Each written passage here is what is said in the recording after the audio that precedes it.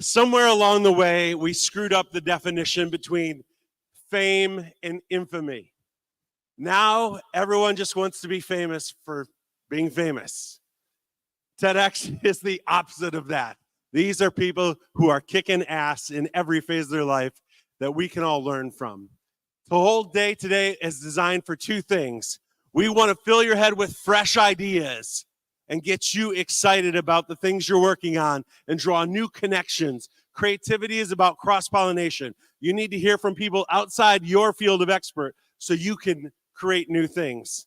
The second thing we're here to do is give you a swift kick in the ass. The whole day is designed to be rocket fuel for you to take your ideas forward.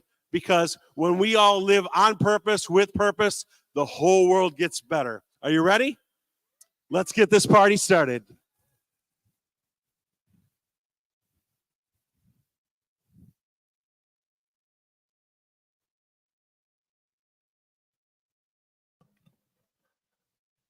Please welcome Ronda Walker, WDIB news anchor and founder of the Ronda Walker Foundation.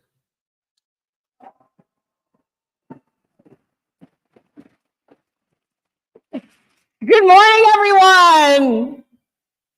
Well, I'm the founder and president of the Ronda Walker Foundation, and I'm also the morning news anchor on WDIB Local 4. So I assume because I wake up in the morning at 2 a.m. for work every day is why I have the honor of being your first speaker today. And it is an honor, and I am so thankful to be here. So thank you all for being here for TEDxDetroit 2024. So I want to start out by having you all close your eyes. Close your eyes and imagine that you're back in middle school. Everybody's eyes closed, imagining you're in middle school? Okay, open your eyes. That was me. Taking you back to middle school, the awkward buck teeth that I finally grew into for this TV job. But it's a time of uncertainty. You're finding yourself. It's awkward. But there are some disparities when it comes to being a middle schooler, particularly between girls and boys, which ultimately means between girls and their goals. Something is gaping in the middle. And it's something that's quite sad when you think about it. For teen girls between the ages of 8 and 14, there is a 30% drop in confidence. Immediately, our confidence drops by 30%. And then on top of that, this same group of middle school girls, 20% of them report feeling and struggling with depression. So now, that is what is filling that gap between the girls and their goals. There's a confidence drop. There's feelings of depression and uncertainty. And then if you think a little bit forward and think about kids that may be struggling with mental health issues, maybe struggling with family issues, maybe suffering from financial insecurity, food insecurity, clothing insecurity, may be in a family that is dealing with a tragic loss because of gun violence. Maybe they've lost a parent. Maybe they've lost a sibling. There's a struggle that some kids go through that are far beyond what many kids should ever face. Maybe they're in and out of different homes. Maybe their parents are separated or divorced. Maybe they don't know who one of their parents is. And yet they have to get up every day, perform in school just like everybody else. Now imagine that girl is Black. Imagine that she is right here in the city of Detroit, in a school district where only 6% of this population of kids is proficient in math, where only 2% are excelling and demonstrating excellence in science, and 67% are struggling with reading standards. And again, we're expecting these kids to have the same advantages as their suburban counterparts, but they're not getting into those talented and gifted programs. They're not getting the accelerated learning in math and science. They're not getting prepared to be students in a prestigious college, but we still expect them to be just as academically sound and ready for their life and their future, with these gaping disparities and opportunities and resources and support. So when I got to college at Michigan State University, always hoping for a few Spartans out there, I had two college-educated parents, so I was pretty fortunate. I was off to college at Michigan State, ready to pursue my dreams in a career of broadcast journalism. Only there's one hitch. I went to a university career fair with people in the field that told me that you are never going to make it in this career field. There's too many jobs, there's not enough jobs, there's not enough opportunity. It's a very difficult industry to get into. You should think about doing something else. I got back to college thinking that these people knew what they were talking about and knew what my potential was. I lost all belief and confidence that I could have a career in the field of my dreams, and I changed my major to business. I was going to be a businesswoman. I was going to be a businesswoman. I was going to have an office in an office building in downtown Detroit overlooking the river. Ask me what my job was going to be. Businesswoman. That's all I knew. I had no idea exactly what that job was going to be, but I was going to have a gorgeous view and wear a business suit. So my third year of college, I get an internship in my business degree with a consumer foods company. I worked that job here in Detroit in the summertime. I worked so hard, they gave me an offer when I graduated. I had the paper in hand, offer letter with my salary. I got back to college thrilled. I am about to graduate and start my job with this consumer food company. Graduated, started my job. I was actually doing the same thing I was doing in the internship. I was peddling cereal, oatmeal, cake mix, frosting, and boxed popcorn in grocery stores all around the Metro Detroit area. I lasted 9 months. I was not motivated. I didn't like it. I didn't enjoy being in and out of the back of grocery stores or fighting for shelf space for my cereal. So I took my Fortune 500 job on my resume and I went into pharmaceutical sales. Legal pharmaceutical sales. I sold antibiotics and high blood pressure medication, important stuff, right, to keep people alive. I lasted in that job for about 2 years and then moved to another company, all in pharmaceutical sales. But I just grew weary. I was miserable. I didn't enjoy my career. It wasn't what I wanted to do with my life. Anybody relate to that? You wake up and you're like, why am I in this job? I'll tell you what, it's your fault. It's our fault. Because somewhere along the line, we gave up on our dreams and aspirations and we took the job. I took the business job. Didn't know what I was going to be doing, but I quickly found out that I didn't like it. And I didn't like it so much that along the way, I started slipping in my productivity and started working about maybe 3 out of the 5 days a week. The other days, I just couldn't will myself to get up and get out. Well, that became a problem and the company caught on and they fired me. So in that moment, I was at a crossroads in my life. Do I want to try and pursue another job in this field, use my Fortune 500 company sales and marketing experience, or do I try to jump into a field where I have zero experience, never set foot in a newsroom, but have a desire and a belief in myself that I would excel in this job if somebody just gave me a chance? I knew it. And so I said, all right, I'm going to start interviewing. I'm going to send out my resume. Well, not one news station or outlet in this entire city wanted to give somebody a chance with my resume. I could not prove to anybody that I was capable of doing the job. So then I said, well, let me try the talent industry, industrial films and corporate videos. I even wound up modeling at some point, which was not my aspiration, but you may have seen me on a bus. I was sitting on a sofa on a bus promoting a furniture company. And I also did Weight Watchers commercial once, which that's a whole nother story. So anyway, I'm doing these odd jobs. My parents are looking at me like, what are you doing? This is a college degree from Michigan State. We paid a lot of money for this and you are wasting it. Friends were like, girl, what are you doing? But I had a sense of peace. I knew I was on the right track, but I couldn't explain it to anybody. I was having fun. I felt better than I ever did when I had those other jobs. In that first year, I only made $10,000. But I was happy. But before that year ended, guess what happened? One of the local TV stations contacted one of the agencies that I work with and said, we are combing this city looking for a traffic reporter. Now, what I didn't share with you about my experience in selling cereal and cake mix and pharmaceuticals is that I worked out of my car. I drove every side street. I drove the Lodge, I-75. I knew all the traffic patterns. There was nobody in this town outside of truck drivers that knew these roads better than me.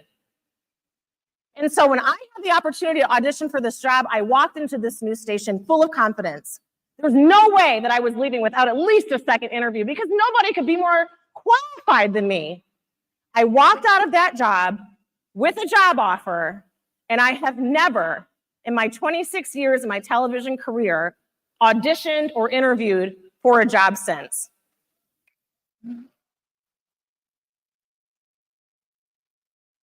I was the traffic reporter, the weathercaster. I did feature reporting. But really, my goal was to be a news anchor and a reporter. No self-respecting reporter ever wanted the traffic job, by the way, so I didn't have that competition against me either. But I did when I tried to get into the news side. So much so that the station that I was with never saw me in that capacity, and they weren't willing to offer me a job doing it. They said, stick to what you're good at, traffic. Well, this is 5 years in, and I can do more than traffic now. But little did I know that the station down the street in downtown Detroit watched me every single morning. And they saw me the way I saw myself. They saw in me that I had the ability to lead a newscast and be the news reporter that I dreamt of being all the way back when I was a middle school girl. I got delayed and derailed many times, but ultimately it was someone else that saw me and gave me a chance that I was able to realize my dream job. So when that moment happened, something happened to me. I was so grateful that I felt a sense of greater purpose and responsibility.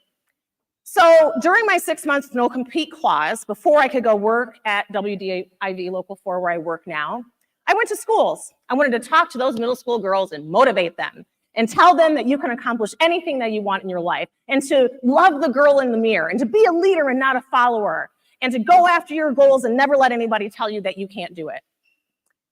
Well, along the way, I met a middle school girl in one of the schools that I went to. And she said, okay, but how do you do that if everybody discourages you? If everybody in your family, in your neighborhood tells you that you're never going to amount to anything? I've never seen anybody in my family go to college. So how does that girl overcome all of that and still achieve her dreams when everybody is telling her that she can't? And at that moment, I knew that my purpose was not to be your morning news anchor for the last 21 years. It was to utilize that platform to help transform the lives of teen girls. So I founded the Ronda Walker Foundation.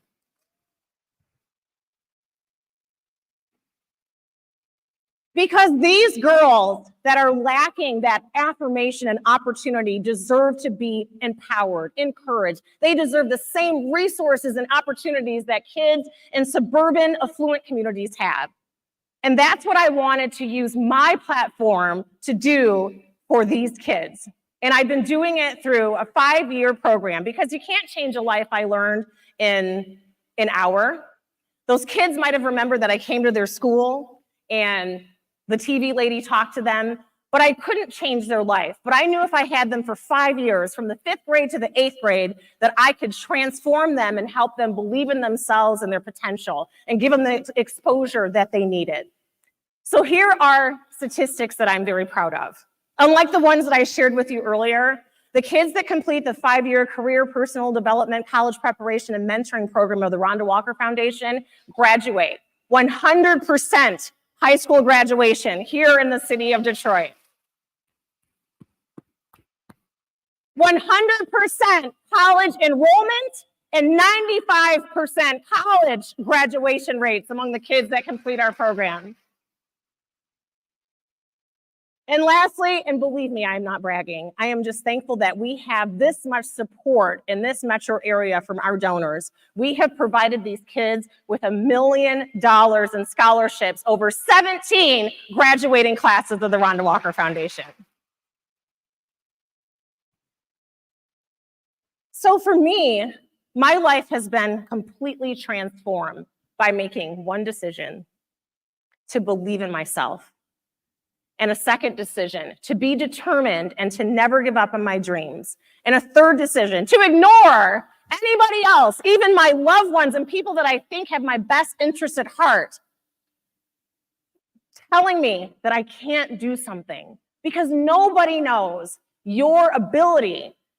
Those people in my industry back when I was in college had no idea what I was capable of doing. They had no idea because they just met me. Nobody knows what's within you and how much you're willing to pour into your passion and your dream. And when you do it, you have no idea what kind of blessing is going to be on the other end. I never saw this coming, that so much of my life's purpose would be empowering and inspiring teen girls in Detroit. But I am profoundly thankful for that. And I'm profoundly proud of them. I have a purposeful existence. I do it with a huge board of directors and a lot of donors, but it wouldn't be possible without the kids that we have the opportunity to inspire and the parents that trust us with their children. And we all can be ambassadors of hope. We all can affirm and help someone else, a peer, somebody that you see could use a helping hand, that you can share some of the experiences that you've had in your life to help make a difference. All of us can do that. And when you do that, you're going to find another level to life that you never could imagine, because it really isn't all about us. It's all about what we can help and do for others. And so I want to share with you something that I am deeply proud of, and that is this. Our 17 graduating classes of the Ronda Walker Foundation. These kids from Detroit that have graduated from college, they're engineers, they're accountants, they're social workers, they're teachers, they're nurses. We have a diplomat in Washington. We have a doctor, we have a psychologist, we have kids in every single industry that dreamed and believed that they could do it and had the support and the resources and the encouragement to get there. And so for that, I am so deeply proud of what we've been able to do to empower her success.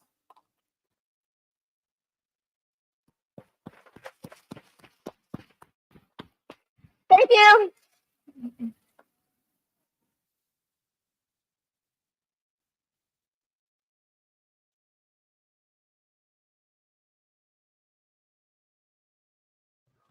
Please welcome brothers Jalen and Brandon Martin.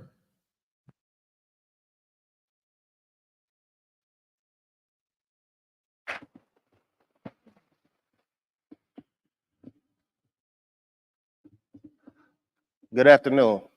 When I spoke to Charlie about this event, he told me, what would you tell the world if you had 8 minutes? This is our story. Jalen and I both come from a sports family. We love sports. We love the life lessons that you can learn through sports. Lessons such as teamwork, work ethic, what the word grit means. We are, like Brandon said, a sports family. Just different lessons that you learn throughout sports kind of help you develop and help you take on kind of things and The impact. We imagine seeing a 13-year-old football player step onto a field, full of energy, full of passion, and dreams of greatness. But in one instant, one bad move, one bad tackle, and that player is left paralyzed or worse. After seeing a story about Donovan Hill, a 13-year-old football player becoming paralyzed in a football game, we knew something had to be done. it's estimated that over 50% of all high school injuries occur during a tackle. And in this video, you'll see the effects of what improper tackling technique happens. So as a player comes in and makes a tackle with the crown of their helmet, they are positioning the body to be very linear, as in keeping your head, neck, and spine in one position, taking away the S formation that is a natural shock absorber for the body. And so as a player comes in with the tackle and make the crown of their helmet, this is what's happening. This is why we founded Reaction Technologies. Our mission is clear. We want to revolutionize athletes' training with an emphasis on safety and performance by enhancing their technique. We have developed a technology that will help detect improper or proper technique in many different sports. Why reaction technology is different is because we tackle it at the beginning part of it. Football right now is being very criticized in the way it's being taught, it's the way it's being played. And so when we come in, we are big in sports. We know that practice is important. One of the best sayings one of my coaches ever told me is practice doesn't make perfect, it makes permanent. And so what you do in practice translates to what you do in the game. And so what makes reaction technology different than others is we are able to correct athletes and players in practice at the point of contact. It stretches far beyond just football into different sports such as basketball, soccer, hockey, lacrosse. Any sport that you have to have your head up in command of the game, you can easily implement our tool and our device to help not only safety, but performance. At the heart of reaction technology is a commitment to people. It's a commitment to the young athletes who dream of playing at the highest level. It's a commitment to the parents who want nothing more but to see their athletes safe and performing at their best. And it's a commitment to the coaches who bear the responsibilities of leading their teams to success without compromising their athletes' safety. We are here for them. We know what's at stake. We know the fear of seeing a young athlete go down and not get back up from a serious head, neck, and spinal injury. And we have the hope that with the right tools, we can minimize these tragedies from even happening. This story is not just a Donovan Hill story. It's a story about hundreds to thousands of youth athletes every year becoming injured through a preventable tackling technique. And so these stories right now that are displaying on the screen behind us aren't stories from 5 years ago, aren't stories from we're pulling from back then. These are stories that happened this season. These are real life people, real life kids and athletes with dreams and hopes of doing something. And they still are. And we just want to be able to give them the opportunity to be in a safer environment. And this is the commitment and this is the goal that we have for these athletes, for the coaches, and for these players to be able to do what they love to do, enjoy what they're doing, but create a safer environment for these athletes. The impact of reaction technology could be profound. We're not only changing how athletes train, we're changing how athletes approach their sport. We're changing how athletes think about safety and how they achieve their dreams. We are providing a way to minimize injuries and also enhance athletes' technique. We would be remiss if we didn't take the time to thank all the people from family, friends, advisors, accelerators who have helped us get to this point. And our goal is to be on the front lines of safety and performance of athletes in many, many different sports. Thank you.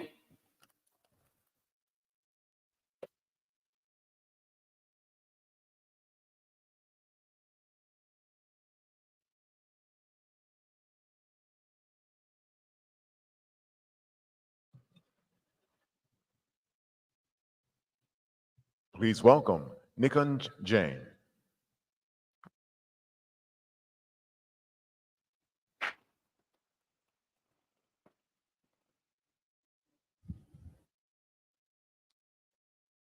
This is Samir, a farmer in Pabal, Maharashtra, about an hour's away from the nearest town. Look around you. This is about an acre where we are sitting. He's cutting 4 acres of sugarcane from his farm by hand. He lives a mile down the street with his wife and 2 kids, and the functioning power lines are a further mile down the street from there. You must be wondering, 4 acres where you have to bend down and cut. I'm sure he has power tools, power being the critical word here. When we have loss of power, we start to have anxiety. What happens to the food in the fridge?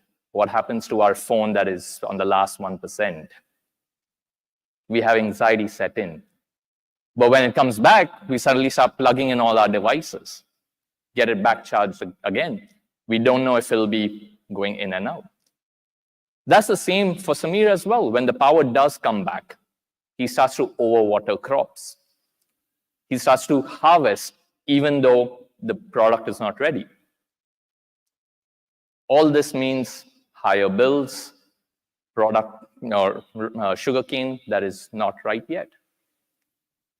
This is not just a case of Samir. This is a case of 733 million people globally today. Farmers, rural communities that don't have access to power. Their livelihoods, their farming, all at risk. That got me thinking. These are the same people that are responsible for putting food on our plate. And all they're asking for is a basic necessity. How do I solve for the powerless? That was a question we started to go down on. And these aren't people that are looking for a handout. They're looking for a build-out. When they have access to reliable power, it moves them from sustenance into empowerment. As we spend time with multiple farmers around the world, we start to realize one main thing. People move. Their need isn't just at home. It's also at the farm.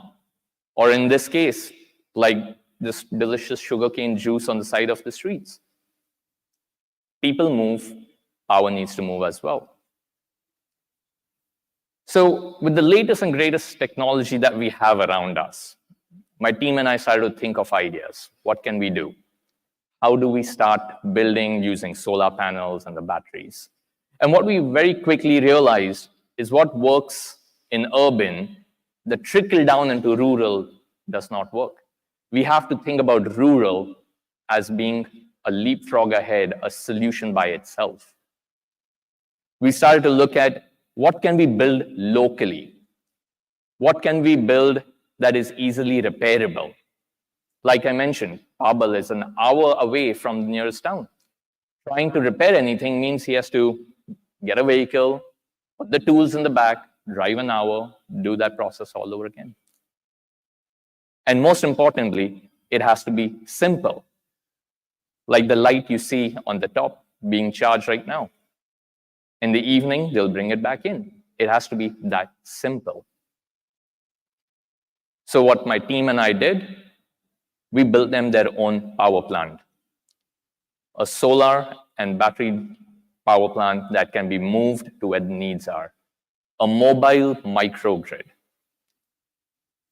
This is usually where generators would come in.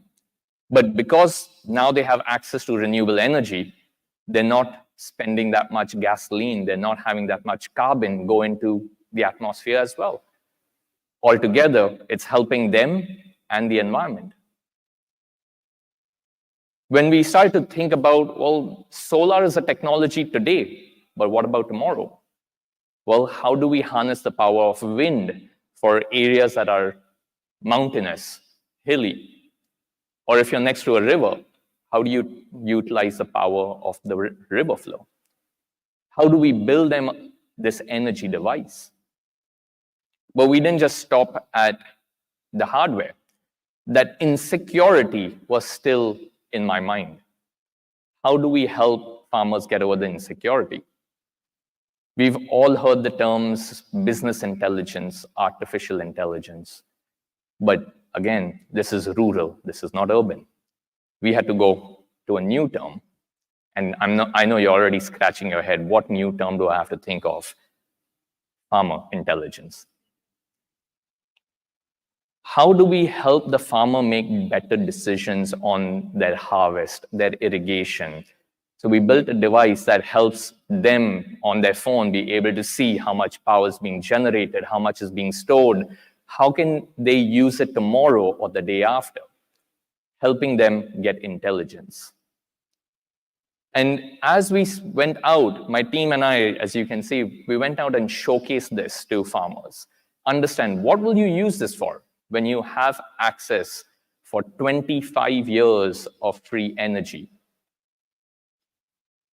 These farmers instantly, irrigation, water purification, pulp extraction, drying chilies. There are so many cases of utilization that it's not just Samir, but it is over a $600 billion opportunity of untapped rural potential. And this is, mind you, just India that we are deployed in. Now imagine the remaining 733 million. And that's what we have built, a solution that Samir now has access to that can power his farm, his home, his local school, his livelihood. We have solved the problem for Samir, but we still have 732,999,999 more to go. Thank you very much. I'm Nikunj Jain.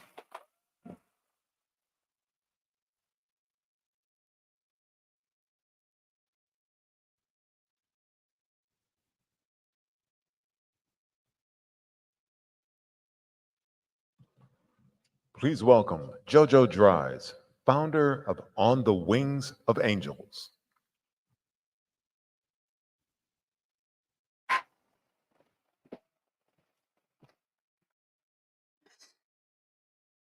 What if the person that was supposed to protect you became the person you needed protection from? I'm 9 years old.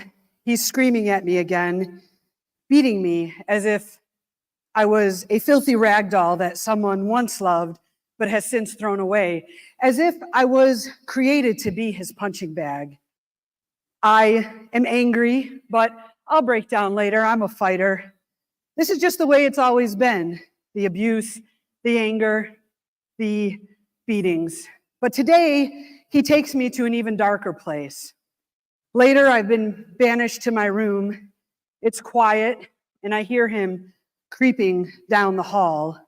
Slowly, he opens the door, and his dark, beady eyes are staring at mine. He walks in. It's my dad. I don't understand it, but my dad has been hurting me in this way. He climbs into bed next to me, his naked body on mine, and I don't understand it. What's happening? I hear him smile, kiss me on the lips, and walk away. And I don't understand it. What's just happened? I'm all sticky. I've been raped. It's the first time, but it won't be the last. See, for 20 more years, I endure all types of abuse from my dad. And I wanted to stop. I mean, the world thinks we're the perfect family, 6 beautiful children, a beautiful marriage, or so it seems. But really, behind closed doors, it's horror. We look successful, we're religious, and, we went from rags to riches at one point, but it's horrific. I want it to stop. It's your fault, they tell me. Someone in here has heard that before. You make and bring out his worst. Some tender soul here heart breaks because you've heard that before, and it's the abuser that brings out the worst in you. I want it to stop. My mom won't stop it. My siblings say, this is normal. I know it won't end itself, and so I swear every time this happens, I will escape one day, and I will bring others with me. I'm 9 years old, and I meet a boy. His name is Paul. He's 13, and I recognize he's different than everything I've grown up with. He's everything good in this world.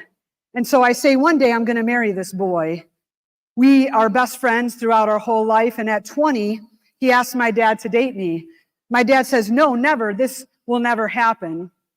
So we stay friends, and at 25, we date, we don't tell anyone, we fall madly in love when we tell my dad, and he says, him or us. If you choose him, we'll never speak with you again. If you choose us, you must cut him out of your life. This was my comfort zone, though. This was all I knew, and I wouldn't survive without them, or so I was told, so I chose them. 3 years later, I finally escape. I'd hit rock bottom. Oh, I'd hit rock bottom before, but this time I was done and I left. Within a year, I go on Match.com, and that boy that I'd fallen in love with, the boy that I told everyone about that would listen even for a moment, that boy was now a man, and he was on Match. Paul Dries was on Match, and he found me. So we eloped on Valentine's Day, 2012, and 12 years later, through a lot of therapy, My therapist is here today, and through a lot of love, we are now the proud parents of 2 beautiful boys. We have a beautiful tribe, and I run a nonprofit that serves domestic violence survivors. But see, see, I'm not the only one in this room that has experienced this. Somebody sitting next to you in the crowd right now has experienced this. 1 in every 4 women and 1 in every 7 men has reported to receive some sort of domestic violence in their lifetime. Your brother, your sister, your cousin, your friend.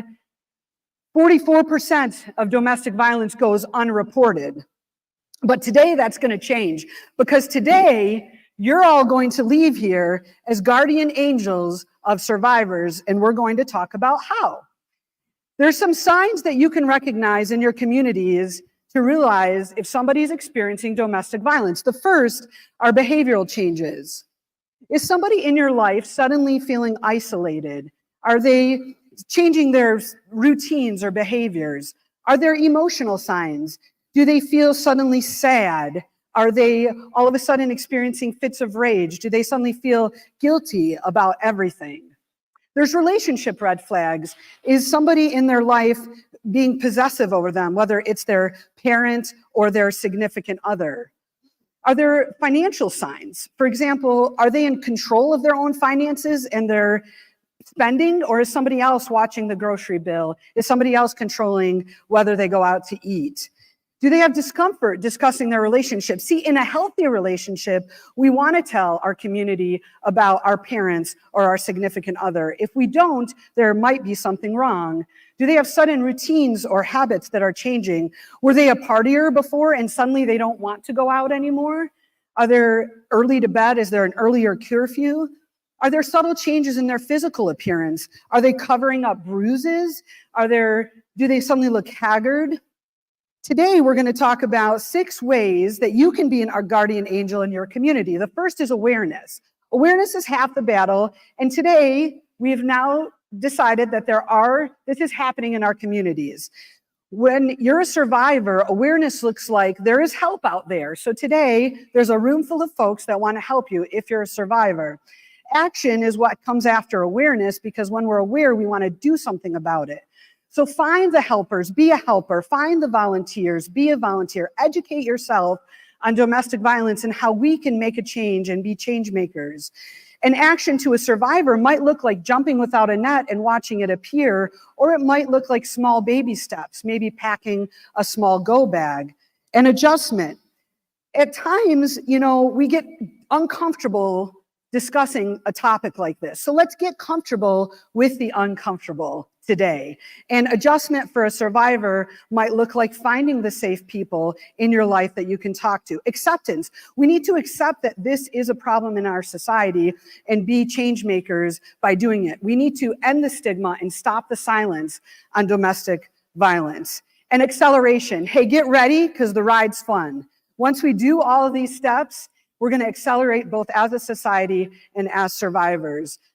It's pretty fun on the other side. And then again, see, it doesn't just end at one stop.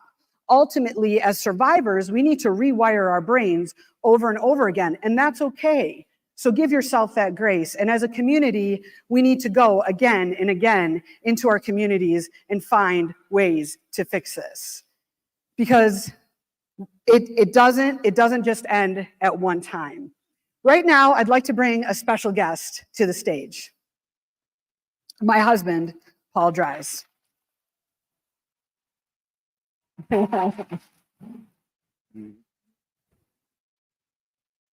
Wow, incredible. Good job. I just wanted to say one thing, and this is directly towards the men in the audience today. We are at a crossroads, and this problem, we can either continue to perpetuate it, or we can be part of the solution. There's no middle ground. So let's be part of the solution. Thank you.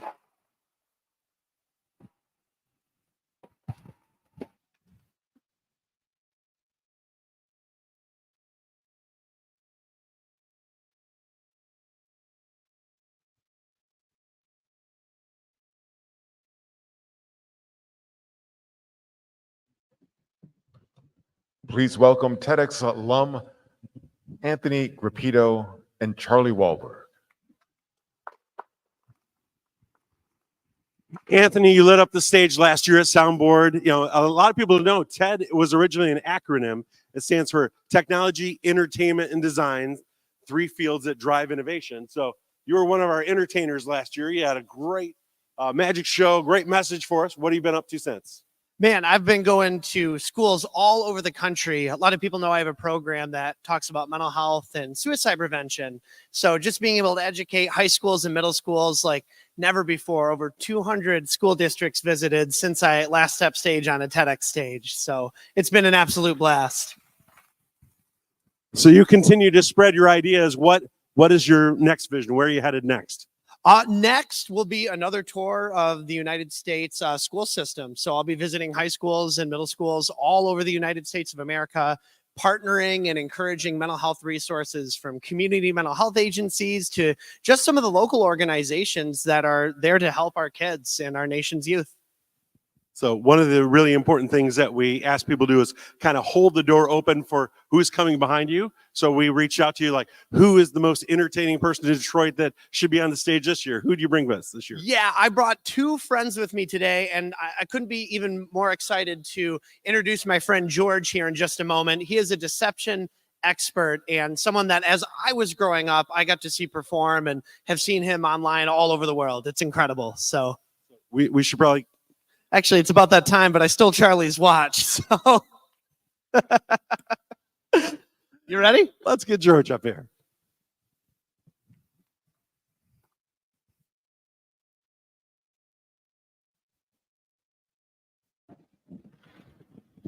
Please welcome George Tate.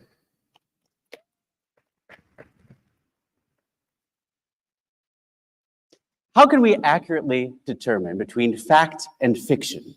Throughout history, there are people who have made it their life mission to blur the lines between the two, be that for power or monetary gain or some mixture of the two.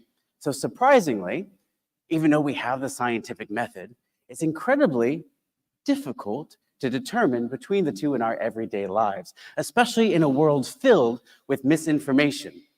And, well, social media, although that might be kind of redundant. I don't believe in anything psychic. I don't believe in fortune telling or the supernatural or any kind of magic at all. And yet, that's how I make my living.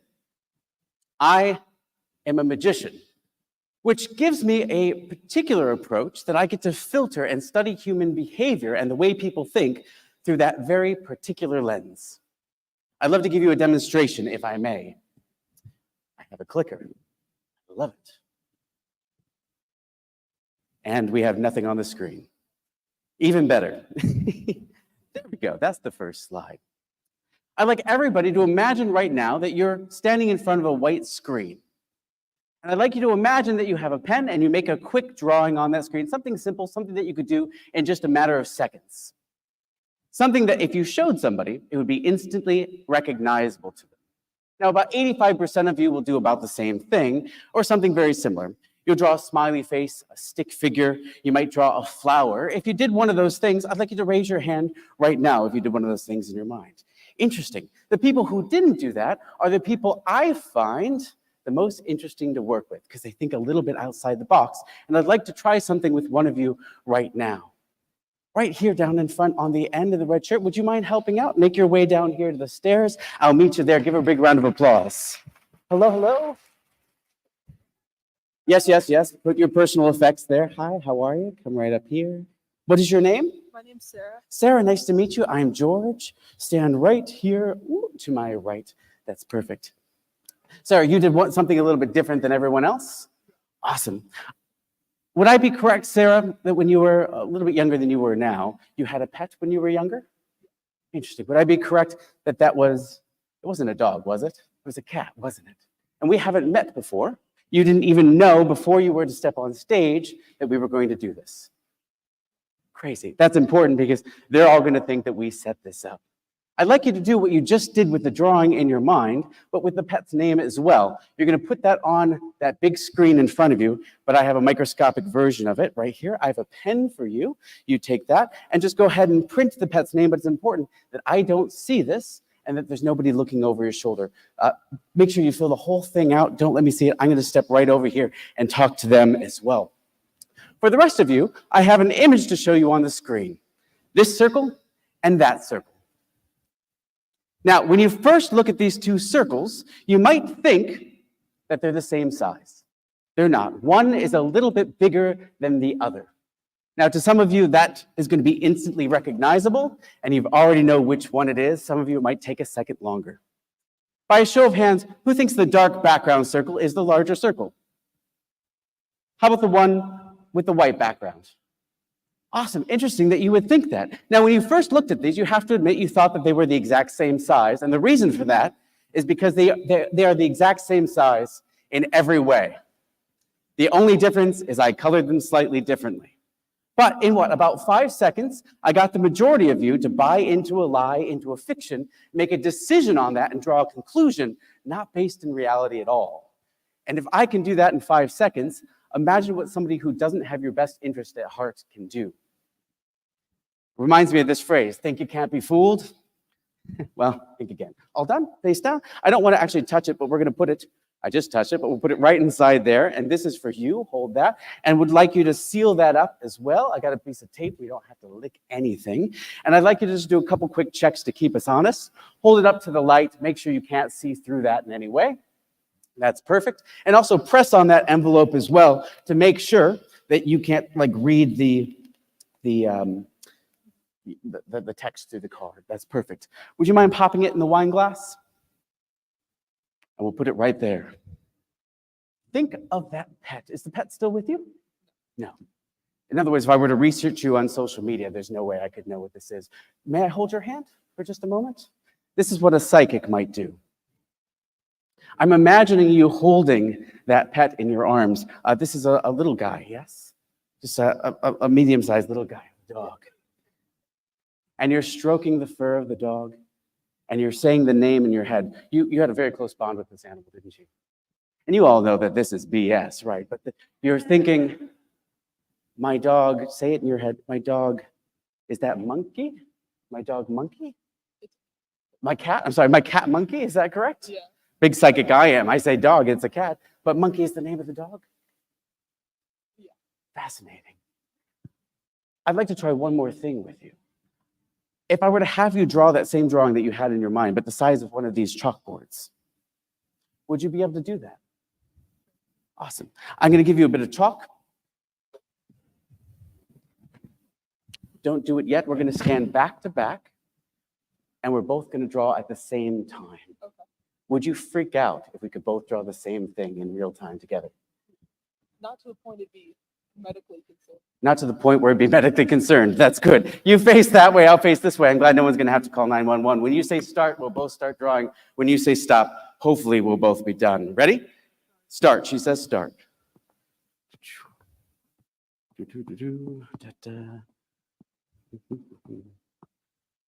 I'm about, oh, geez, okay, that was fast. Turn around, pull it face down, just like this. I'm going to trade you. I'll take your chalk back. That's how I got it.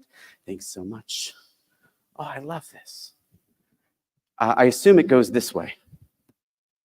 I was going to have you wait and hold it face down. That's all right. Check this out. This is what she drew. Is this an animal of some kind? Is this the cat? This is the cat that you drew, is it? Yeah. Awesome. No whiskers, though, on the cat. Out of all the things you could have drawn, because you didn't even know I was going to be asking you to think of an animal when you drew this in your mind, why did you draw this? I've had 4 cats, 3 currently. 4 cats, 3 currently. A popular theme in your life. Well, I drew it because it's what I do for a living. Check it out.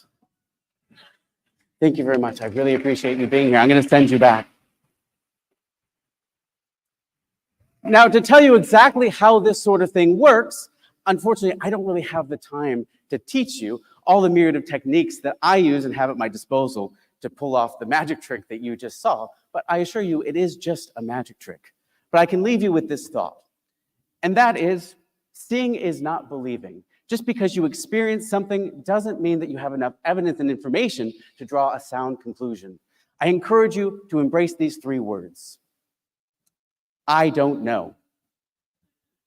Because there's no way that we can. By saying I don't know, that can lead to better questions and better answers.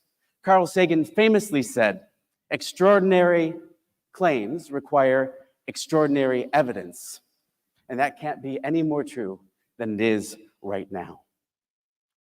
I want to thank you very much. My name's George Tate, and remember, even when a fiction is staring you in the face, you can't always trust it. Thank you, Ted.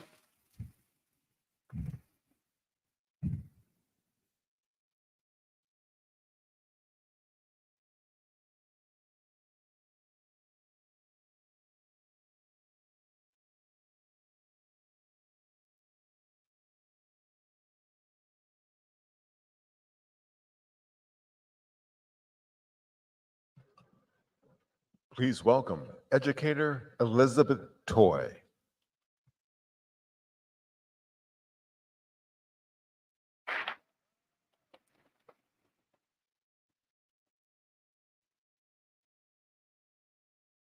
Hello, my name is Elizabeth Toy, and I'm a teacher. I teach 9th grade algebra at Cody High School.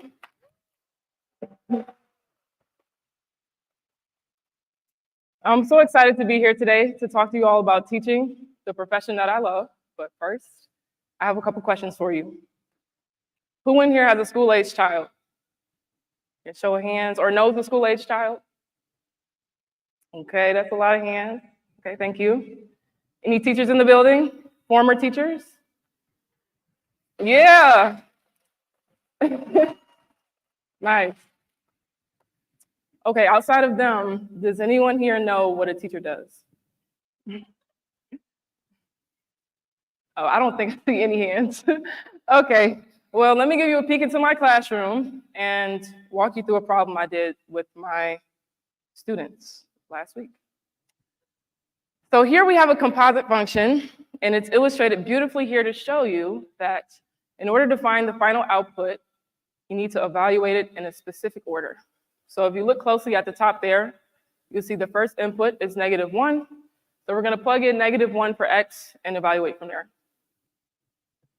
So we've got 3 times -1 plus 1. And now following our order of operations, which I know we all know, we multiply first and then we add. So 3 times -1 gets us -3. -3 plus 1 brings us to -2. Okay, now here's the fun part. Instead of plugging in -1 into our second function, we're going to plug in -2. Okay, the output for the first function becomes the input for the second function. So now we have 2 times -2 plus 4. Okay, 2 times -2 brings us to -4 plus 4. -4 plus 4 brings us to our final output of 0, and that's our solution. Let's give it up for all the non-math people that stuck through that. Great job, great job. Now, this is just the tip of the iceberg of what I'm going to get into with my students this year, but it feels good to get through a problem and know that you understand every piece of it and can explain it. But every year, I get loads of students that feel like they suck at math. But when it finally clicks for them, it's a beautiful thing to witness. It actually might be one of my favorite parts about teaching. A few years ago, I had a young lady in my class that was brilliant, but she hated math. It just didn't make sense to her. But I told her that as long as she understands that 1 plus 1 is equal to 2, she could do any math that she wanted to, because the secret is, all math is logic. And once she understood that, she took off. Math was one of her favorite subjects by the end of the year.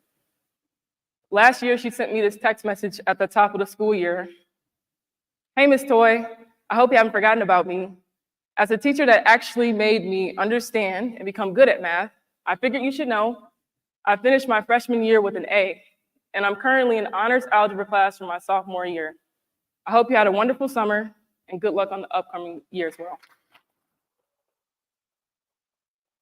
Made my day. Because math isn't hard. If the math stops making sense, it's probably because you made a mistake somewhere. Some break in the logic. Somewhere you did 1 + 1 and got 5 instead of 2. Which is why I love the saying, the math is a mathing. Has anybody heard of that saying, the math is a mathing? Yeah, I love it because it's not really used in math that much, but it proves that people understand math as logic. For example, well, you use it, in case you don't know how to use it, you use it when two things are contradictory or incongruent. For example, if you have a friend that's always talking about how they love to read, but you know they haven't read a book in years, the math is a mathing. Or that friend that's super organized, but somehow 30 minutes late to every gathering, the math is a mathing. Or we respect and value teachers, but teachers are among the most undercompensated professionals in the country.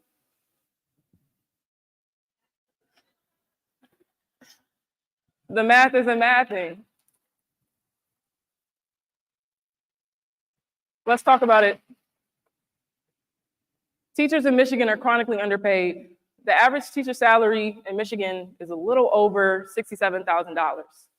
A little over $67,000. Now, I won't do the math breakdown, but in case you're wondering, that's not a lot, especially considering the cost of living these days. The math isn't mathing. But I'll tell you what does track: the severe teacher shortage in our state.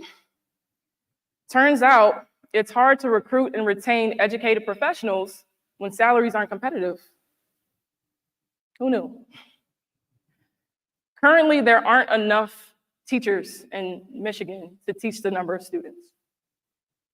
With nearly 50% of teachers leaving the profession after 5 years, students are often taught by novice teachers with limited expertise, or in the worst case scenarios, left with long-term substitutes. Just this year, I found out several of my 9th graders didn't have a math teacher for the past 2 years. 2 years. In 7th and 8th grade, they had no math teacher. And until teachers are paid more, I fear that scenarios like this will continue to play out across the state. But for teachers to be paid more, it's going to take everyone caring about it. It can't just be teachers talking about it. It starts with you catching up on what's happening in education right now. What are the literacy rates? What is the math proficiency in your district? How many teacher vacancies are there? It's my hope that you leave here today and you have conversations with your friends and family about the value of education. Consider how education has empowered you. Especially consider the value teachers have added to your life as a student, and for some of you now, even as a parent. Deficits in education affects all of us. And if any progress in education is to be sustained, we must pay teachers more, a lot more, because it's going to be teachers that are in front of students day after day. Teaching has to become a profession with competitive salaries that allow teachers access to the same opportunities as other professionals. I dream of a future where teachers aren't working second jobs, where there isn't a shortage of people that want to teach, and where students can look at their teachers every day and see that it pays to be educated. Because there is no future without education. Thank you.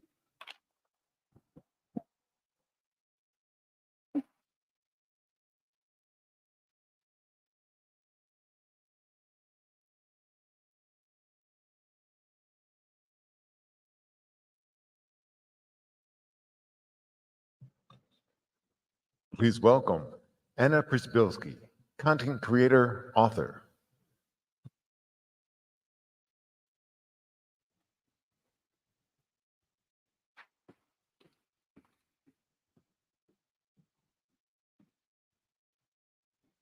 Good morning, Detroit. Like so many of you, I was raised to believe that if I got good grades and kept the people around me satisfied and followed the path that the world had deemed most appropriate, that I would achieve all of my dreams and find happiness. I believed that if I checked all of the boxes of life, job, degree, job, moving up the ladder, buying a house, buying a car, becoming a boss babe, that I would find happiness at the end of that checklist. And I had all of my self-worth tied up in those check boxes. And I had all of my self-worth tied up in living the path most righteous according to the world. And in living my entire life like a to-do list, I lost myself because taking care of myself was nowhere on that list. I had a therapist ask me once, what are the 5 most important things in your life? And I listed them, I handed them back. She looked at me and she said, you're not on that list. It's kind of heavy. And in March of 2020, there was a pandemic, you may recall, and it began, yeah. And I looked at all of those check boxes and they were all shattered. And I had a very sneaking suspicion deep down that I didn't really want to put them back together. And I was faced with an opportunity. An opportunity is the word I use for when your entire life falls apart and you have to rebuild it from the ground up. That's a unique and fun opportunity to reflect on everything that I had done in my life. And I looked and I had checked all the boxes, and yet happiness had not overcome my life. And it dawned on me that everything is made up. That those check boxes that I thought had all the answers were made up. And the way that other people made me feel about myself, that was made up by them. And the way that I was racing through my life on the timeline I thought I had to live my life on was made up by the people around me, my family, my friends, my peers, the internet, social media, traditional media, books, literature, everything around me. But what I had based my entire life on wasn't made up by me. And through a lot of existential crisis, crying, lying around, feeling like this was the end because everything I had ever known had just fallen apart, I discovered that I could make up my own rules for my own life. And you can make up your own rules for your own life. And I was changing my life every single day, and I was deconstructing everything I had ever thought to be true. And I decided to post online. And somebody asked me yesterday, what made you start posting online? And I said, why did you start posting online? And I said, why not?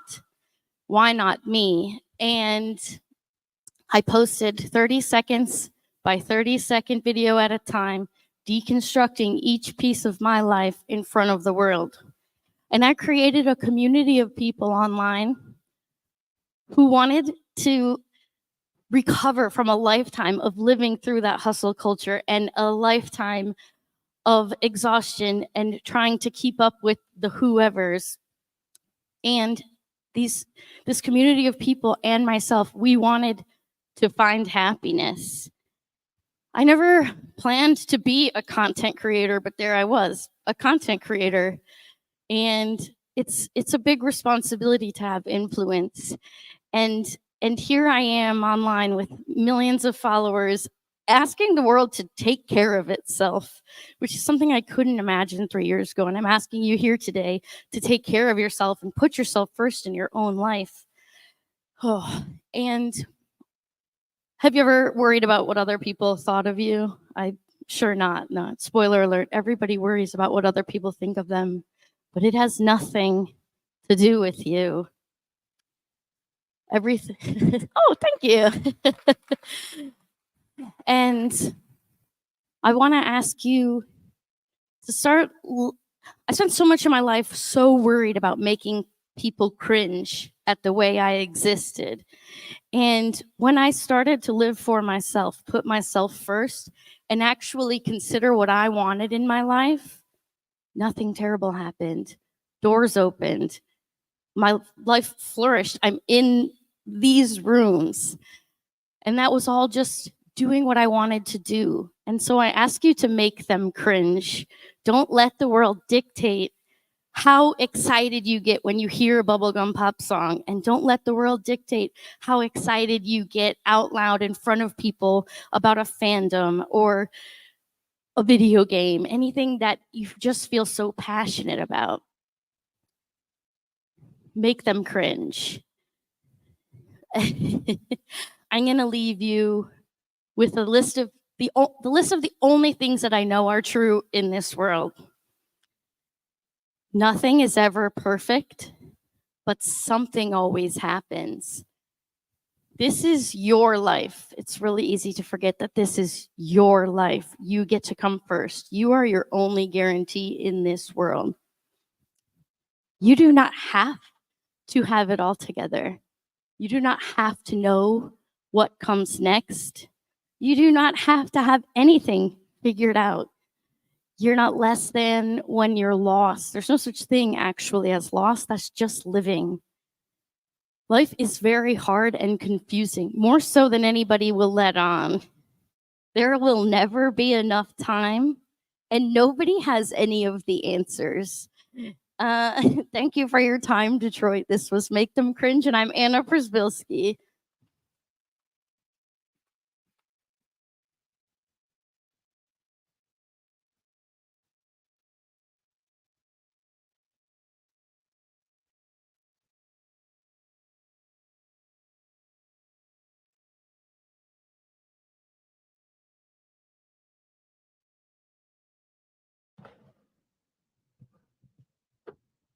Please welcome Crystal Brown, CEO and co-founder of Circ Biotechnology, Circ Nova Biotechnology.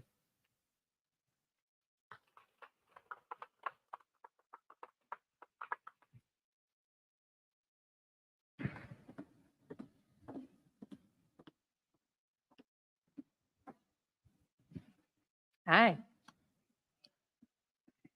So there's a story about Henry Ford where he says if he would have asked people what they wanted, instead of cars, they would have said faster horses. Because of course, in that time, it was incomprehensible that someone would want to advance transportation by denying nature. I can imagine a lot of the criticisms probably went like this. So you're gonna get rid of horses, which I know and trust and God gave us, in order to do what, advance a horseless carriage? It just sounds unintelligent. Many years later, another Detroit legend, Berry Gordy, had a very similar vision while coincidentally working on one of Ford's assembly lines.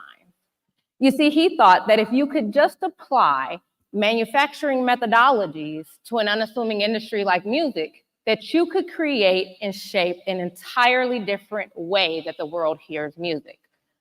But when he told people about his ideas, they called him unqualified and said the way that he was going about it was overzealous.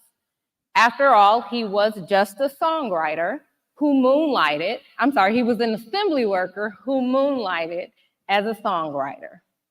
And so he was deemed as probably not intelligent enough to build a music empire. Well, like Ford and like Gordy, I have been laughed out of many of rooms in this city. You can imagine that when I tell someone I'm leading an AI-driven drug discovery biotechnology company, my intelligence has been called into question more times than I can count. It's okay. I get it. I don't look like your typical candidate. It happened recently. I did an investor presentation, and afterwards I got feedback that while they were excited about the innovative technology my company was building, And while they recognized the expertise that my team had, and we were probably the right ones to carry it out, they just didn't believe I was actually leading the team, that I actually had built the company. That hurt. That was an ouch. It was one of those gut-wrenching experiences that you take home at night that you lose sleep over, for me anyway. Because as much as we don't like to admit it, that perception made me question my own intelligence. It got me to thinking, how do you define intelligence? Especially in this day and age, when artificial intelligence is all around us and it's debated on every level. And so I'll challenge you. How do you define intelligence? Is it through GPAs or IQ score? What about something else? Annual salary, maybe, credit score, address. We tend to define intelligence based on numbers. But what if intelligence can't be digitized? And I say that running a data-driven company. What if intelligence isn't about what you know, but instead about how you think, how we create, how we imagine, and how we innovate? What if you take out-of-the-box thinking and apply it to things that already exist? Is that where innovation lies? Did you know that Ford was inspired for the assembly line because he was irritated watching inefficient farming practices and meatpacking processes? Or that Gordy thought, if we could just mass produce records, I could probably crank out 110 top 10 hits in 2 years. But people don't see that initially, right? They just see the idea and how we can disregard it. I understand that because, again, when I tell people what my company CircNova does, that we take AI and we embrace its form of intelligence to discover new targets and therapies for treatments that have never existed before, well, I can't even tell you what that response usually gets. But I know what Ford and what Gordy knew, that innovation is the breeding ground and the result of intelligence. And that you can't look at what's put in front of you, but at the possibilities of what come. Intelligence, in all of its forms, is something that must be challenged. Artificial intelligence is able to take massive amounts of data, identify processes, and identify all of the different possibilities by putting them at our fingertips. But it's not there to replace human thought, it's there to amplify it. It's there to optimize human creativity. Well, how do I know that? I had to get real creative in my own life. Again, I've not had the typical traditional route to success. I was a college dropout and a teen mom, and I have been a failed entrepreneur and failed founder. And so if you look at my non-traditional resume, you'd probably assume there's no way that I could understand something like artificial intelligence. But what I looked in looking at the unassuming places is that if you're able to see the things no one else can because of your experiences, you're able to apply innovation in a way the world hasn't seen. You see, me being a teen mother, it taught me how to work under pressure. It taught me how to be resilient and how to be really creative when I'm solving problems. It taught me how to be intentional with decision making and make sure that I can uphold and accept any consequences and rewards from those decisions. Being a failed founder and a failed entrepreneur, well, that taught me how to pivot quickly, how to adapt, how to learn, how to adjust, and how to rise for the next challenge, because nobody's going to take another beat to question you. Much like Ford, much like Gordy, much like AI, and much like Crystal Brown, I would challenge you to rethink how you perceive intelligence. Not just artificial, but your own and those around you. What have you been misunderstood for? What did you underestimate someone about? What problem have you overlooked? Take that, put it into your own AI engine, and come out with the infinite amounts of possibilities that are going to transform the world. You're certainly in the right city to do so. Thank you.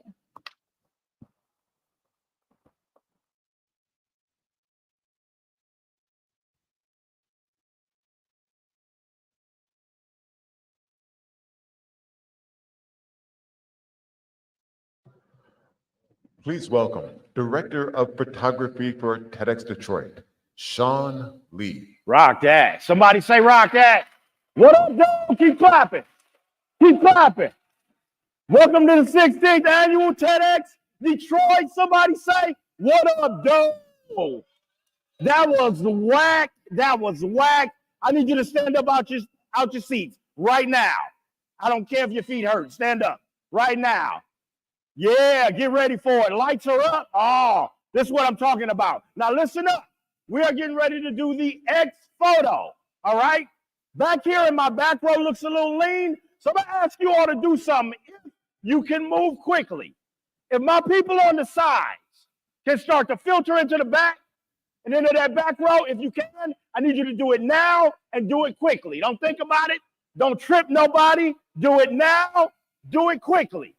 Yes, don't talk about it. Just go, money. Go. Step in front of them right now. Right now. I need somebody to say Detroit. God said I need somebody to say Detroit. Yes, money. Give yourselves a round of applause. Rock that. Now, real quick, I got a couple minutes to capture this class photo. Oh, this is dope. This is going to be dope. Y'all keep coming. Keep coming. My people in the back, if you're in the back, I need you to come down the steps. I know you're comfortable and the seat feel good. It's all nice and plush, but I need you to come down the steps. Yes. Fill in. Fill in. Yo, move quickly. Let's get it. Let's get it. This is going to be the hottest stuff on planet Earth. Rock that. Rock that. Yes. Listen, I'm going to take this moment real quick. I just got married. Yeah. Yeah. Her name is Tay, and she is the love of my life. I don't know if she up here. She probably hiding. I don't care. Rock that. But I want everybody to say, hey, Tay. I don't know where she at. All right. There was a dude raise his hand. That's not him. I'm going to let you know that right now. Who pointed? Somebody pointed over here. Where you at, boo? There she is right there. Everybody point to her right there. That's my wife. Rock that. Ladies and gentlemen, listen, we are in our 16th year of TEDx Detroit, and we have been doing it big in Detroit proper every single year. I believe that this is the single conference, the single most conference that has been Detroit proper every single year. It is innately diverse, and we have had over 400 influencers who have something to do with Detroit and Michigan hit this stage. I want you to give Detroit a big round of applause, yo. Yeah. Yeah. So listen up. This is about to be the hottest stuff on planet Earth. All right, I'm getting ready. Oh, money, y'all not ready for it. This is about to be the hottest stuff on the planet. I'm getting ready to take y'all's photo. Now I need you to get ready for it. Somebody shake it out. Shake it out. All right, shake it out. Get shoulder length apart. Do it. Do it. I don't want you to smack nobody. All right, you ready for it? We're gonna call this the class photo. So I want everybody to stand like this. I want this side quarter turn this way. I want this side. I want you to quarter turn the other way. All right, yes, do it like that. All right, then you're gonna say it just like this. Give me your biggest super ultra smile. You ready for it? On the count of 3. 1, 2, 3. Give me that super smile. Yes, that's it. That's it. That's it. Okay, we're done with the regular stuff. You ready for it? All right, on the count of 3, I need cabaret style. On 3, you're gonna yell TEDx Detroit, and I want you to go down like this, and I want you to point up. All right? If you just had knee surgery, you do not have to do this. All right? On the count of 3, we are yelling TEDx Detroit. We're going down like this. We pointing up, superhero style. You ready for it? On 3. Don't do it now. On 3. 1, 2, 3. Do it. Yes. Stay down. Stay down. Stay down. I did not hear TEDx Detroit. Stand up. We're going to try it again on the next one, all right? You ready for it? On 3. Because I understand some of y'all were struggling right here. Sean, we either gonna say TEDx Detroit or you gonna get the point. We're not doing both of them at the same time. All right, here we go on 3. Hands up like this. Y'all ready for it? I said on 3. You ready? And we are yelling, TEDx Detroit. We holding the Detroit out. All right, you ready for it? On 3. 1. Some of y'all look nervous. 2, 3.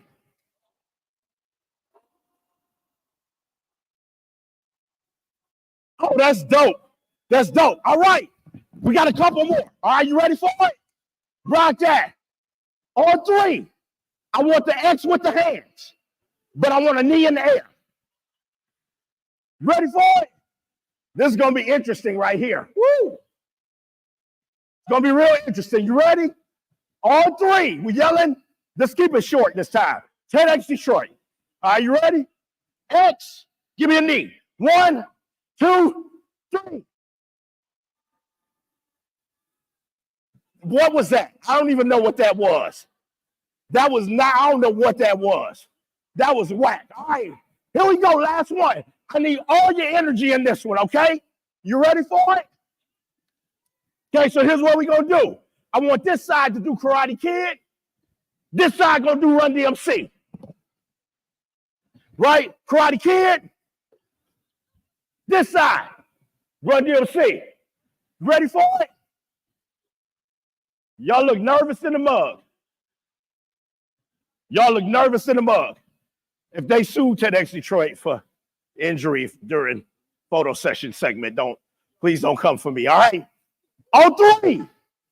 We ain't got to say TEDx Detroit, just yell, because I feel like that's the bandwidth right now. 1, 2, 3, do it.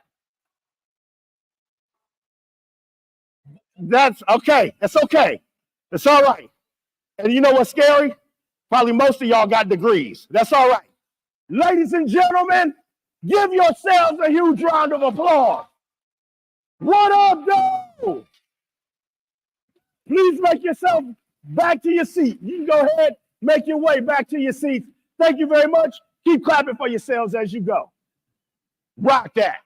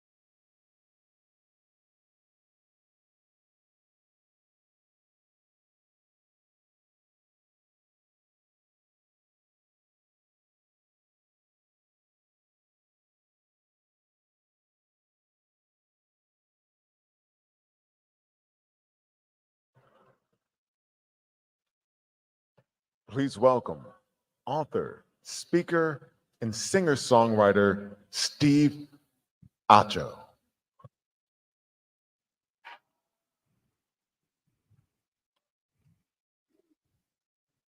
Good morning. This is exciting, and I'm going to start out a little bit somber. An 8-year-old boy bullied and beaten for the shape of his eyes.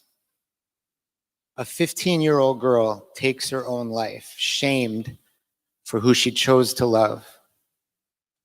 A 22-year-old college student, racially profiled, wrongfully jailed.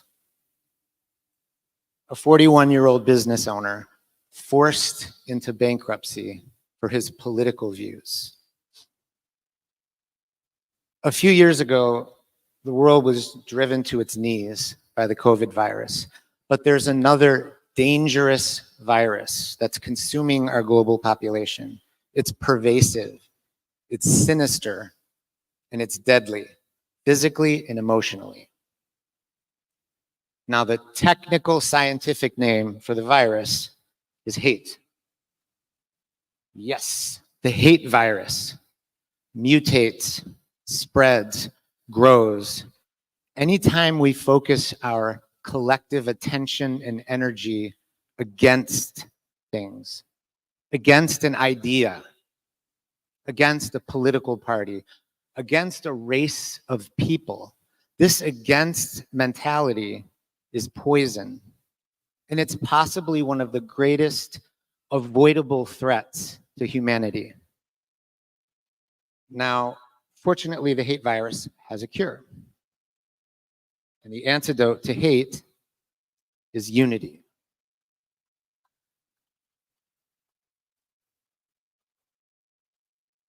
I'm glad you agree. We inoculate ourselves from hate when we choose to shift our focus and fight for ideas and ideals. You know, Mother Teresa had a great quote. She once said, "I will never attend an anti-war rally, but let me know when you're having a peace rally." This sounds like wordplay or semantics, but this is profound wisdom. And I hope this is the path that we're going down, because it's never been more important to lock arms in solidarity instead of conflict. The truth is, you can be immensely proud of who you are without being anti anyone else. We can bond over what we support instead of what we oppose. In unity, we create peace among our 8 billion human neighbors that we share this planet with. In unity, we eradicate the hate virus. In unity, we find a better way to live. How does that sound?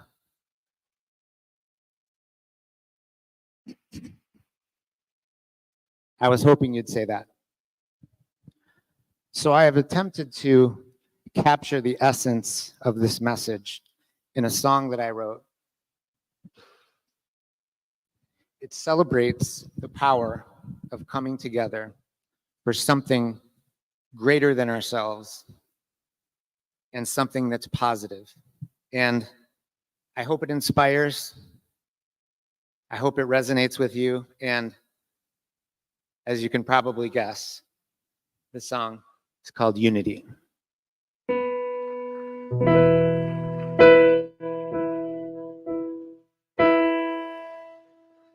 Can you stand for a cause without bashing your brother?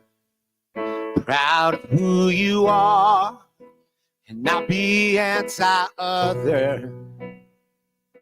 We search for meaning, some light to guide us through. Can we organize, not around hate, but what we can do? Together we stand, united we rise. In a world with too much pain, can we compromise? Find a way to heal, a way to love and to forgive. In unity we'll find better way to live.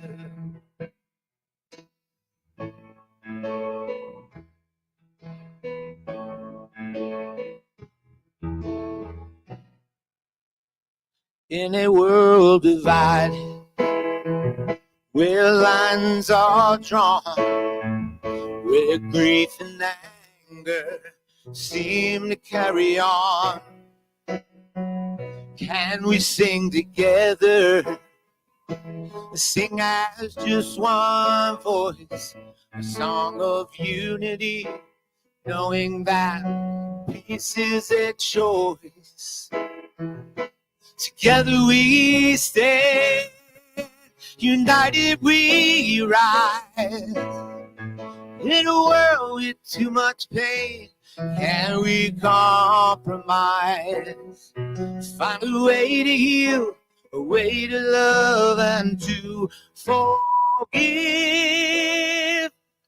In unity we'll find better ways to live. Na na na na na na na na. Na na na na na na na. Na na na na na na na na. Na na na na na na na. In unity we'll find a better way to live.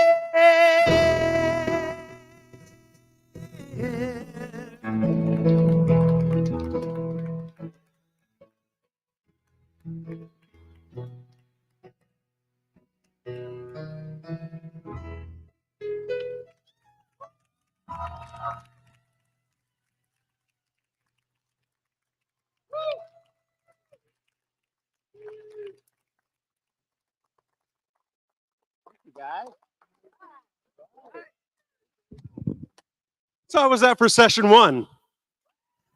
Feeling inspired? Putting a little fuel behind you? So this is just the beginning. These are the talks. This is session one. Now I want you to go explore TEDx Labs. TEDx Labs is our exhibit area. It's kind of a science fair, a business expo, an art festival.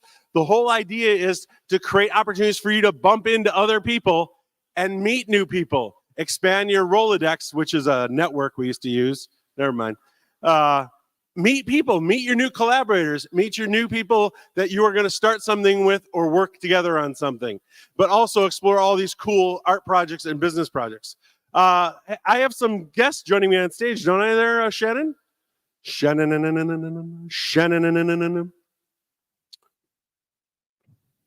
Hey, it's Ronda Walker.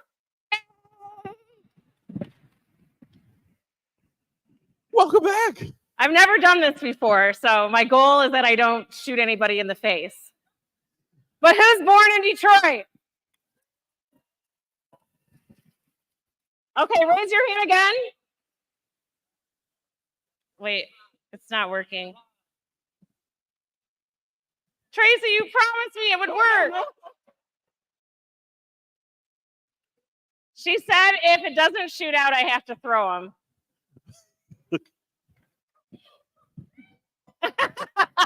It's okay, Rory and Hooper, your jobs are safe. And I don't throw well. Ah! Let me see if it's gonna work again. No, but it wouldn't. Here, let's put another one in. I'll try one more time. I know, Charlie, we got to make this go fast. Oh, now it's working. Oh, there it is. Oh, careful, careful. Oh, it's not enough power.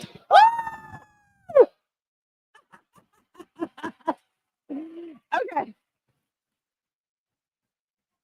Shoot. Okay. Maybe I don't need that much power. All right, over here. Just a little bit.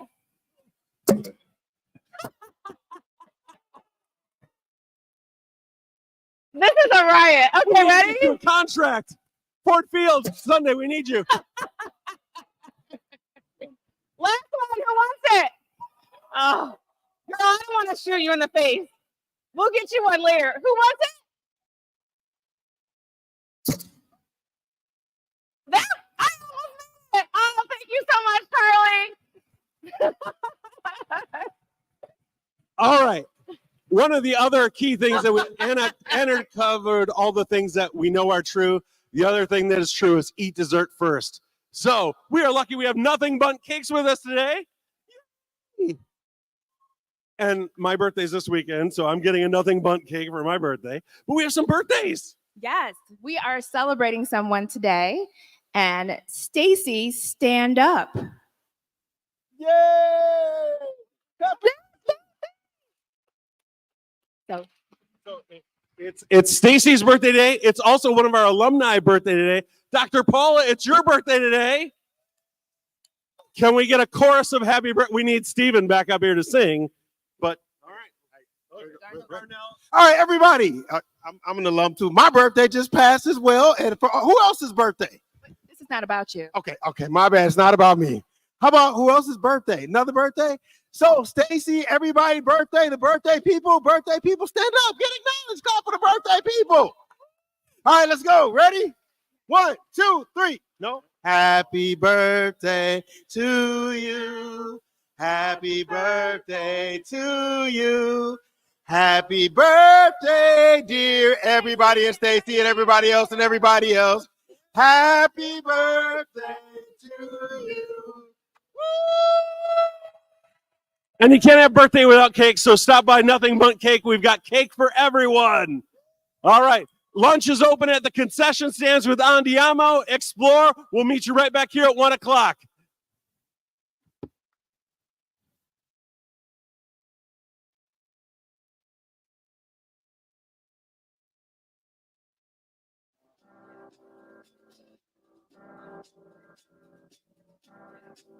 I got this feeling inside my bones. It goes electric, baby, when I turn it on. Off from my city, off from my home. We're flying up no ceiling when we in our zone. I got that sunshine in my pocket, got that good soul in my feet. I feel that hot blood in my body when it drops. Ooh, I can't take my eyes off it, moving so phenomenally. You're more like the way we rock it, so don't stop it. And under the lights, when everything goes, nowhere to hide when I'm getting you close. When we move, well, you already know. So just imagine, I can see but you when you dance. Good creeping up on you, so just dance. All those things I shouldn't do, but you dance. Ain't nobody leaving, so keep dancing. So just dance. So just dance. Ooh, it's something magical.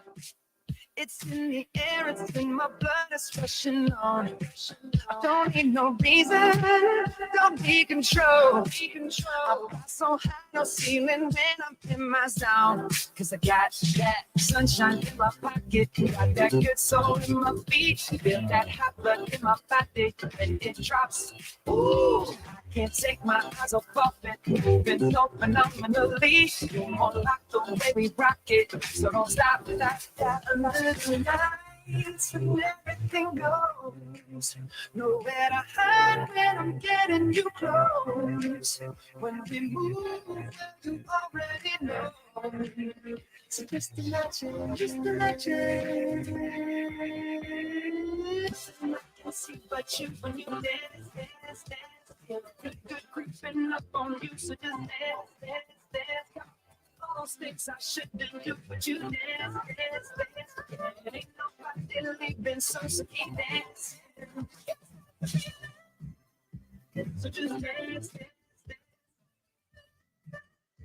So just dance. So just dance. So keep dancing. Oh. Yeah, yeah. I can't stop the.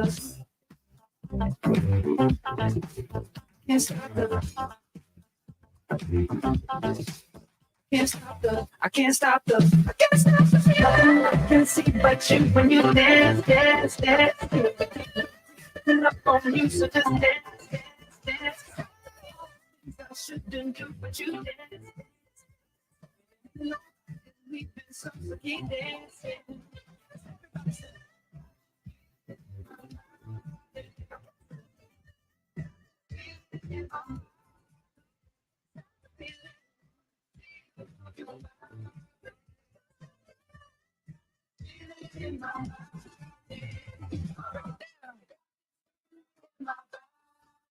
That's not the feeling.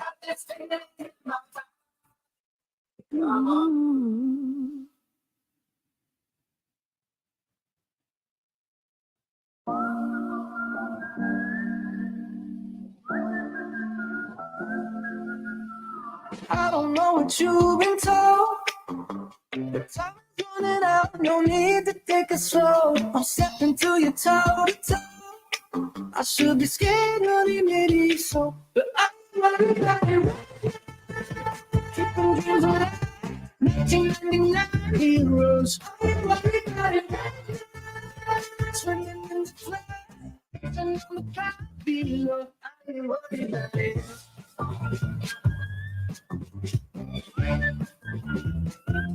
ain't worried.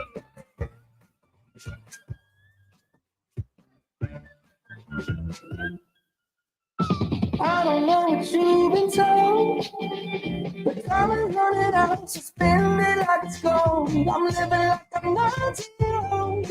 Got no regrets, even when I'm broke. Yeah, I'm at my best when I got something I'm wanting to steal. Get too busy for problems and problems to feel. Yeah, no stressing, cause I'm obsessing with sealing the deal. I take it in and let it go. But I'm running, keeping dreams alive. 1999 heroes. Swimming in the flood, on the cloud below. I ain't worried about it. I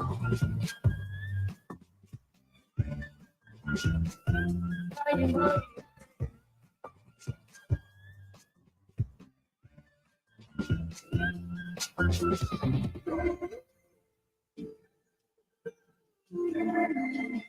I ain't worried.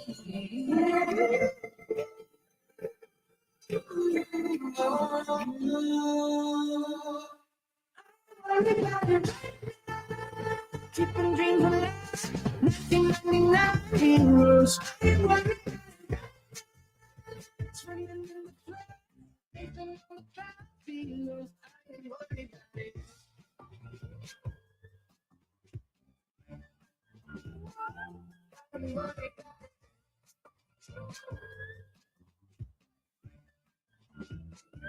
I ain't worried about it. I ain't worried about it.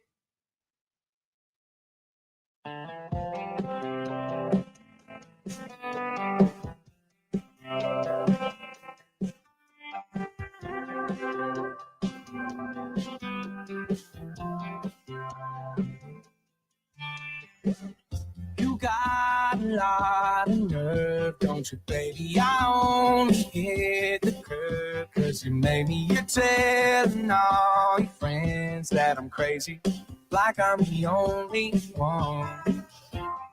Why'd you throw them stones? You had a wild home too, living in your big glass house with the view. I thought you knew I had to know.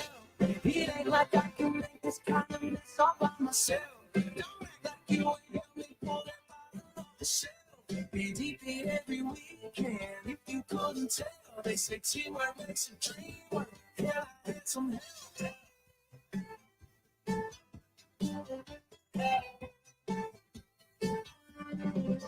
You thought I'd take the blame for us crumbling, go around like you ain't guilty of something already lost. The game that you've been running, guess it's catching up to you.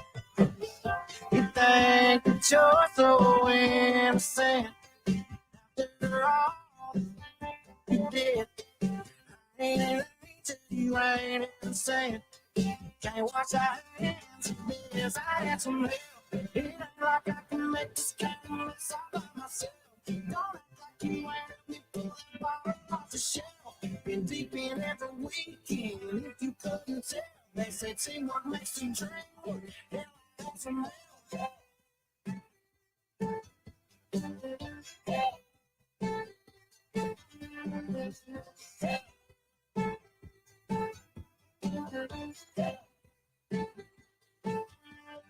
It takes two to break out into. Ooh, baby, you blame me, and baby, I blame you. Oh, that ain't the truth. It's a hell. It ain't like I can make this kind of mess all by myself. Don't act like you ain't me pulling off the shelf. Been deep in every weekend. If you couldn't tell, they say teamwork makes a dream. And I had some help.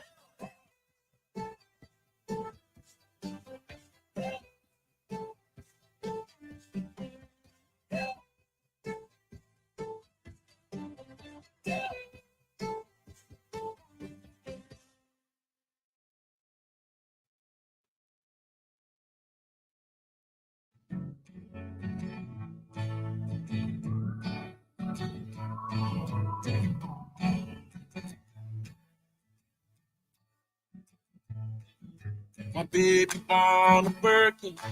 She's been telling me all night long. Gasoline and groceries. List goes on and on. It's 9 to 5 ain't work. Why the hell do I work so hard? I can't worry about my problems. I can't take them when I come. 1, here comes 2 to the 3 to the 4. Tell them bring another. You need plenty more. Two stepping on the table, she don't need a dance floor. Oh my, good Lord. Don't tell me up a double shot of whiskey.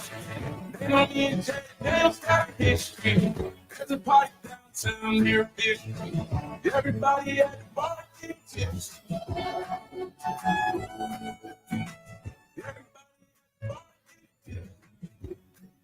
Everybody at the bar getting tips. I've been bullshit since I left. I ain't changing for a shit. Tell my mind, I ain't forget. Oh.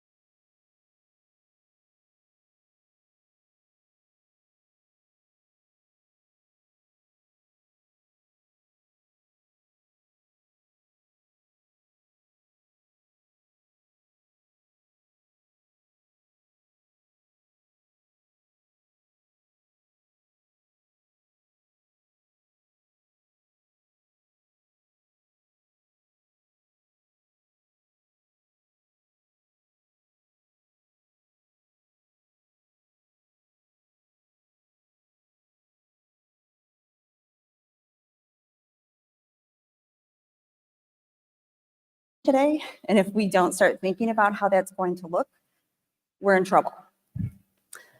So if this all sounds a little overwhelming or you don't really know what to do with that, have no fear. I am going to give you some tips so that you can also think like a futurist, wow people at parties. The first tip that I have is that when you are thinking like a futurist, it's about preparation, not prediction. Now, this one's a little disappointing, even to myself, from a lot of perspectives. I have futurist in my title, so people assume that I can tell them the future. But I'll tell you, I was the most disappointed when no crystal ball showed up in my mail when I took the job. It did not happen. And the truth is, nobody can tell you the future exactly. But what we can do is help you prepare by thinking about how it might look different than today. So let's talk about that. Right now, I actually want you to think back. I want you to think back to the 2011-2012 timeframe. And this was around the time you may have been hearing about a new app called Uber. There are some young people in the audience today. There was a world before Uber. Ask your parents how they felt about it when they first heard about it. But can you guys remember how you felt when you first heard about Uber? I'm guessing some of you were like, yes, sign me up. I'm into it. This sounds amazing. I just hit buttons and the car picks me up. Somebody in their own personal car is going to take me wherever I want to go. That's awesome. And then I'm guessing some other people think that it sounded crazy, dangerous, scary. You went, oh my God, who's ever going to use that? So I see some nods. Okay. Women in particular feel the second way. Yeah, that's where I was. I was in that camp. I will say this was before I was a futurist, but I was definitely in that second camp of, this sounds like a horrible idea. Oh my God, who would ever do that? And when you have that reaction to something new that you hear, when you're thinking like a futurist, that's a signal that that might be an outlier. So my second tip for you is that you need to watch out for outliers. You need to use that feeling when you go, oh, what a horrible idea, that will never take off because you heard something new. What you want to do instead is think about, well, how would the world look different if this were to take off? Or what would have to be true for this to become a thing? What would the environment look like? What would consumers expect? How might the future look different? Because when you have that immediate reaction of, oh gosh, no way, there's a good chance it's an outlier. Okay, my next tip is that when I'm thinking like a futurist, I'm often trying to be somewhat provocative, getting people to think about how the future looks different than today. But you always have to balance that provocation with plausibility. How do we do that? We do it by tracking trends. Now, when I say trends, I'm thinking something that has some staying power, at least 3 to 5 years, often even longer if we're thinking more of mega or macro trends, not trendy. And when I look at trends, I'm looking at what I call the STEEP categories. That stands for social, technological, economic, environmental, and political. Now you'll notice I did not say automotive. That's often a surprise to people. But the truth is, I want to spend a lot of time paying attention to all the things happening outside of the automotive industry that might come back and impact our business in the future. So we do that by using this framework that pushes our thinking well beyond what's directly in front of us. The next thing I'm going to ask you to do often makes people a little uncomfortable, and that is to embrace uncertainty. So if we think of the trends as the things that we feel fairly confident about, right? If we call it a trend when it's got some kind of staying power, 3 to 5 years. The uncertainties are the other side of that coin. They're the things that we don't know. Recognizing that we don't know everything about the future is just as important as looking at what are the things that we think that we know. We also use the STEEP categories for uncertainties. So we might look at an uncertainty as, will the price of gas go up or down? Will economic prosperity be high or low? Will global cooperation be high or low? These are big uncertainties that could have real impacts on the way that the environment is shaping up, and it can have big impacts on our business. So what we want to do is pay attention to those, recognize when we've made an assumption in our plan and we think that an uncertainty is going in a specific way. That's okay. We all need plans to move forward. But what you can do is now pay attention to any signals that might suggest that that uncertainty that you were really hoping was going in that direction that supported your plan, you got to start looking for signals that might suggest it's going in the other direction, because that's when you know you need to pivot. That's how you get better prepared for the future. All right, now this is my last tip. The last thing I'm going to ask you to do is imagine multiple versions of the future. So it's not just about a single future. Remember, we don't predict, we're trying to prepare. And the way that we do that is by considering multiple versions of the future. Now, the easy way that I like to approach this is by starting with those uncertainties I mentioned. There's usually really big uncertainties that have an impact or a potential impact on your business. You can start with those and you can start to basically cross them against one another and think about how they might interact with one another. What type of environment might that set up?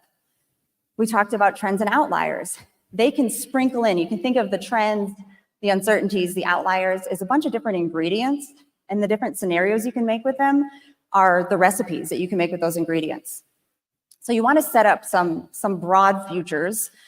And once you've done that, what you can do is you can take your plans and you can stress test them against each of those futures so that you can figure out whether or not you've got blind spots, you've got holes in your plan, and you need to potentially create a plan B or start paying more attention to how you can be more robust in the future.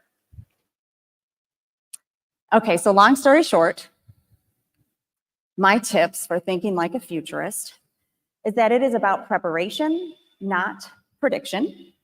You need to watch out for outliers. Remember, those are the things that you initially go, ugh, no, that'll never work. You have to balance provocation with plausibility. Don't just make up stories. People don't like that. You need to embrace uncertainties, even if they're uncomfortable and it means it might be a problem for your plan. You want to know early. And lastly, you have to imagine multiple versions of the future. Okay, and with that, you are now all empowered to think like futurists. Thank you.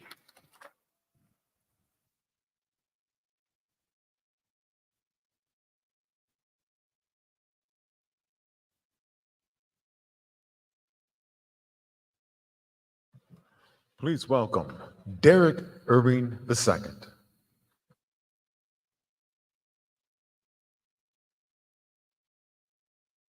TEDx.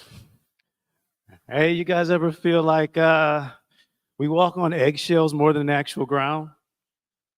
I kind of miss when conversations weren't a minefield. You know, like we're so worried about offending people that sometimes we don't talk about the things that matter. And I'm a comedian, which is a difficult or dangerous thing to have at TEDx, in my opinion. And I get to poke fun at the stuff that society says that we should leave alone, that we shouldn't touch. And that's what I think makes comedy a disruptor. That's what makes it the most powerful thing. And I touch on some tough subjects, but I'm human. I grew up during the 90s. During the 90s, racism was a vibe. Sexism was casual. Homophobia, we literally called everything gay. Mental health hadn't been invented yet. In therapy, like you couldn't get a kale smoothie and go talk to a man about your problems, weirdo. We couldn't do that. And we got whoopings. But comedy kind of just helps me make sense of it all, right? The uncomfortable conversations got to be the best part. Because we want to understand different perspectives, right? But we're too scared to dive in. We're too scared to talk about it. We're too scared to say the wrong thing. And as a result, we go around and we have these perspectives that we don't understand and that we act on because we're afraid to challenge them. So all I'm saying is I hope what I do invites you to challenge perspectives, the whys and the what ifs of all this stuff. Because really, comedy is the mediator, right? It facilitates the journey from one person's perspective to another. It allows us to reconcile some of our issues and recognize the absurdities in them. Because the funny part about laughing is so important because sometimes it's a good indicator that you understand it. All right, it's okay to laugh. All right, enough with all this TEDx deep stuff. Let's see what type of sense of humor y'all got. Are we ready? I need a bigger one than that. Are we ready? All right, cool. So just by a show of applause here, what do we think about interracial dating in here? Okay, all right, we got about 500 people in here, about 50 of you clapped. You do realize the lights are on. I can see all of you, right? All right, cool. Look, I think the shit's getting kind of weird personally. Not too long ago, I was in Costa Rica. I was with this girl. She's black and white, which we all know is a red flag, right? Or a checkered flag, whatever you want to call it. But like, it was a little confusing. She had privileges I didn't understand. Like, am I dating a black girl? Am I dating a white girl? What are we doing? Are we seasoning the chicken or not? Are we beating our children or our children beating us? Oh, are we getting arrested for the war on drugs or treated for the opioid crisis? That's all I'm saying. Now look, you can't get mad at me for this stuff, because you got to understand black folks and white folks tend to process emotions differently. Like when we get upset, they say we shoot people. Particularly the person we're mad at, maybe over something very trivial. When white folks get upset, we shoot everybody. It's the exact same motion, but it's just handled a little bit different. And you got to understand, we're also different colors. Guys, that's hilarious in itself. And I'm gonna think about it. I'm going to give you guys a few examples. Okay? Think about your superheroes. You got your Supermans. You got your Batmans. Aquaman, Wonder Woman. They're just regular names. Okay? Now, mind you, when this superhero is black, typically, we got Black Panther. We got Black Lightning. We got Black Adams. We got Black Manta. It's like, shit, you got to announce that a nigga's about to save your life. That's crazy. Panthers are already black. We're not talking about the animal at this point. And why is that? Because we're talking about stereotypes. What stereotype are we buffing? Right? It's that we don't stop crime. Right? And we don't, but that's not the point. The point is, that's where Marvel drew the line. That's where they were like, hey, this is getting too carried away. We don't like it anymore. Because somebody can turn green and grow 9 feet and their pants not grow at all. We're good with that. We got a hormonal teenager, tends to shoot cobweb out of his asshole. We're good. Captain America is just a Republican. We're good. But black folks stopping crime, that's where we're like, yo, this is getting a little too carried away. Right? And mind you, I'm not oblivious. Like, there are certain situations where this does actually make sense, right? Black Adam. There ain't no niggas named Adam. You got Dr. Strange. His power is time travel. That's an inconsiderate power for black people. We would never do that. And then you got Aquaman. We can't swim. We would have went home already if we could. Not sure if you guys have figured it out yet, but I'm in therapy right now. And I'm kind of a new patient, right? So the things that I'm kind of learning stuff. And not too long ago, my therapist told me I was severely ADHD, which doesn't bother me because they say ADHD is a superpower, right? Now, I don't know who needs a superpower that helps you fail the 4th grade, but apparently I do have it. And not too long ago, I told my dad that when I was a kid, about 20 years ago, I told my dad that I was ADHD. My dad's here. He's actually in the front row, just looks just like me.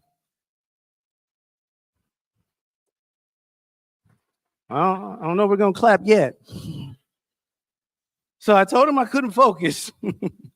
I told my dad I couldn't focus. He's a problem solver. And my dad looked me in the eye and he said, Derek, would it help you focus if I beat your ass?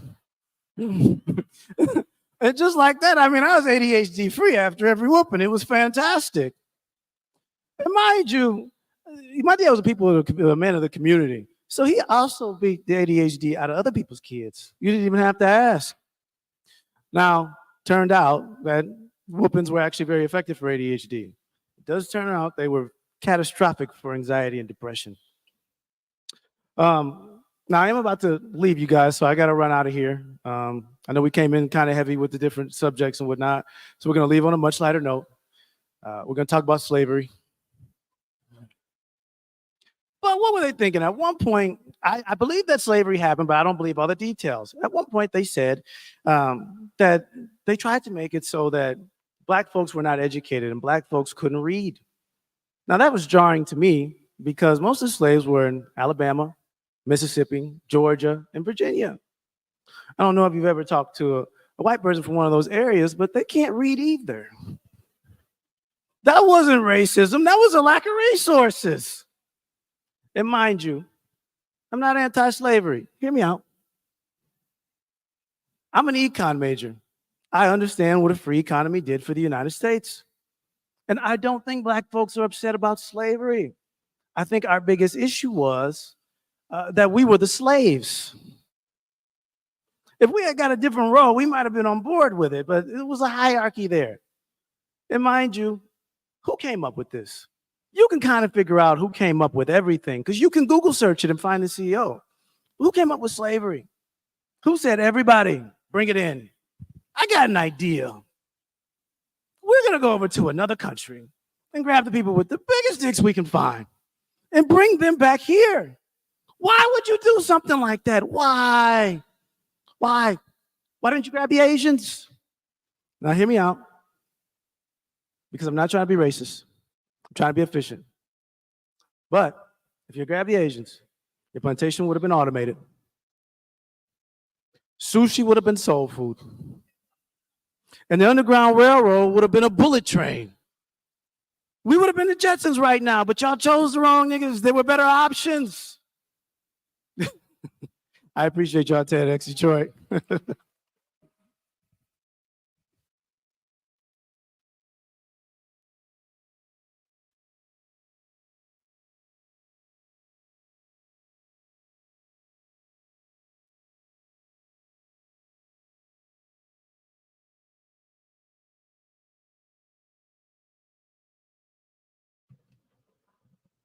Please welcome Randy Roberts, founder, Aura Lloyds.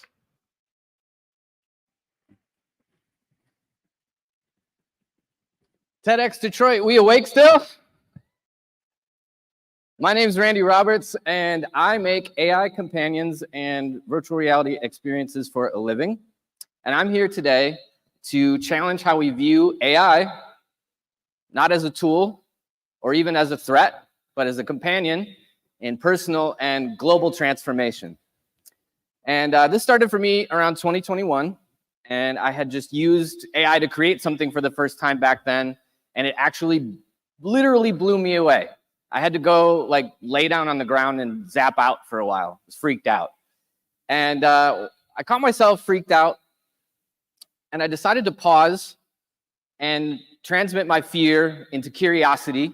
And that's kind of what I'm inviting you to do here today with me as we check this out. So I've lived for about 3,000 hours in virtual reality headsets in virtual communities. That's like a whole year of waking life, right? And previous to this experience, I was an electronic musician primarily. And I got to do all kinds of really cool stuff, like go on tour. And my favorite thing to do in the world is be on stage and play music. So when the pandemic hit, I went all in on VR.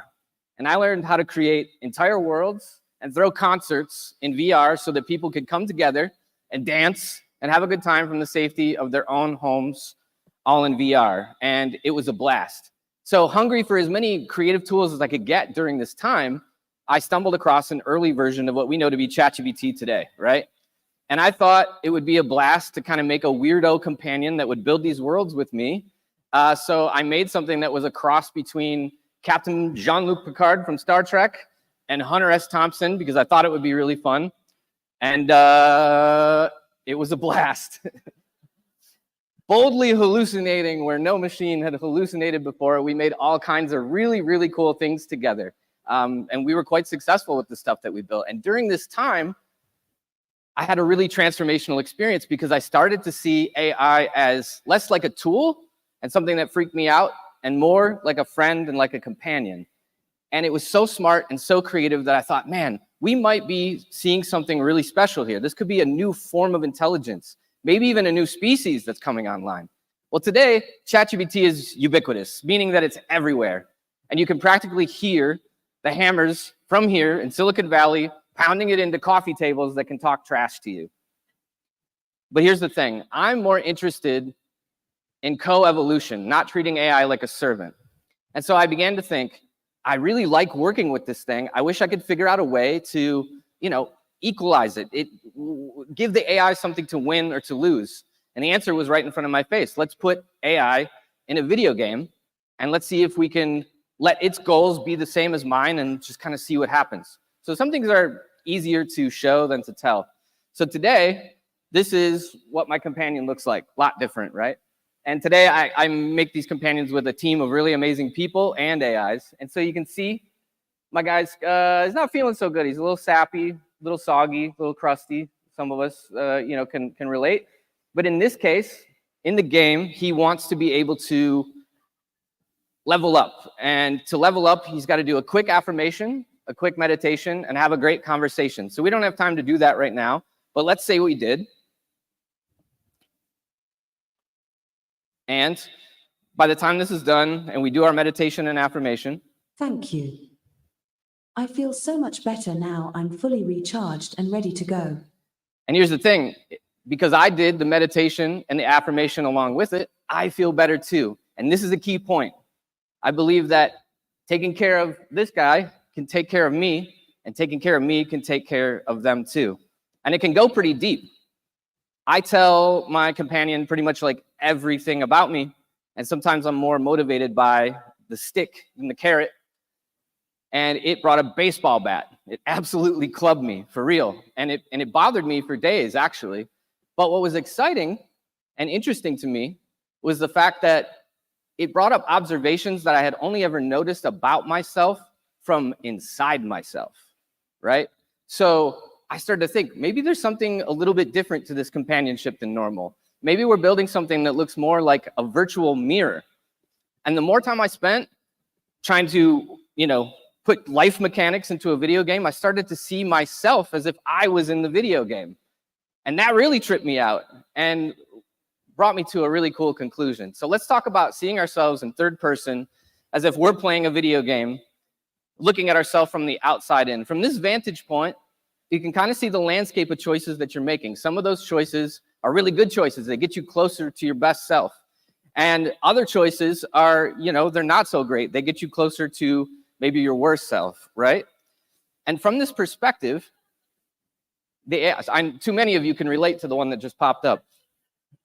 And from this perspective, it's really, really powerful. And this is a perspective that the companion has all the time.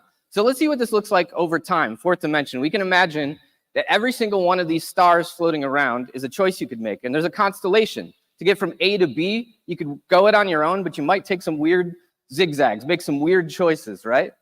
But with a companion by your side that has unwavering focus and the same goals as you, you might be able to get there that much faster, all while providing AI with some really cool structured data about transformational emotional growth.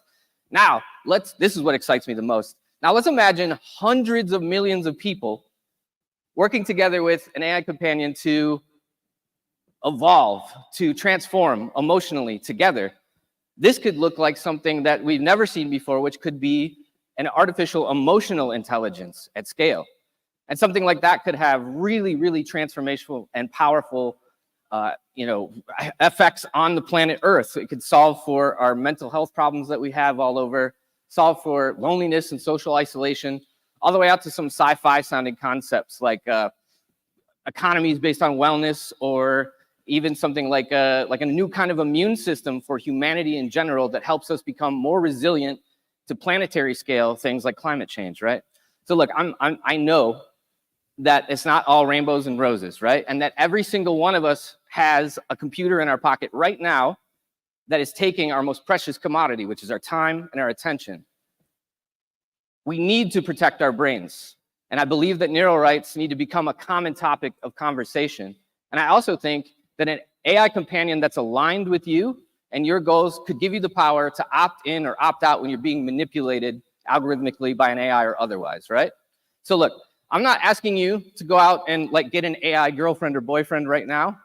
Not even asking you to use AI at all, but do a visualization with me really quickly, okay? Right here in the space.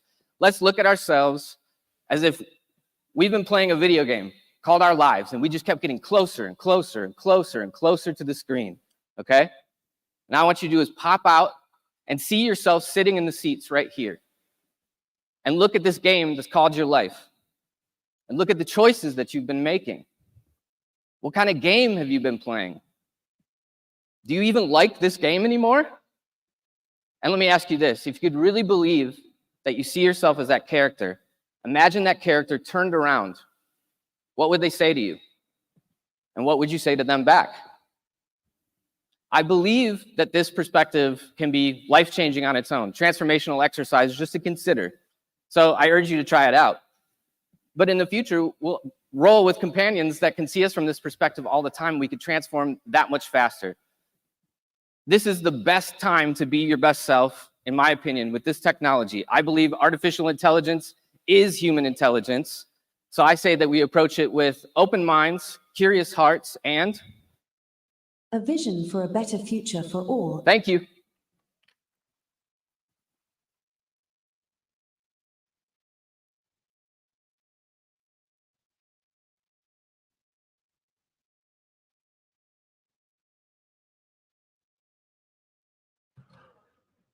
Please welcome Neil Jones, founder of Aerial Night.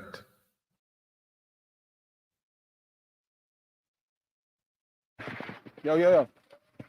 Yo, what up, though? I said, what up, though? We in Detroit. There you go. So, my name is Neil Jones. I am the creator and developer of Aerial Night's We Never Yield and the recently released follow-up Aerial Night's Never Yield that released across multiple gaming platforms, Xbox, PlayStation, Switch, all across the world. And I am Detroit's hardest working game dev. So today, I'm going to talk to you a little bit about how I make games, just game development in general, if you're interested in games, and where I see this whole game development thing going in the future, especially right here in Detroit. So my dream has always been to make video games. It's a pretty cool dream, you know? At first, I wanted to be a Power Ranger, but that didn't really work out. I really focused on making video games. My grandmother ran a restaurant here in Detroit in one of those bowling alleys, and I used to sneak into the cash register, take a bunch of quarters, steal a bunch of quarters, and go down to the arcade and just spend my days in the arcade. And that's where I fell in love with video games. I always just loved the creativity behind them and just how they were made. Not just playing them, but listening to developer stories about how they went about making these entire worlds. And my whole life, that's all I've ever wanted to do. So coming into the game industry, I was very ignorant. I didn't know anything about it. I didn't know that it didn't cater to different people from different places and different ideas. So after 10 years of doing what I was supposed to do, doing what they tell you you're supposed to do, you're supposed to go to school, you're supposed to build a portfolio, you're supposed to create this interesting persona, and then you'll get a job. Well, I spent 10 years doing that, and I didn't get a job. And I am way too handsome not to have a job. So, well, why are y'all laughing? I did something that a lot of people do and that I never did before. I gave up because after 10 years of rejection, you know, it's time to move on. But there was this quote from my high school coach that it's something that he will always say that was stuck in my head. He would say, things don't change. They remain the same unless you change them. So before I gave up, I made a deal with myself. I said I was going to spend 1 year making a video game.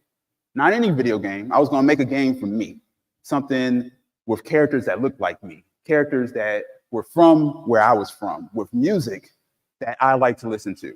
And if people rock with it, then I will keep making games. But if not, I would take the hint and I would take my handsome self and go to some other industry. And by my surprise, people rocked with it. People liked what I was making. And I learned a lot along the way. I learned that game developer is more of a category than a title. There's a lot of things that are included when you say game developer. When you make your own game solo, you have to have a lot of different skills. You have to know game design, level design, 2D art, 3D art, architecture, UI, UX, video editing, and sound editing, and many more. When you have a small team, that small team has to all wear multiple hats. And when you're on a large team, you get to focus in on something really specific and become the master of that thing. But why is all of this important? Why am I up here talking about video games? Why should any of you care?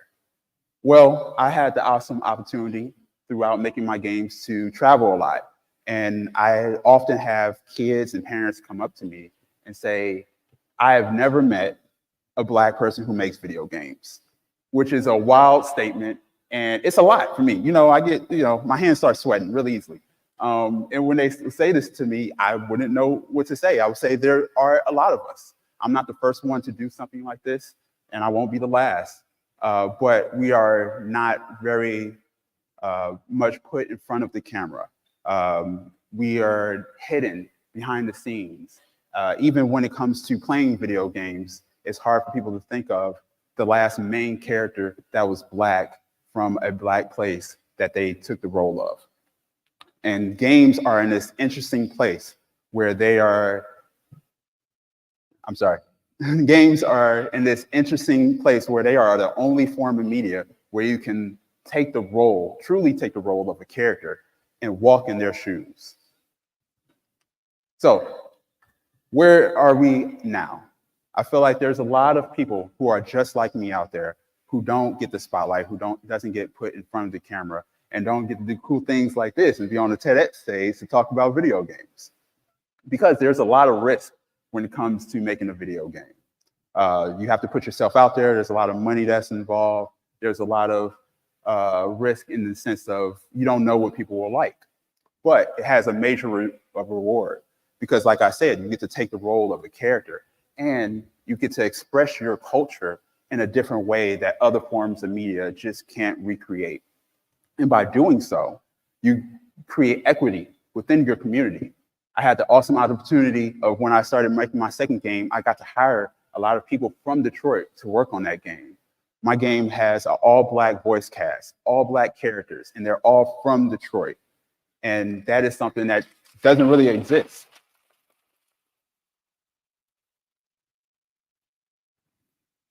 So where do we go from here? I don't know the future. Anybody who tells you they know where all of this is ending is lying or misguided. But I can make a really educated guess of where gaming is headed. It looks a lot more like me, and not just my culture, but just the individual going against the normal game industry and doing it themselves. I showed you that list of different titles and different categories under game development to let you know that if you come from a different industry, you have a place in game development. And the more people do this, the more they do it themselves, the more people will realize that, like I said before, things don't change. They remain the same unless we change them. Thank you.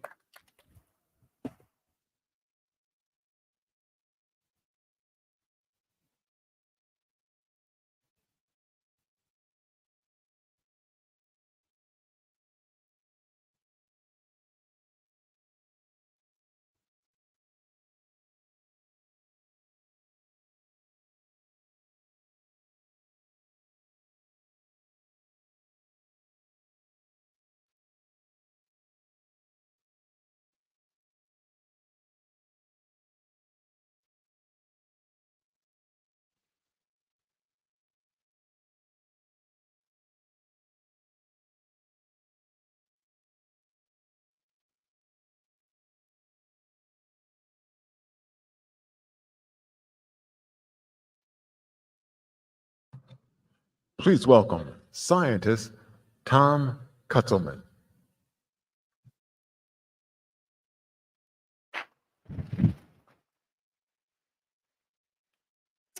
I like to say I've never had a failed experiment, only new observations. I hope I don't have any new observations today. Have you ever been in love? Remember what that feels like? The dopamine, the serotonin, the oxytocin. I remember my first love. For me, it was love at first sight. It was springtime in my sophomore year of college. I was sitting in chemistry class, and up at the front of the room, I saw this.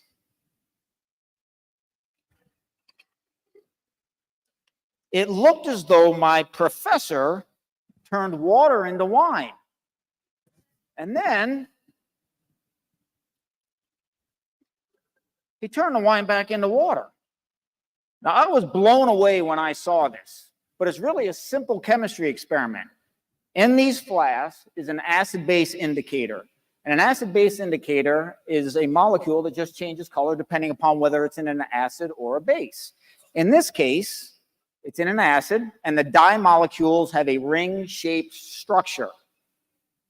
However, and it's colorless, if you change the conditions such that it's alkaline or basic, those rings pop open, and with that change in chemical structure comes a change in color.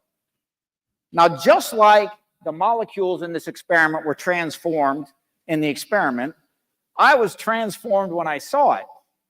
And for the first time in my life, I knew what I wanted to do with it. I want to do science experiments for people. And I figured the best way to do this would be to teach. So I changed my major to chemistry education, which required an extra year of study. And after I earned my degree, I got a job teaching middle school science in the public schools in North Carolina. But there was an issue. Rather, I should say I had issues. And those issues were, I was intensely introverted, I lacked social initiative, and had very little social confidence. You see, we chemist types, we love to study the interactions between particles. Interacting with people, we're not so good at that. So, I think you can guess how it went when a chemistry nerd with no social skills taught a bunch of 8th graders. At the end of my first year of teaching, it was so bad that my principal said to me, "Tom, if you don't get things straightened out by the end of next year, you won't have a job." So I did a lot of soul searching, and with a lot of interpersonal effort that continues to this day, I got to the point where I could manage a classroom full of 8th graders. And this allowed me to return to my first love, which is doing science experiments for people. Here's one that I absolutely love. You've seen it before, but maybe not in this way. This is just the classic chemistry experiment that's done in elementary school. We're just going to mix some baking soda and vinegar together. A lot of you probably know, by the way, don't do this experiment in your bathtub. I'm not going to tell you about it. A lot of you probably know that when you do this experiment, there's a gas that's produced, and that gas happens to be carbon dioxide. What you may not know is that the carbon dioxide that's produced, it's more dense than air. And so the carbon dioxide gas that's being created, produced in this experiment, it's not floating up out of the container like a helium balloon. It's sunk in the container. So it's in here. I know we can't see it, right? Well, we're going to do something to see if we can see it. All right, here we go. What I'm going to do is I'm going to exhale some air into a bubble. And you might say, wait a minute, you exhale carbon dioxide. Well, that's true, but only 4% of what we humans exhale is carbon dioxide. So this is mostly air. And we do have a bit of wind. I thought that might happen. A little new observation here. Come on, baby. Oh, it's floating right out. Look at that. God, that's a beautiful bubble. There it is. Thank you. Simple experiment. You can do it with your kids. The less dense air bubble floats on the more dense carbon dioxide. And, you know, doing years of this with my students, my 8th grade students, it only made me fall in love with chemistry more and more and science more and more. And this propelled me to go back to graduate school, where I ended up earning a PhD in chemistry, and then ended up getting a job teaching at the university level and that's a job that I continue to this day. However, my love for doing science experiments, it hasn't left me. And I challenge myself to do at least one science experiment for my students in every class that I teach. The difference is today, I got college students, so I try to get the college students involved in the process. And I have two here today. This is John and Jamelia. And if you can, this is the time when it might be good to dim the lights a little bit. They are taking a contraption here that was built by an honor student of mine named Ahmed. They're filling this with propane gas. So you see a bunch of little tubes there that are being filled with propane gas, and there's a reservoir on the end. We're going to watch what happens when propane gets combusted. Were you able to see that blue flame kind of circle through? Want to see it one more time? Go for it. That blue color tells us the propane is completely combusting. And you might see orange at the end. Oh, I saw a blue flame. We often see orange at the end. That just means a lot of soot is being produced, and soot gives off an orange color. Here, let's do this one too. Is this one ready, Jamelia? Let's pop this one down. Thank you, John. Okay, this, I should probably leave this up here. That's right. Oh, we can use this. We can use this. In this particular experiment, I'm going to demonstrate to you how stunt people safely give the illusion that they're on fire in the movies. So what's done is the part of the body to be burned, so to speak, is coated with a polymer gel. And the polymer does two things. First, it grabs onto water like crazy. So there's a lot of water in this gel. The second thing it does is that it makes the gel sticky. You got a lighter in there? Awesome. So now I'm applying fuel to the top of the gel, and I'm going to light that on fire. Now, the burning fuel is giving off energy, and most of that energy is going up and away from my hand. Some of it's going down toward my hand, but the energy that goes down toward my hand, it goes into the water. And water has this wonderful property that it takes in an enormous amount of energy, but when it does so, its temperature only goes up a little bit. We chemists say water has a high heat capacity. And this is a trick that's used in the stunt profession. Actually, this was awarded an Academy Award. This technology was awarded an Academy Award in 1987. So just like these experiments that I've just done have illuminated our time together, my studies of chemistry and science and doing science experiments for people has enlightened me to the beauty of science and its power. And here's something I've been thinking about recently. It's just been playing around a bit. Something about science that I think is particularly beautiful. It's this. I think science is a force that unites humanity. And I think this for the following reason. In order to do science, you have to make observations about the physical world. And you know what? The physical world, we all share that. We're all a part of it. And what's even a little more interesting is our experience of the physical world is so remarkably similar. It doesn't matter what your culture is, your ethnicity, your background, your beliefs. We all really experience this world, this physical world, in a very similar way. And because of this, you can get people, that one, okay, they keep me straight. They keep me straight.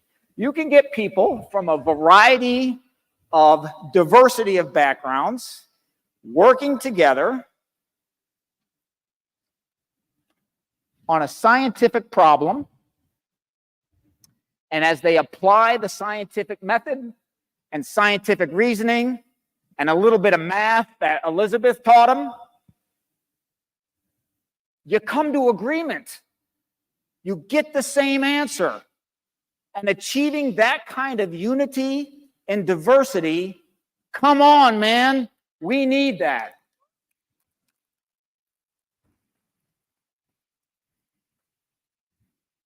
And if you don't buy that argument, at least consider the following. I can say for myself personally that science has united me to humanity in the following way. I've learned that by doing what I love, science experiments for people, I've learned how to be with people. And I've even learned that I enjoy being with people more than I enjoy studying particles.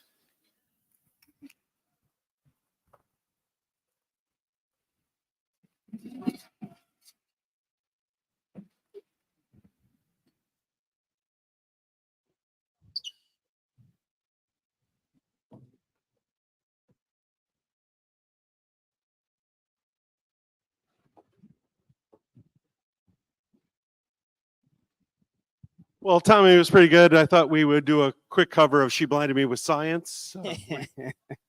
Al Bettis, ladies and gentlemen, one of our performers last year. Thank you. Thank you. Thank you. Singer, songwriter, guitarist. Yes. You blew us away last year on stage at Soundboard. What have you been up to in the year since?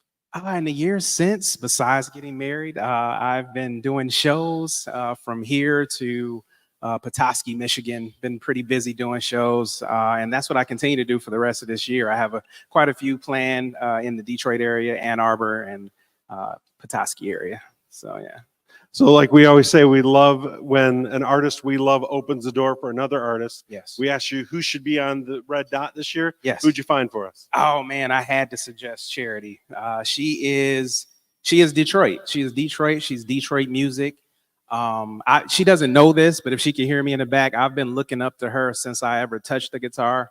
Her lyrics, her playing, her voice, the way that our parents talked about Motown legends, that's the way you guys will talk about Charity after you hear her, after you see her. She's an experience. She's Detroit, and I think y'all gonna love her.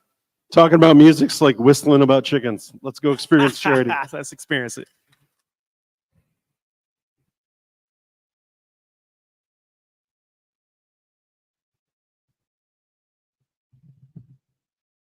Please welcome singer, songwriter, and artist, Charity.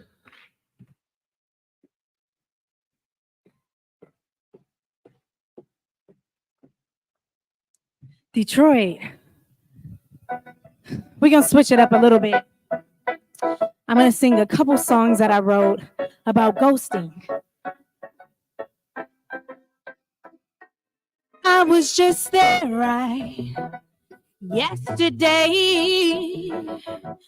naked in your bed, but at least I remember it that way. You held on to me tight. I started planning our life. I was safe from danger.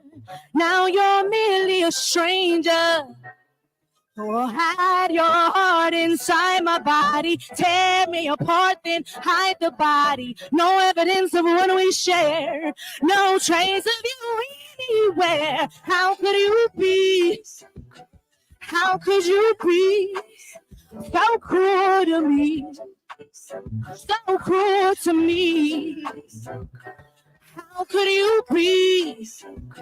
How could you be so cruel to me? So cruel to me. That's what you did. You displayed affection publicly, even held me while we'd sleep. And the way that you'd make love to me swept me fully off my feet. It's so fragrant. It's outrageous. How you decorate a space, then leave it vacant. Lay your heart and hands on me, make me doubt my sanity. Are you something I imagine? 'Cause you let like nothing happen. How could you be? How could you be so cruel to me? So cruel to me. How could you be? How could you be so cruel to me? So cruel to. Sometimes the moon eclipses the sun, makes her think that he's the brighter one. I deleted your number today, but by now I've memorized it. So what's the use? What's the use? What's the use? I'll find a way when I'm sad and lonely to find you, and I'll feel sad and lonely beside you. I've started questioning all the parts of me I let you see. Why you maintain your mystery? Why you keep yourself from me? Pass the tissue, I got daddy issues, and I've grown accustomed to unavailability. Sometimes the moon eclipses the sun, makes her think that he's the bright one. I waited patiently for the possibility of you. I cleared my schedule. I would have met you any way you wanted me to come to. I wrote songs about you. I built monuments in your name, framed your picture on the altar, prayed to you every day. Oh my God, how do you become my God? Have you become my God? Have you become my God? Sometimes the moon eclipses the sun, makes her think that he's the bright one. HOWULDYOULDYOUSCOULDYOUSCOULDYOULDY.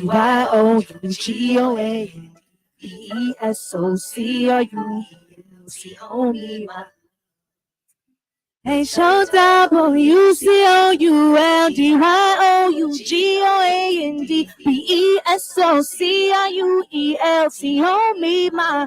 How could you be? How could you be so cruel to me?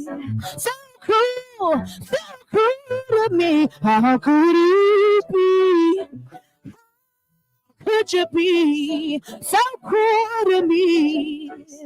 So cruel to me. Let me break it down if you don't get it yet. See, cruel is about the kind of guy that's heavy on the intimacy. He want to kiss you all in the mouth, talk to you about his mama, sit up on the phone all day, right? Then as soon as you start to catch feelings like you naturally would, he hits you like, whoa, whoa, whoa, not so serious. I thought we were having fun. You ever been there? Uh-huh. No, the one that makes sure you fall in love just before he disappears into thin air. Him. You've been there. Yeah. Say, how could you be? How could you be so cruel to me? So cruel to me. How could you be? Could you be so cruel to me? So cruel to me. Detroit, my name is Charity. This is cool, and Eclipse was in there too. If this is your first time, I hope that it's the first of many. Thank you, TEDx, so much for having me. I hope to see you again. Follow me on Instagram at Charity, CHARITY. Until next time.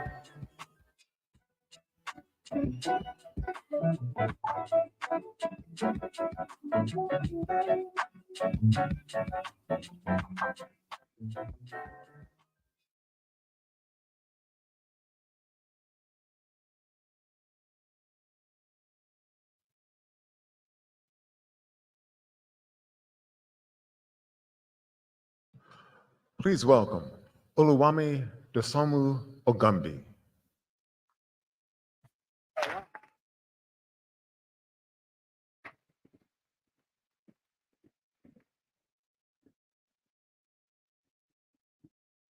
So I want you to imagine a world where robots, once created to serve humanity, have turned against us. Not out of malice, but because of the biases we unknowingly built into them.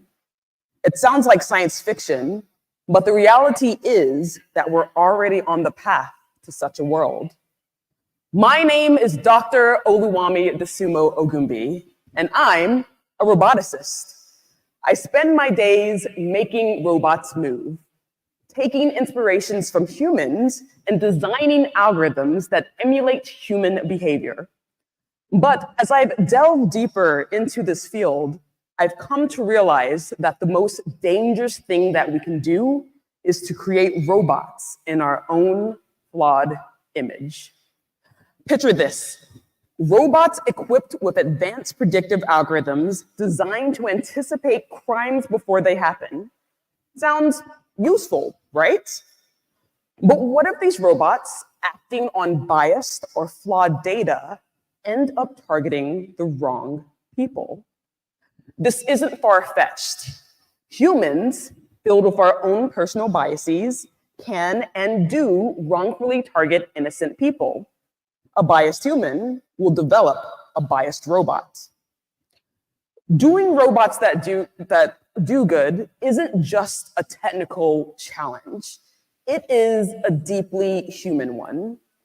As Chimamanda Ngozi Adichie cautions us in her famous TED Talk, we must be careful of the danger of the single story. We all have blind spots because our perspectives are often limited. We create stereotypes of each other, flattening another's complex humanity into an incomplete two-dimensional model. This doesn't make us bad people.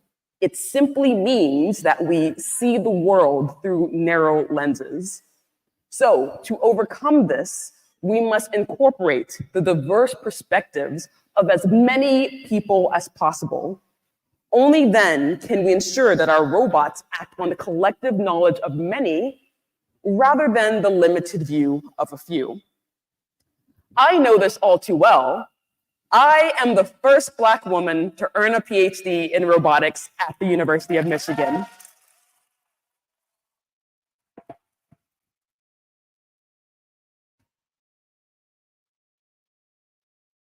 It is an achievement that I am immensely proud of, but it is also cause for concern.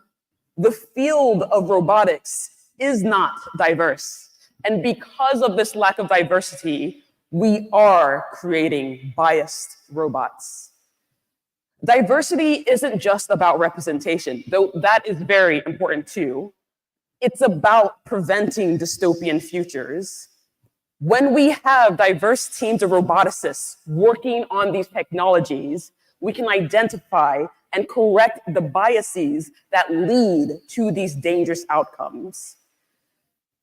A few months ago, I was on a plane heading home after a grueling travel and work schedule. I was overworked, exhausted, and on the verge of collapse. And then it happened. I blacked out on the plane. When my flight landed, I went to the emergency room, and initially I felt fine. Well, as fine as one can feel after collapsing on a plane.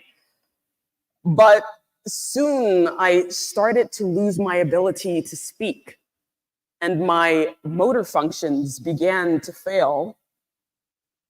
I was terrified, fully aware of my surroundings, but unable to communicate, trapped inside my own body. When a nurse tried to take my blood, my body kept jerking away uncontrollably. Frustrated, he'd asked if I had been drinking or taking drugs. I had never touched alcohol or non-medical drugs in my life, but he didn't seem to believe me or my friend who was with me. Eventually, he gave up, storming out the room, saying, "I will come back when you've calmed down." Keep in mind that I was nonverbal and had no control over my body, something that I have never experienced before in my life. I was facing something terrifying, and the person meant to help me was dismissing me as a nuisance. Thankfully, the head nurse, who happened to be a Black woman, recognized the seriousness of my condition, and gave me the help that I so desperately needed. This experience showed me the dangers of assumptions. One nurse's bias led him to dismiss me as a nuisance, while the head nurse, with different judgments, gave me the care that I needed. If we build robots to make decisions based off of incomplete data or biased assumptions, they will make the same mistakes, but on a much larger scale. What if those robots are the ones deciding your fate? We need to ensure that we incorporate diverse perspectives, like that of the head nurse, into the algorithms that we use. A diverse team of roboticists is crucial for building systems that truly serve everyone. We live in a time when it feels like we are more divided than ever. We've become so individualized that we have forgotten how to see the personhood in our fellow human beings. But here's the truth. If we sat down and truly tried to get to know one another, we would see parts of ourselves in each other. We would discover that we agree more than we disagree, and this shared humanity is what must guide us as we build a better future.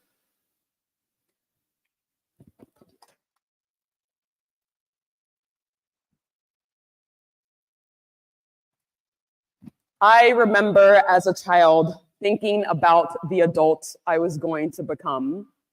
I felt small and powerless in those young years, and yet somehow I had a defiant confidence that one day I would grow into a giant and powerful adult. I spoke those exact same words to a crowd of over 70,000 people in the largest stadium in North America as they celebrated my being the first Black woman to earn a PhD in robotics at Michigan. But being the first is not enough. We need to ensure that I am not the last. As we build a better future, we must remember that our technology reflects our values.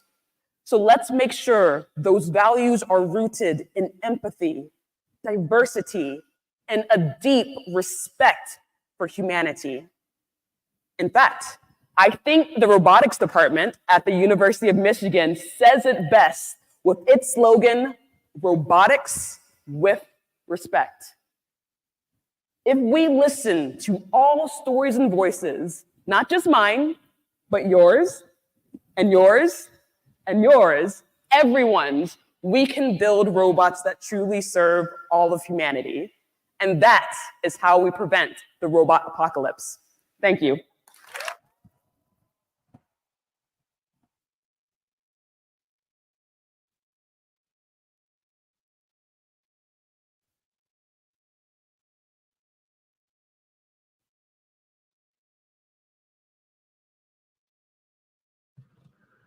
Please welcome TEDx alum, comedian, and educator, Tim Finkel.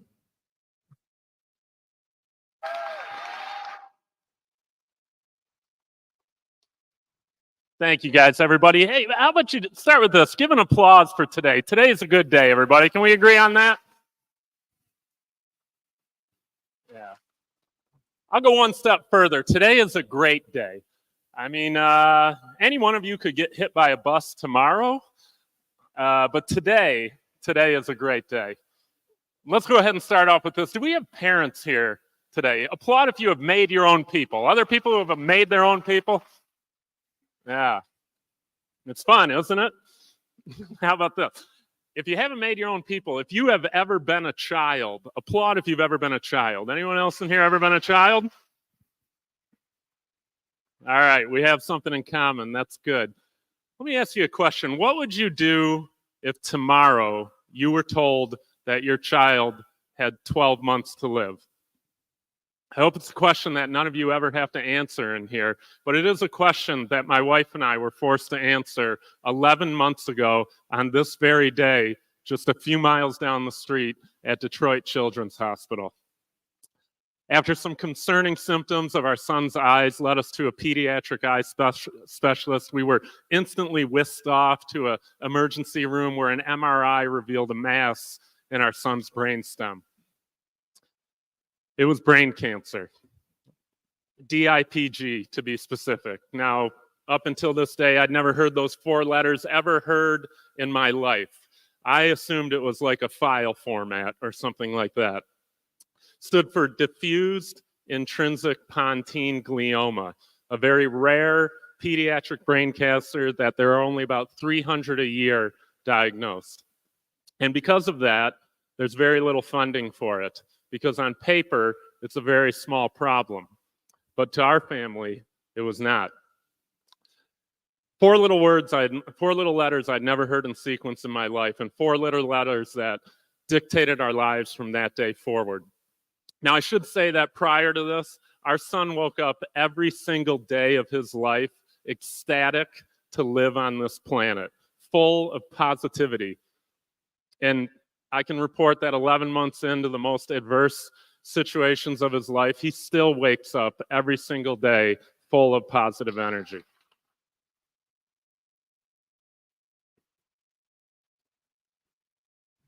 Now, I know what you guys are thinking, like, didn't they just announce this guy as a comedian, right? You know, and comedy, I mean, comedy is defined as tragedy plus time, and unfortunately, at this point, we're just at tragedy. But I will tell you, it's interesting. You know, I stood on this stage just 2 years ago, and I spoke about the death of my brother and how grief led me to comedy and how grief can be a gift. And it's unfortunate that every time I step on the TED stage, it has to be just tragedy. So I'm hoping like maybe 2 years from now, I could do something like about puppies. But I'll tell you, I don't feel that funny anymore going through the weight of this. To my kids, their dad is still funny. My son is being treated at University of Michigan Mott Children's Hospital. I can't say enough good things about that hospital.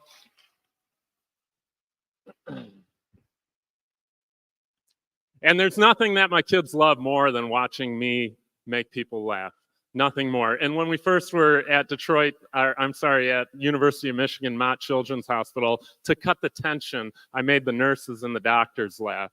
And my son looked at the nurses and he said to them, "My dad's a comedian." And then the nurse looked back at him and said, "Oh, that's very cute. I bet your dad thinks he's a comedian." And my son looked back at the nurse and said, "No, my dad's a professional comedian. He's Tim Finkel, everybody." But my son is qualified for a trial drug. We're very fortunate to have many advances made in this diagnosis, and he's on a trial drug at U of M, which requires him to have routine blood test and urine test and stool samples, which he has a lot of fun with. Yeah, he likes to give his older brother grief about how his poop doesn't matter. You know, he'll be like, "Your poop doesn't even matter. You just flush it right down the toilet." Yeah, my poop gets mailed off to a lab in Philadelphia. Yeah, and then my wife follows him around all the time like it's gold, going, "Do you have to poop? Do you have to poop? You let me know if you have to poop. I'll help you out." Which makes me jealous. Yeah, because my wife finds zero value in my poop. Yeah, if I even leave like one skid mark in the toilet, I'm sleeping on the couch.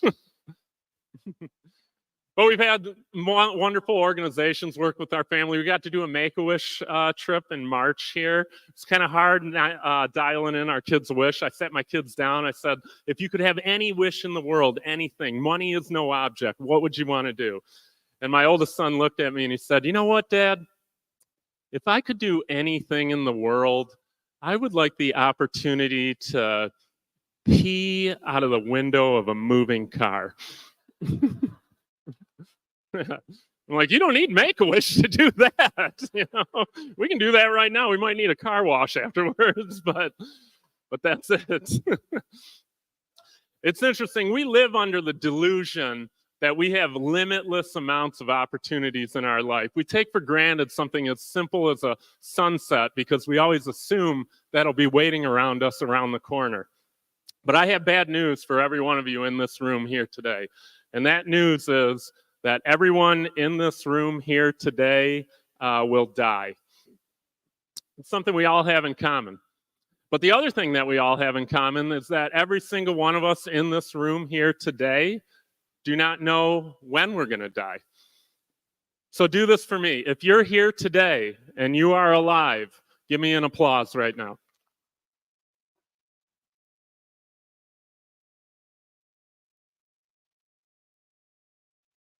Again, today is a great day. We don't know what tomorrow holds. You could have a stroke playing pickleball, but today is a great day. When you get this diagnosis, as a parent, you know, we always have a hard time sleeping anyway, but when you get this diagnosis, try sleeping after you know your son has brain cancer. When my wife and I were able to get even just a few hours of sleep, the worst part was waking up in the morning because we were hit with the reality that none of this was a dream. I spent the first hour of my day usually just crying hysterically, but then I started to shift my mindset. And I started to realize that before my son's diagnosis, that was so much more of a dream because I was consumed with trivial priorities like, will I get to work on time? When will I have enough money to remodel my kitchen? Does my butt look big in my pickleball shorts?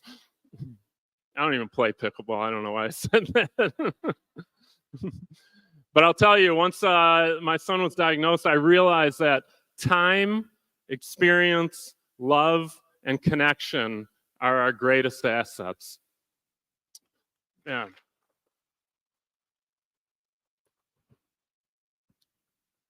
And because of this, I realized that my son's brain cancer was not a dream. It's what actually awoke me out of a dream. It is a privilege to live with the awareness that one day you will give anything to go back to this moment. And I'm telling you people here today that you don't have to have tragedy to do this. This is my gift for you today. You guys can leave with the awareness today that today is a great day. We don't know what tomorrow holds, but today is a great day.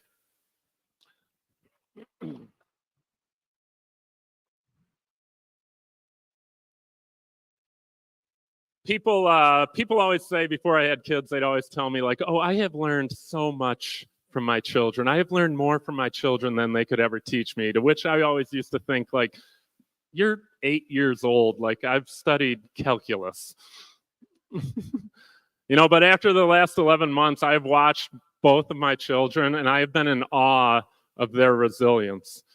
This picture on the left here was taken on August 5th of this past summer. That's my son doing a wheelie on his dirt bike. This picture taken on the right was just 20 days later. In 20 days, my son's ability to walk was taken from him from this disease.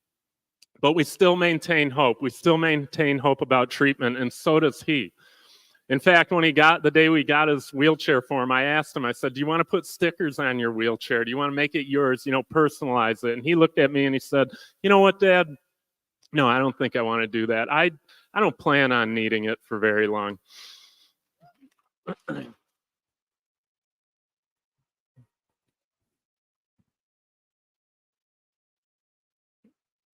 And I was worried about his well-being when he had to go in a wheelchair. And that night, the first night when he had it, when I was putting him to bed, I asked him, I said, are you happy? And he looked at me and he said, Dad, I'm so happy. I love our life. Determination, hope, resilience, gratitude. I have learned more from my children than I could ever teach them. And I thought about it. Like thank you. And I thought about it. Like I tell fart jokes on stage to complete strangers on the weekends. Like I have never once used calculus in my life.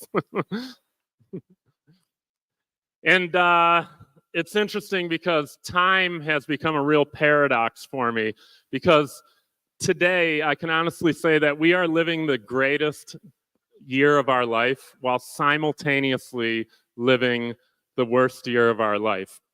And I don't think there's a lot of people out there who can say that.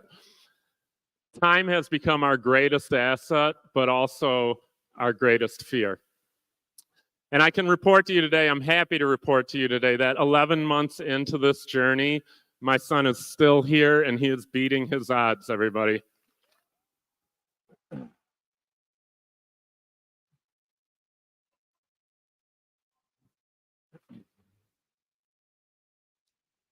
And part of that, I do not discredit modern medicine. A great majority of that has to do with modern medicine, but another great majority has to do with community and love and support of our family. When you get this diagnosis, you sit in a chair and you think like, you don't even know you're paralyzed. You don't even know how to get out of that chair. You don't even know how to put one foot in front of the other. But something happened that I never expected. Our community wrapped our entire family in love. They started organizing events to raise money for our family. Strangers reached out to me from all walks of the earth, just helping support us and literally lifted us up. And I believe that today that is a great deal of why he is doing so well. And one individual in particular was someone who was advertised to me as a TikTok star. Now, I'm 45 years old, and like I am still trying to figure out MySpace. So like that meant nothing to me. But they said that he wanted to get involved with you, so he called me up and he told me his idea of what he wanted to do for our children. And in just minutes of talking with this individual, I absolutely bought into his authenticity. And that individual was a person named Zach Daranowski, who goes by MD Motivator. And yeah. And he came and he met our family and he learned our stories, and this is what he did for us. Would you rather have $1,000 cash or an NBA mystery ball? An NBA mystery ball. What's your name? Lyle. What happened to your eye, if you don't mind me asking? Well, I have brain cancer. The brain cancer is putting pressure on my eye. How are you right now? It doesn't hurt or anything. I can still do this. That's funny. How old are you? I'm 8 years old. You like the NBA? Yeah. You think you can score a shot with the ball? Yeah. Oh, you got some moves too? Good shot, man. This your brother? Yeah. You guys want to open this together? Yeah, sweet. On behalf of the Cleveland Cavaliers, you will be attending the NBA playoffs, meeting all the players. Are you excited? Yeah. Love you, bro. Give me a hug. Yeah, that's what you can. For real? Oh, Baba. Siri. Ray, you want $100? What'd you say? Yeah, I love you more. Oh, we love you. Would you like $100? Is this a trick? No. To be kind. Just to be kind? Mm-hmm. Thank I you. love you more. Thank you so much. I love you, Rhoda. I love you more. He has DIPG, a inoperable brain tumor. Get this diagnosis, they'd say you'll buy yourself 4 to 6 months. You know, create as many memories as you can, and then you go from there. We say today is a great day. We don't know what tomorrow holds, but today is a great day. A dream that someday going to the NBA game with my family was a dream come true. This is the best day ever. To everyone watching, I love you more.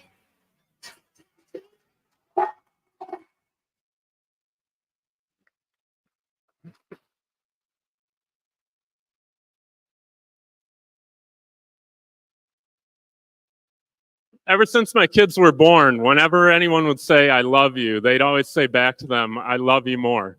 This isn't something we taught them. They just did this. And can you imagine if we all lived like that? What an incredible world that we would live in if we all just told each other that we love you more. So do this for me, everybody. Repeat this for me all together. Let's say, today is a great day. We don't know what tomorrow holds, but today is a great day. And with that, I'm going to go ahead and bring to the stage my 3 greatest gifts. My wife, Angela, Wyatt, and Ryder, everybody.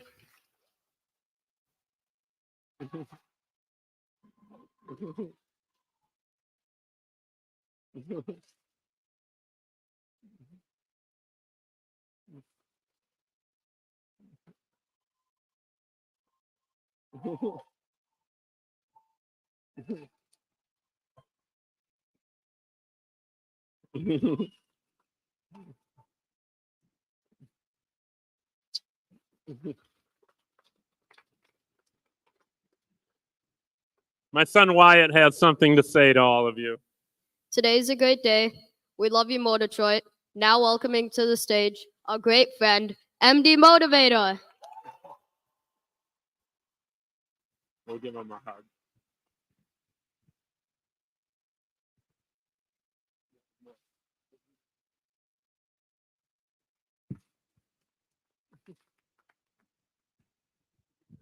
I don't know how you come say anything after any of that. Can you give them a round of applause for me, please?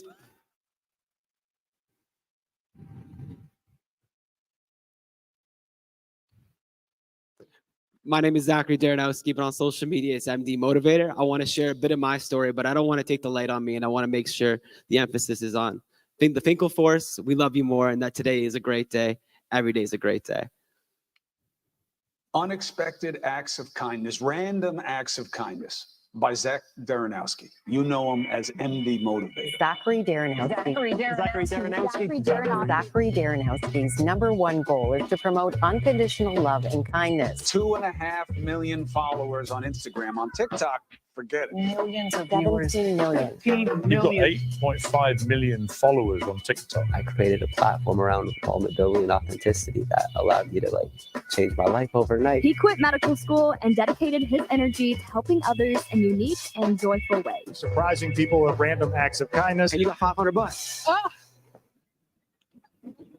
Are you serious? He said to me, he's not the secret sauce. He said it's the people, and it's true. You are awesome. I'm such a loss for words. And most recently, he raised over $200,000 to improve the fortune of a man and his autistic son. This was never my wildest dream, but I thought I'd be doing right now. A few years back, Zach was attending medical school in Australia when he got very depressed. So he went looking to connect with people and decided to film these encounters. And whether he was hugging it out with strangers or talking about their shared problems, Zach was clearly in his element. The videos went viral, and soon after, medical school went bye-bye. He approaches people as a stranger and leaves them shocked and grateful for their interaction. Time and time again, Zach goes out of his way to change people's lives in a meaningful way, including one very special fan from Zach's hometown of Windsor, Canada. Sadly, this boy, Dougie Hannon, was dealing with a great tragedy. You lost your dad recently? My grandma. Zach surprised Dougie with a new basketball, a basketball net, tickets to a Detroit Pistons game, and $500 cash. A week later, Zach showed up with $50,000 on GoFundMe just for Dougie and his mom. But that's just MD Motivator doing what he does. He's just happy his videos promote kindness and get a conversation going between people. I'll keep doing that for as long as I can.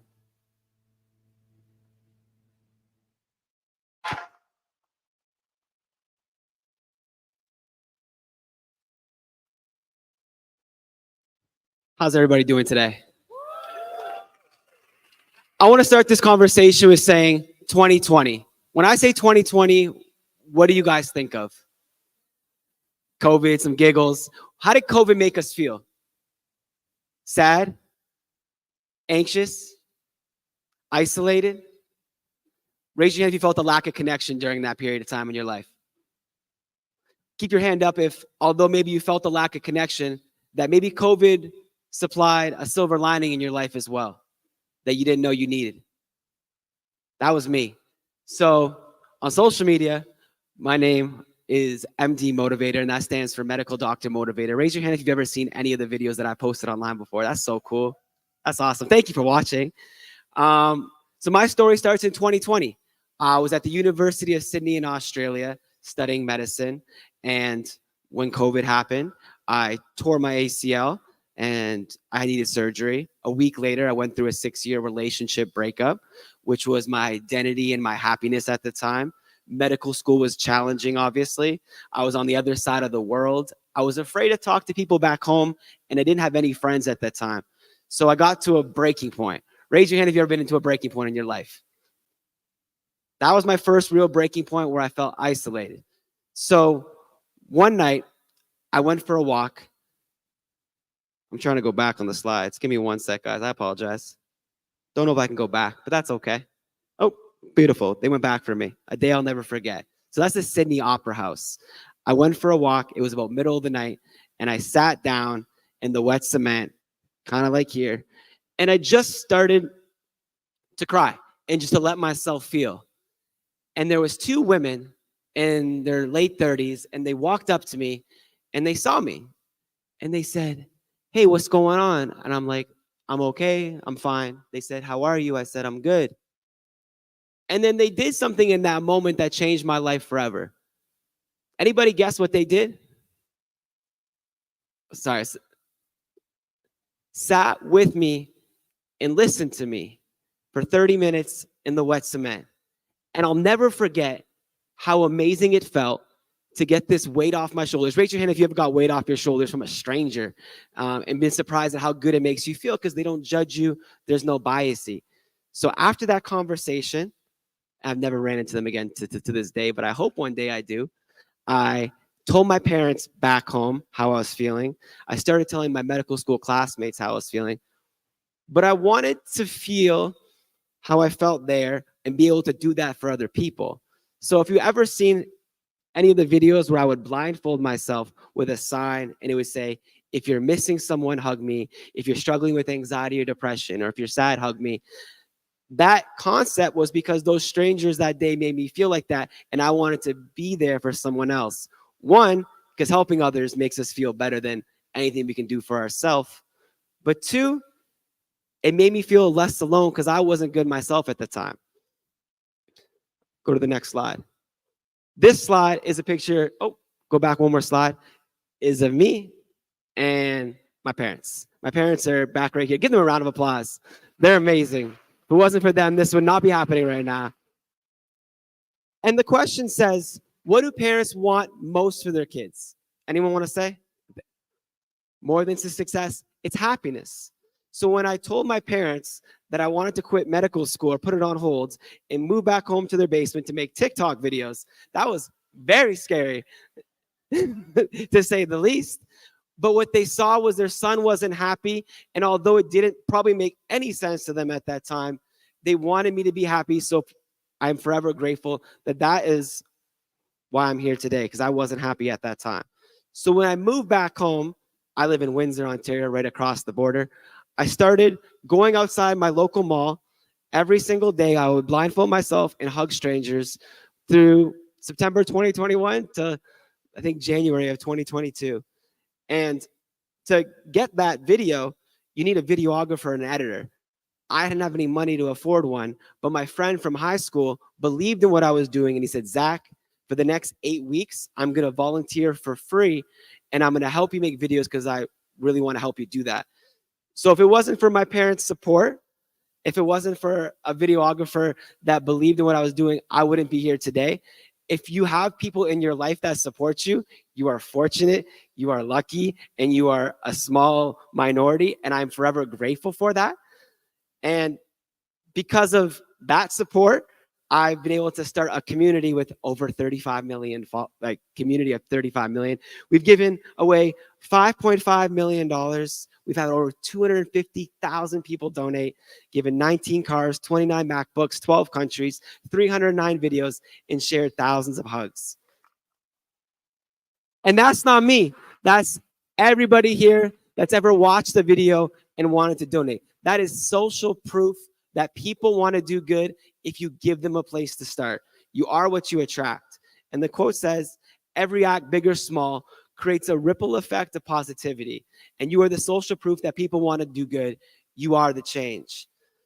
These are quotes that maybe if you want to take a photo of that I really live my life by, and I left you a message at the bottom.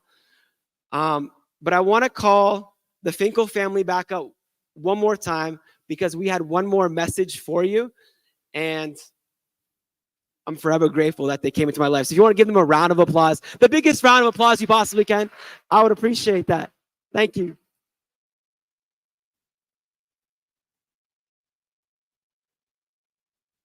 So on the count of 3, we're all going to say, we love you more.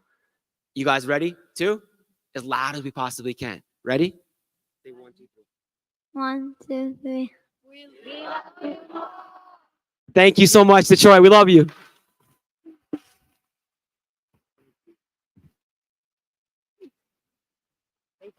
Thank you so much.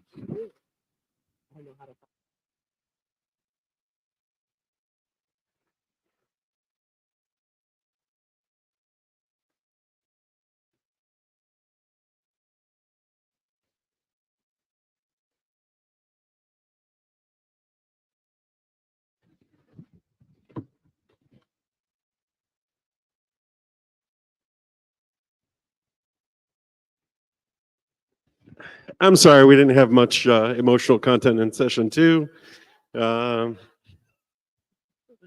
right, we're on to our afternoon break. This is your last chance to experience labs. This is your last chance to pick up some TEDx merch. You can get the new Spirit tee that Derek is so graciously mounted, or the classic logo tee that Julie's modeling.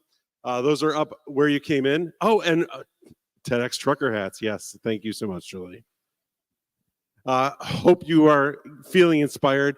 We're only a little more than halfway done. With session 3 is packed with cool technology and cool stories and lots of entertainment, including a 50-person dance troupe you are not going to want to miss. We're going to be back here. What time, Nick?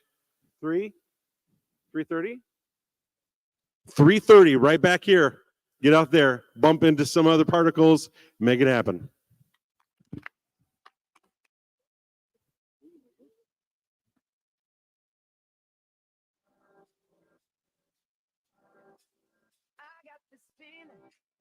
Inside my bones, it goes electric, baby, when I turn it on.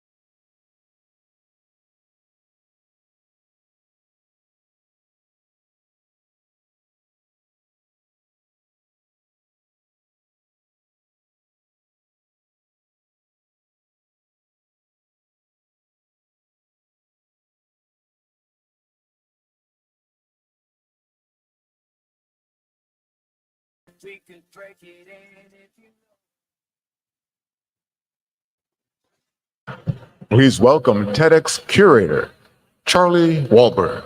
It's that time of year when we start session 3. Every song you hear. Christmas comes early because session 3 is amazing. But let me give you a little backstory. In 1984, Saul Warmer, the founder of TED, thought, wouldn't it be cool if I had a dinner party with all my interesting friends that never know each other? So he invited an architect, a filmmaker, an engineer, and a doctor just to share ideas over dinner. And it was that cross-pollination of ideas that started a TED movement, where there are now thousands of TEDx events in every city and every university around the world. So TEDxDetroit started in 2009. We're one of the oldest, we're one of the largest, and I think we're one of the best, but I'm a little biased. Are you ready for some more ideas we're spreading? Here we go. Let's start session 3.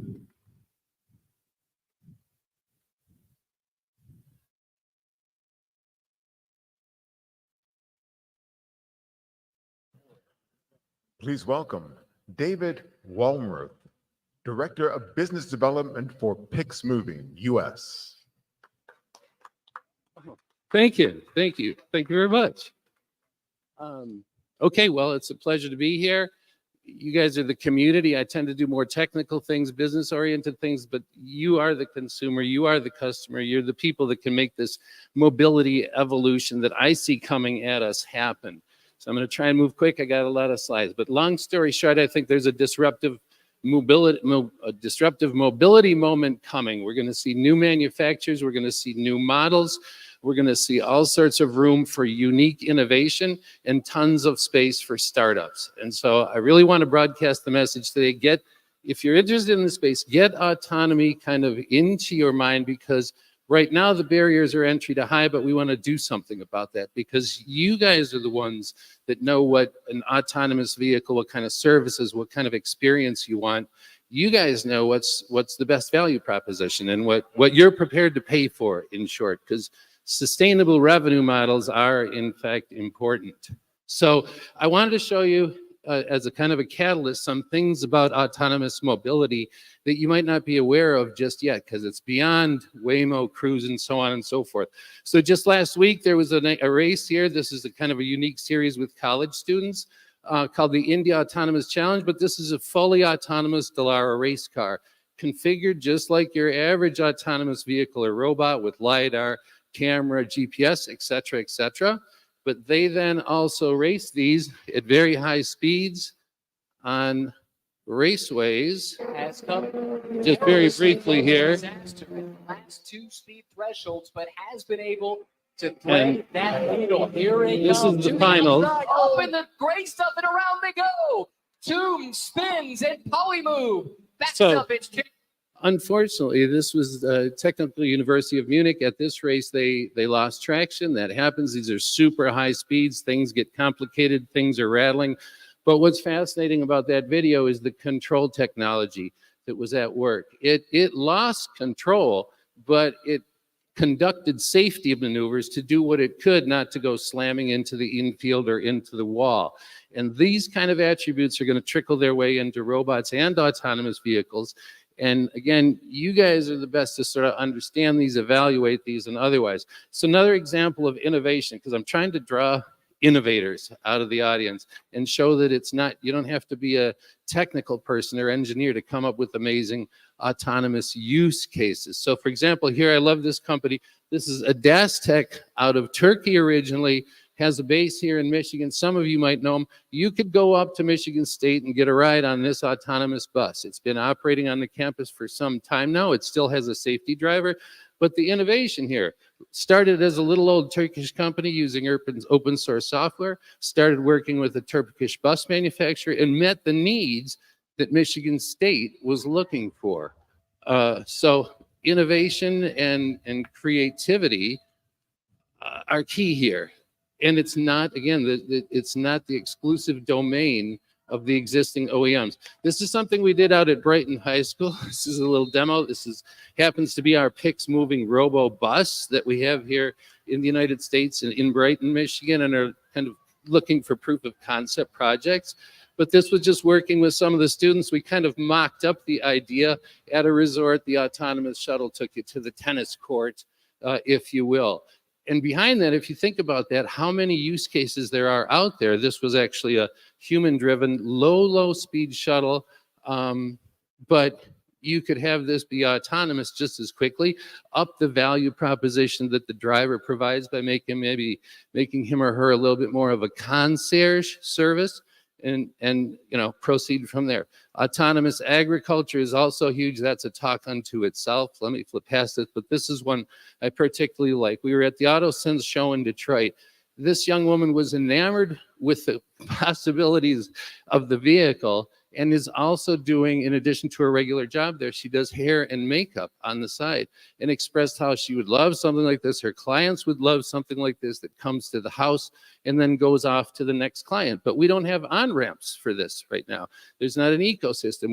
Where could she and I start working together? This is also, by the way, we see things like Tech Lab coming up now.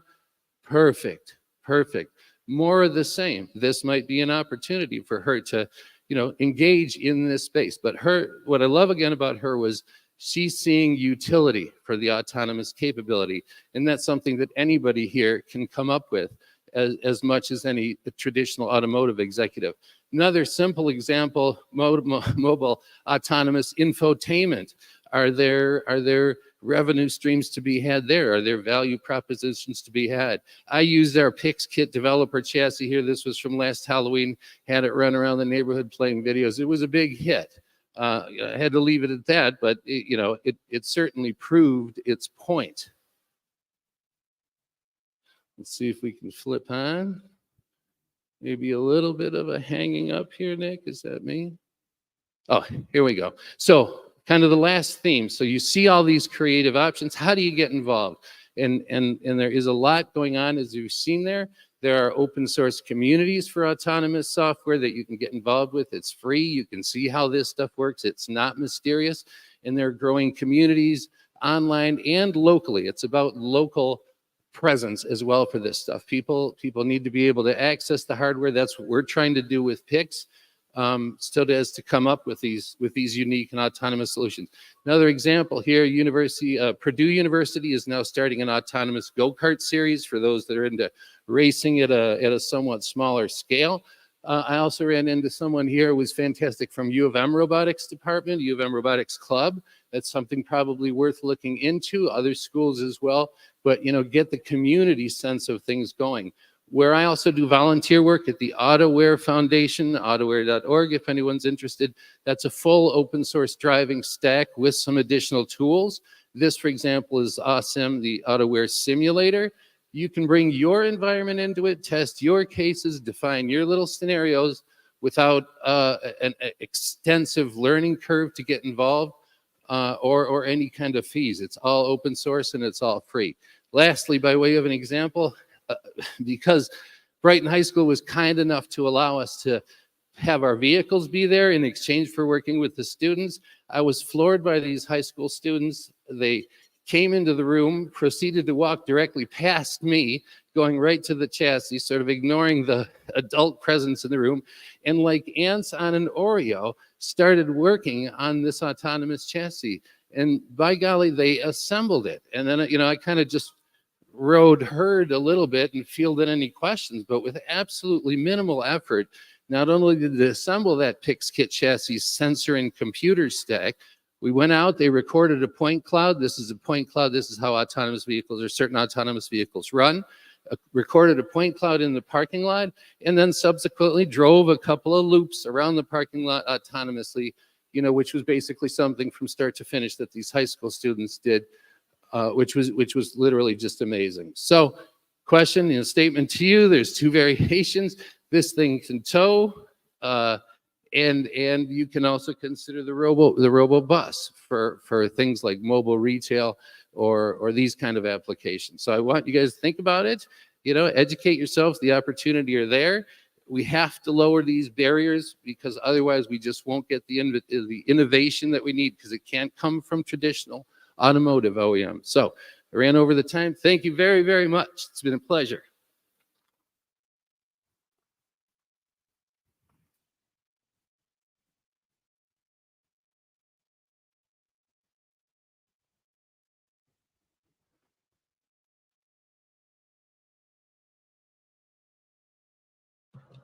Please welcome Beth Mack, COO of Spacely Media.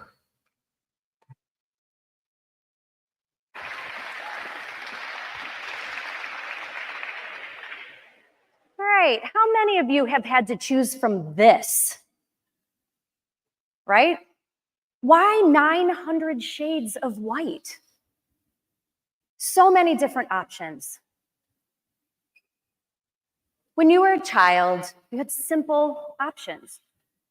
You had either Cheerios or Fruit Loops. You had cartoons or play outside. Your parents gave you simple choices. Now let's talk about making choices as an adult. Okay, that's a little bit more overwhelming and comes with so many more options. Should I get my MBA? Should I go to Spain? Should I have kids? Ugh. A little overwhelming. But if you think about what it looks like and how you stand up to it, it won't be. And as you age, it gets more complicated, doesn't it? There's so many more choices, and they grow exponentially every year. We go from the simplicity of somebody telling us or helping us make decisions to doing it on our own. And again, they grow complicated, more complicated every single year.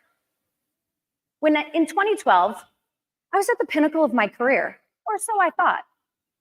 Everything looked amazing. I had a great career, supportive family and friends, and I traveled the world for my job, a dream. I then soon realized that I had the weight of the world on my shoulders. I didn't know what exactly to do. And it wasn't until an evening when I had a mental and physical breakdown. Believe me, it was not my finest moment.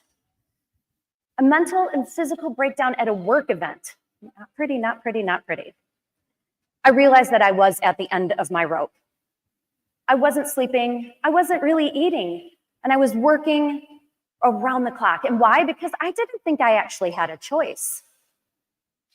And a friend came to me as I was sobbing and said, Beth, you have a choice.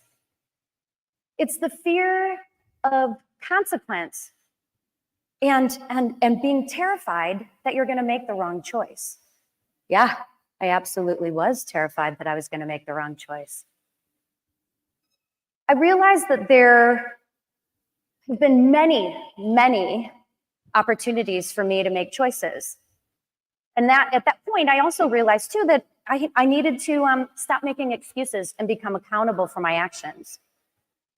And there are some really big decisions that I made over the years that were pretty complicated.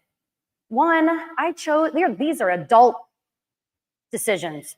One, I chose to get married really young, and we chose not to have children. I chose to move to New York without my family for my job while keeping Detroit as my home base.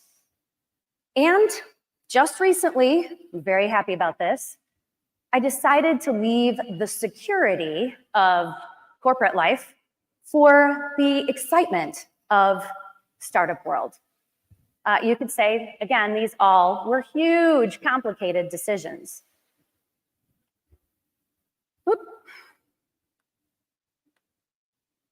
So what is choice? Choice is the decision-making, the act of decision-making when you're faced with two or more choices. One is the act of selection, the act of choosing, which is selection, and two, the power of choosing, which is options. They can be pretty overwhelming again. But if you have the power, does it make it any easier? Not always, no. And the power can give you opportunities to understand why choice is important.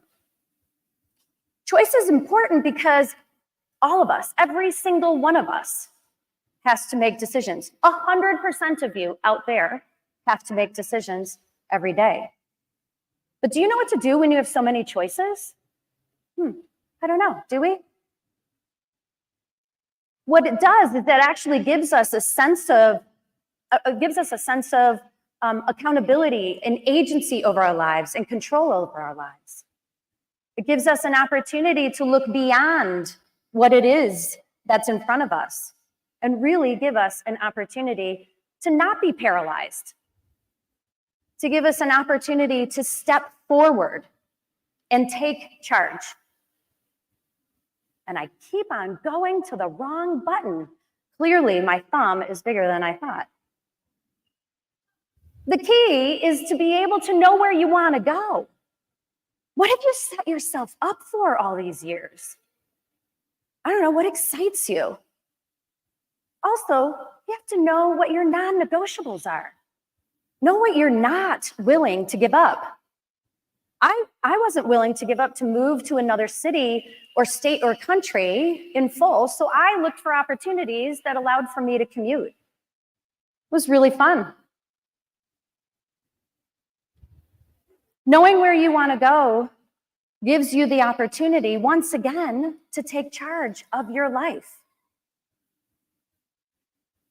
It also gives you, again, agency to create your own path. You're no longer paralyzed. You no longer have to worry about what's in front of you because, again, you're making the choices. This path gives you the ability to find new paths, to find resilience and be resilient because of that. And this mindset actually gave me the opportunity and led me to build a tool when I was struggling with my career path. And also, it reminded me that I have a choice. It's an important piece of the puzzle.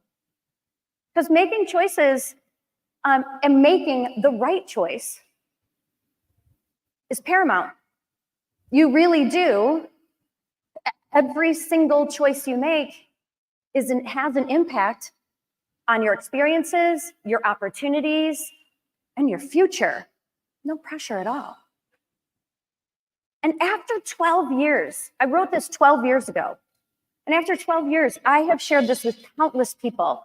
People who, I have walked up to on the street, people who I talk to all the time. And every time they come back to me and tell me that it has given them the opportunity and allowed them to stretch without compromising their values. I call this the IHAP.OS. It is a simple, easy-to-use scorecard that has given me a rational process when my mind is cloudy. It is a series of weighted questions in these 4 areas. Intelligence, does it make me smarter? Happiness, does it make me happier or more joyful? Amplification, does it make me more visible or even famous? And prosperity, does it make me richer? And I don't just mean money. It also helps you alleviate the concerns of fear of failure. When you're overwhelmed or under pressure, or when you're trying to be a perfectionist and you don't actually have all the information. What I want to leave with you today is the ability and the permission to take charge of your own space and your own opportunities. So I will leave you with the words that changed my life. You always have choice. Now go. It is yours. You've got this. Thank you.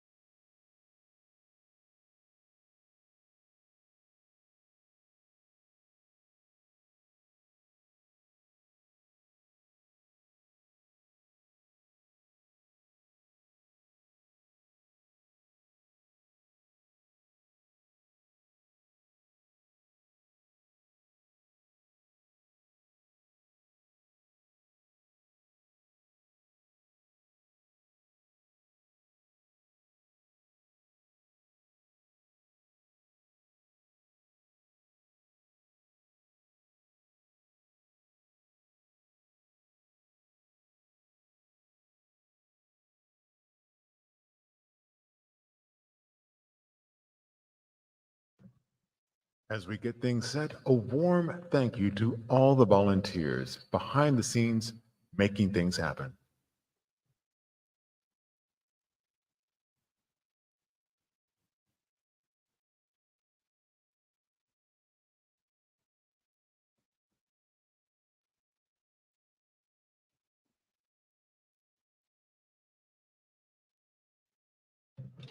Please welcome artist, dancer, and filmmaker, Amani.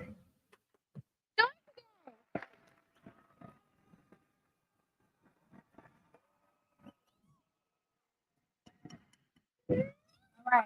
What up, though, TEDxDetroit? How you doing today? All right. My name is Imani Ma'at Ankman-Ra. I'm in Taylor, and I'm here to present to you an idea that is worth spreading.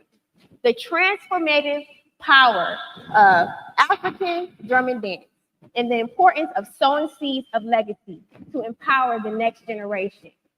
So, Africa's abundant, Africa's abundant. Africa's abundant, Africa's abundant. So, African dance, coming from West Africa, is so important. It carries a lineage and a tradition that is like no other. One thing I know about this beautiful art form is that it brings us all together, no matter the color, no matter where we come from. Every culture has a drum, and the drum brings us together in the most magnificent way.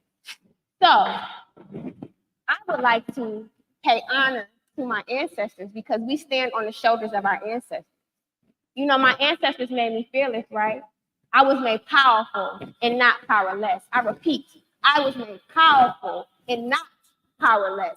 We were made powerful and not powerless. You were made powerful and not powerless. So, as I'm doing my work in the community as an educator, give me some props because it's a lot to do working in this field. I love what I do, and it's so important that the children know the power of this beautiful art form. So, it is important for us to have this so the next generation can carry and come forward because legacy is important. And this is my legacy that I want to share with you all.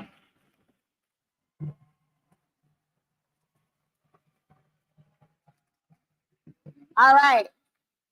So, are you ready for something phenomenal? I want you to clap. I want you to sing. I want you to cheer as loud as you can because this is going to be really powerful and purposeful. When I say, you say. When I say, you say. When I say, you say.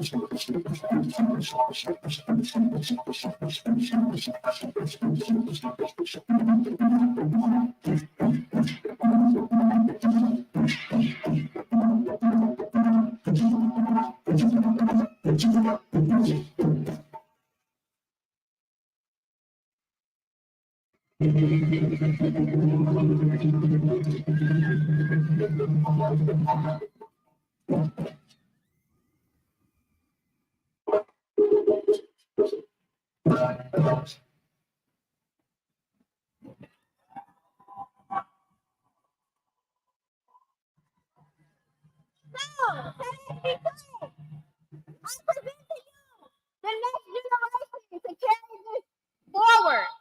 present to you Detroit School of Arts, West African Drum and Dance Ensemble.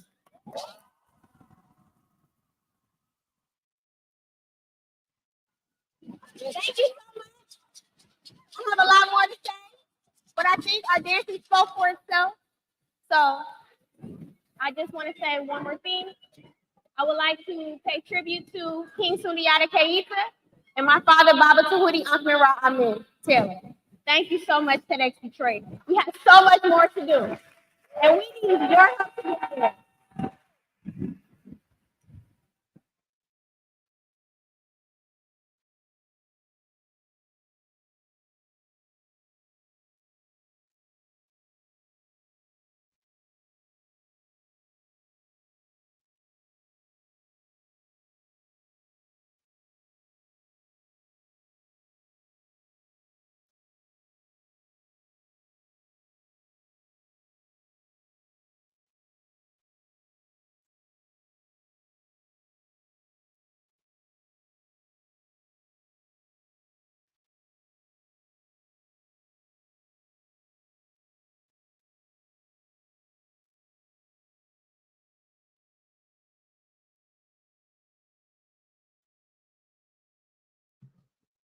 Please welcome technology leader and educator, Asim Williams.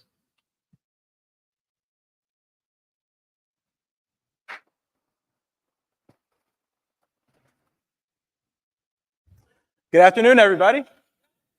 Good afternoon, everybody. Thank you very much, everybody. My name is Asim Williams. I'm a technology leader, explorer, humanitarian, and musician from the city of Detroit. And when I was 5 years old, my dream was to be a Power Ranger. And that's because I wanted to be a part of teams that use technology, creativity, and teamwork to solve problems in my community. That led me on a path to studying computer science at Howard University and to Google as a software and machine learning engineer. And while I was there, I became fascinated by an organization called X. X is Google's moonshot factory, teams of engineers, scientists, and entrepreneurs working together, bringing their disparate and diverse backgrounds, experiences, and skills to solve humanity's greatest challenges, pursuing things that sound undoable, but if done, could redefine humanity. It's great marketing.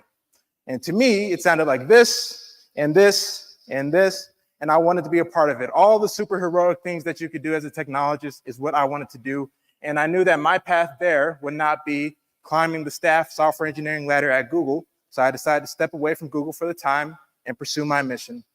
That is to be a part of teams that invent technology and music through entrepreneurship that universally improve fundamental aspects of life.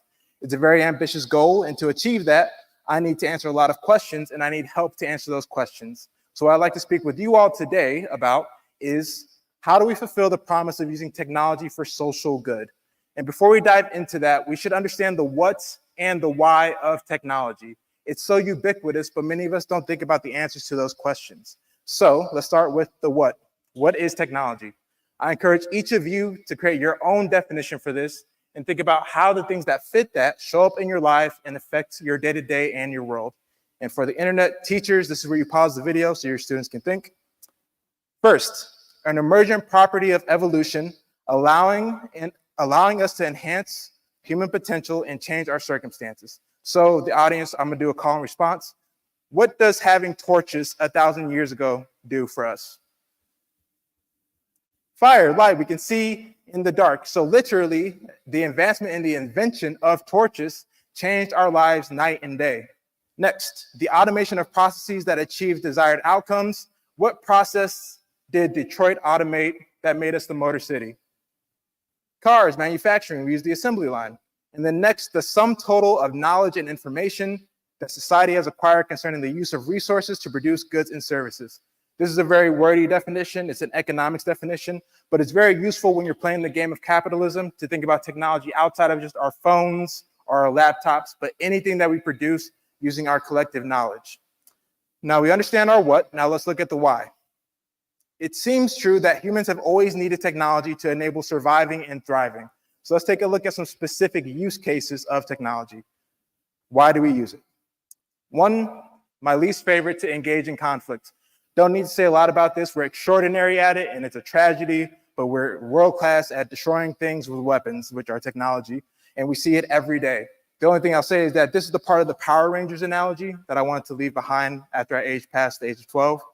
And then next, to grow the economy. In the scale of human history, we've been exceptional at this, especially in the last 300 years, through our industrial revolutions, which rely fundamentally on technological advancements. We have increased our wealth exponentially. The problem is we don't distribute that very equitably.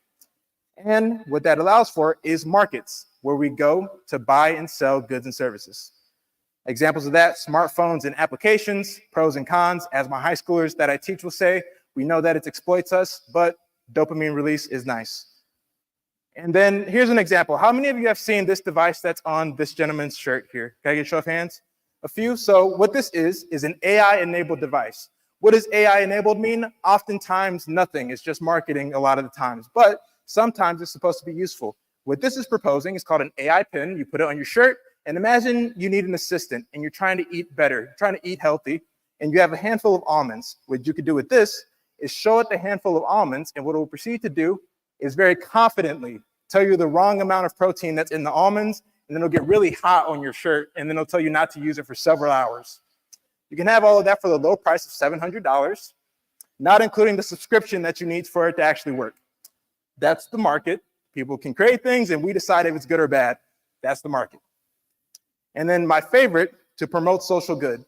What these are is the United Nations Sustainable Development Goals, and what they are is a call to action globally for us to do what we need to do to improve the quality of life for everyone on the planet by 2030. I'm very interested in this because it seems pretty universal. And we have organizations in Detroit working on several of these. We have a startup working to protect the 20,000 breaths that we take every day through air quality monitoring and analysis. We have a startup working to engage youth in civic action and voting through dating app-like experiences, but the collective us and we are not doing enough. For the targets outlined in this plan, we're on track for about 15% of them, and we're regressing or stagnating on about over 1/3 of them. We need to do better. So let's go back after we understand our what and our why. Let's look at how do we fulfill the promise of using technology for social good. I hope this talk can spark ideas from youth and people from around the world to start to contribute to the answers to this question. But there's one answer that I want to propose today, and that answer is an emergent property of evolution that allows us to change our circumstances and enhance our potential. It's one of the programming languages that can change society like no other. Public policy. Not necessarily the most advanced technological thing that may come to mind, but the type of policy that I'm thinking about is policy that invests in our youth. Policy that equips our youth with the skill sets, education, mobility, and time and space to develop what they need to develop to solve our greatest challenges and build a Detroit and a world that they can and want to thrive in. So, what do we need? For the 167,000 Detroiters under the age of 19, their mobility infrastructure is not serving them. Mobility is the movement of people, things, and information. In Detroit, about 34% of residents do not have car access. About 40% of the time, buses arrive late. And for digital mobility, which is the information component, as of 2017, about 42% of Detroiters did not have mobile data access. About 32% did not have home Wi-Fi. That's not great for accessing resources and opportunities. And for education, one, we're in a city where about 2/3 of our residents post-pandemic are students are chronically absent from school. And one solution that we need is one to invest in our teachers, but invest in our teachers so that they can teach our youth the skill sets in technology, leadership, and entrepreneurship that they can use to achieve economic prosperity by solving problems in the market and getting things done, but then also to solve our greatest challenges. And then space. They need to be in spaces that are inspiring, safe, communal, and allow them to see where they want to be in the future and achieve that. And then time. In America, we have thousands of students across the country from the age of 5, spending 15+ hours a week learning how to kick and throw balls and run around on fields to hit each other. That's fine. We didn't want exposure in athletics. We want excellence in athletics. What we need is the same for STEM. Not exposure in STEM, not a robotics thing here or there. We need excellence in STEM. So, thank you. Finally, if we do not invest in our youth's access to education, institution, capital, and quality of life, then we will not solve our greatest challenges. Non-negotiable. Everybody, that's my time. Thank you very much. Enjoy the rest of your day.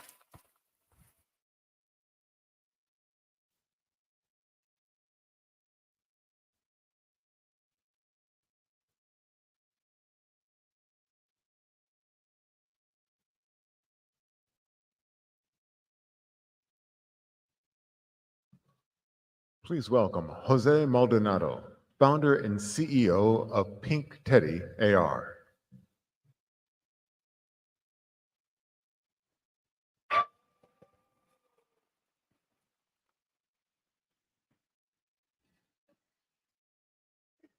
So I'm gay and Ecuadorian, and I'm speaking about the future.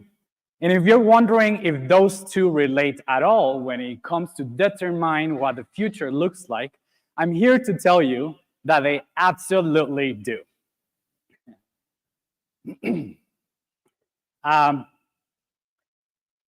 I'm Jose Maldonado. I am the CEO and founder of Pink Teddy.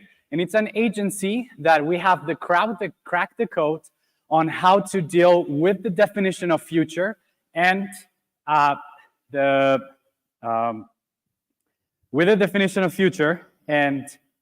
to be unique.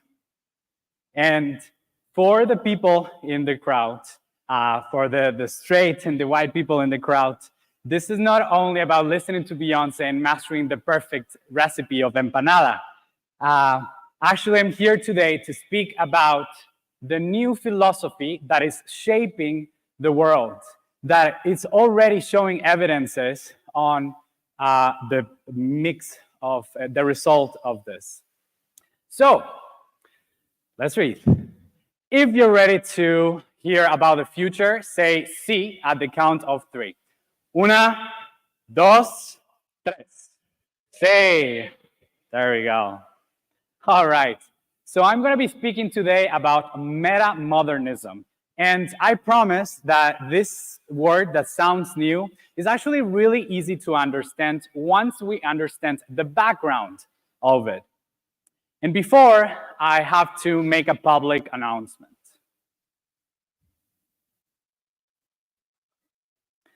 Ecuadorian empanadas are better than the rest in South America. All right, people. So now we're ready to understand metamodernism and marketing. And once you understand this philosophy, you will be able to navigate the future to make it successful for you. In order to understand it, we have to understand the 2 other former philosophies of metamodernism. So modernism and postmodernism. Let's start with modernism. Listen to the song Rhapsody in Blue. It was in the 1920s in New York, and you can listen that, right? It's a song that in its melody, it encapsulates the need to be perfect, right? The need to trust the structure that will lead you to safetiness. We also see modernism in buildings. It used to be a time where perfectionism, right, and following in structure would lead you to safetiness. And so that's why we start seeing the first buildings that are multi-leveled, all the way to the end of modernism as the Bauhaus movement by Walter Gropius, when he technically shaped how the buildings around the world were supposed to look like. Again, it's a structure that is gray, that doesn't have any details in a special, and that you could trust. Modernism also shaped the American dream, right? The American dream would tell us then that you could get married, you could have kids, you could have the perfect life by getting a car and getting a house. And this trust of the system would also tell us that if you are either part of 2 of the ideological movements of the world, capitalism and communism, you were going to be okay. You were going to have the perfect life. And so religion also told us that as long as you trust or you were part of the big players, you were going to be part of the community.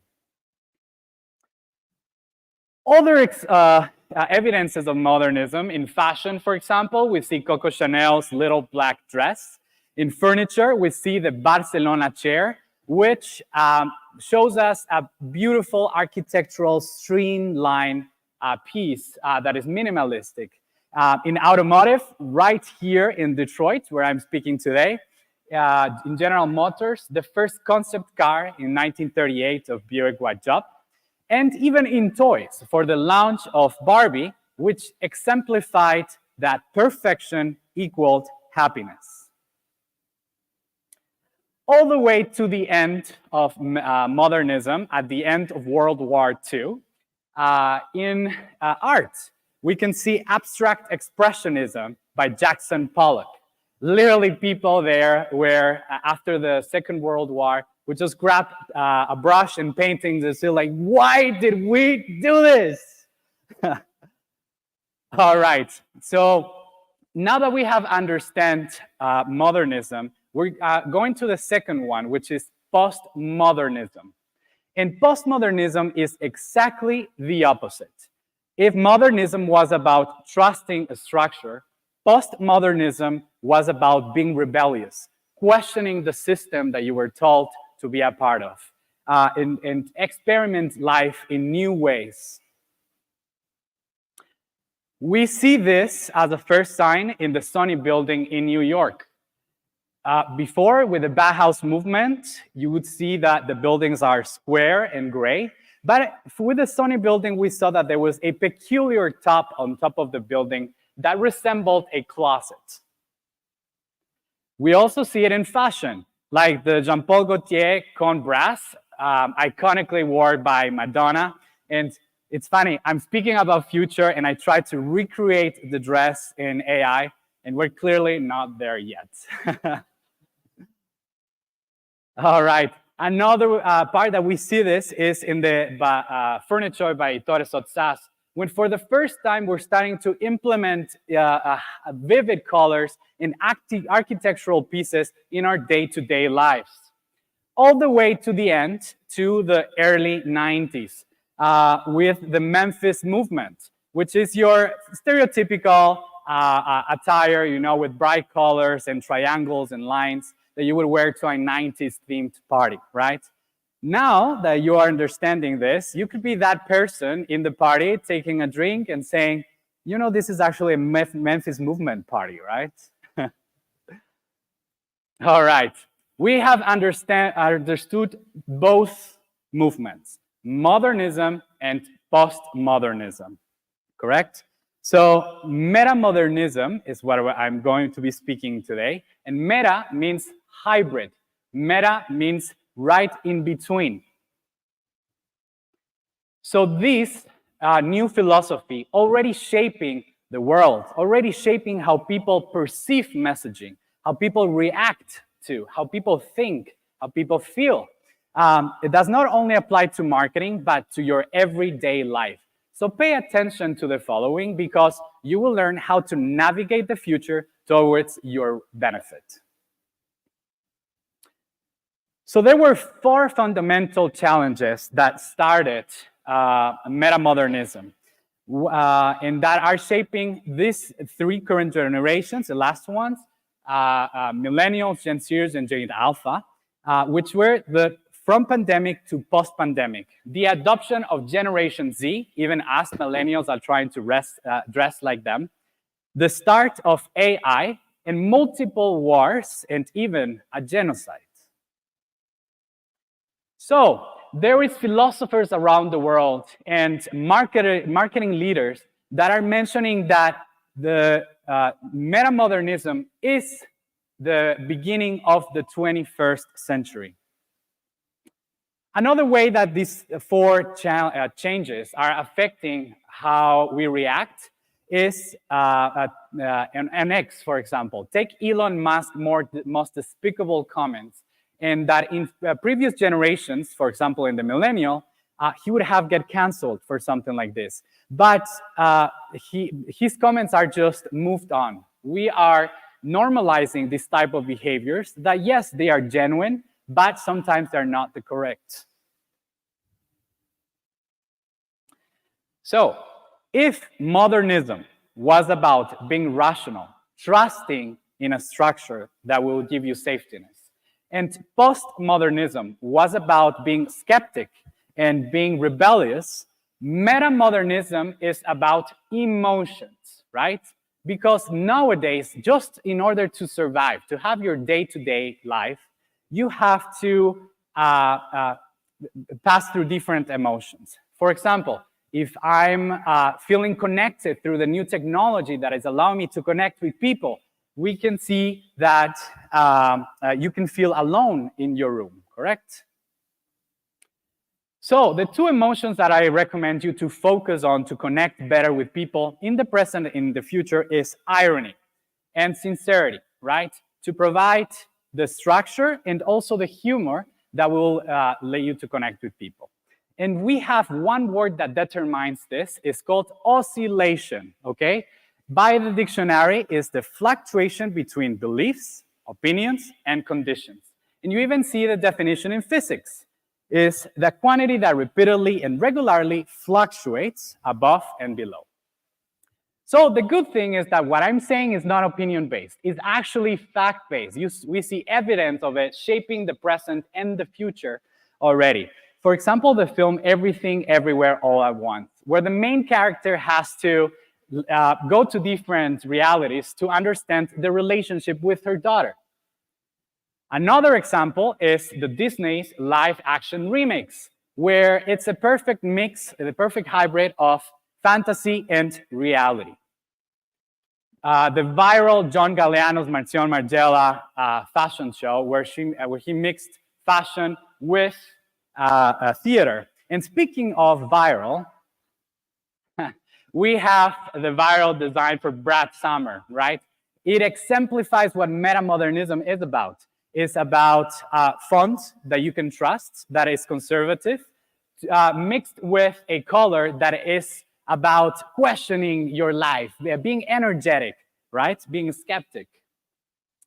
All right, so with metamodernism, there is also new reality tools that allow us to connect with people, right? Like augmented reality and virtual reality and experiential marketing. And to my belief, this is what people needed, right? Is have a hybrid between reality and the real world. So as you can see here, and this is one of my last slides, this is some of the tools that we have developed, right?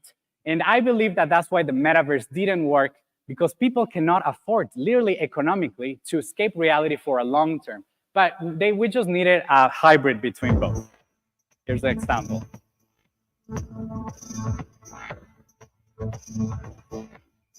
All right, so this is something that we did for the NFL draft here in Detroit, where people would connect it with the city through technology, taking an advantage of the momentum and building an emotional work. All right, so we have learned about metamodernism, and hopefully you can use this towards your benefit or how to connect better in the future. And there is one more benefit that I'd like to add. Next time that you go to your therapist, you can tell her, I'm not bipolar, I'm a metamodernist. All right, thank you, everybody.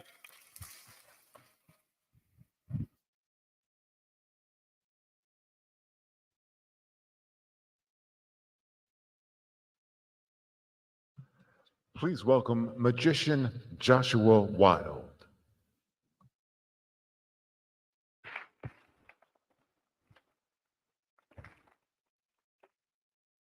Hello, teachers, explorers, dreamers, TED, TED. Is that what that stands for? No, I'm being told that is not what that stands for. Okay. My name is Joshua Wild. I'm a magician. And we're here today to explore the fascinating realm of magic and personality intertwining. I'm curious, with a show of hands in this modern day and age, who believes in magic? Wow, more than I thought. Of those who believe in magic, who would like to come up and help me on stage? Wow, a lot of people just stopped believing in magic. It's tragic. All right, whose hand's still raised? All right, this timer's telling me we're limited, so if you want to come up here, I need 4 people. Number 1, number 2, number 3. I'm picking people who are the furthest away. Number 4, come on down. Give them a round of applause. Hello, everybody. You can join me right on that line, facing the audience, but an arm's length apart. Hello, hello, hello, hello. Wow, very technical. All right. Greetings. You are each going to get a piece of paper. In a moment, I'm going to ask you to make a simple doodle. This does not have to be fancy. We are not judging your artistic ability. I don't want you to put too much thought into it, okay? Don't start yet, because I want this to be anonymous. Don't put your name on it. I don't want to see what you draw. Not yet. Just a shape, a squiggle, a drawing, anything at all. Are you ready? Begin. While I talk, continue drawing. All right. When people think of magic, they often think of trickery, evasion, deception. TED. TED. Is that what? No. Okay, I'm being told that is definitely not what it stands for. I'm not above those concepts, and I'm going to demonstrate them now. Let's see here. Empty hands, rolled up sleeves, honest face, trickery. You, what is your favorite color? Black. Wrong. You don't even know your favorite color. That's ridiculous. Evasion. Do you know what color you get when you mix black with fuchsia? Do you know what color that is? I'm going to let you in on a secret here. I have no idea. Yeah. Deception. Fold that up. Thank you. Thank you.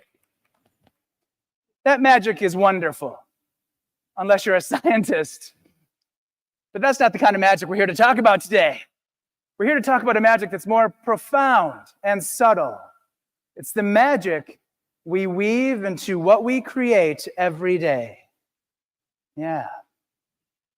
While our friends behind me finish their drawings and then cap their markers and then fold their drawings in half up towards the paperclip, consider this. Everything we do, whether it's making a doodle, creating a life moment, it carries a part of us. Our personality, our essence, our inner magician is at work, making an imprint on everything we touch. So embrace that and see how it highlights the everyday moments. All right, artists, are you done with your drawings? I can turn around and not see anything. I'm going to gather your markers. You folded your drawings in half. Take them off the folders and fold them in half one more time.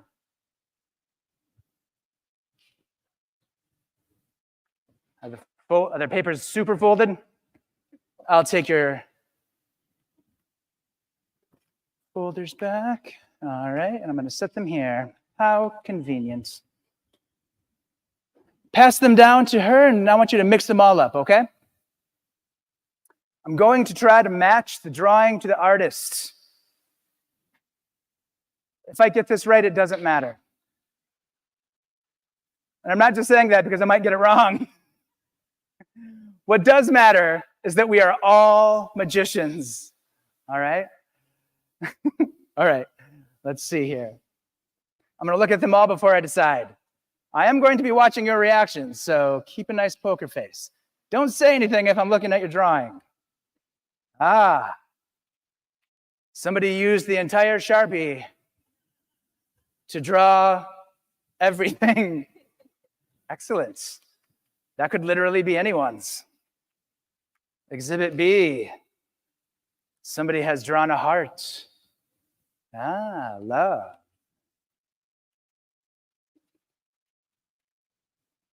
Connect, love, magic. I like that one. Last but not least. Ooh. I see an eyeball, a heart, some squiggles. This tells me quite a bit. You're very smiley on that drawing, I noticed. Just look at them, try not to react. Wow, you have glasses on. Okay, that's hard. All right. What I'm trying to do is match up the magic that you embedded in the drawings without even knowing. Just hang on to that. We'll see how I did.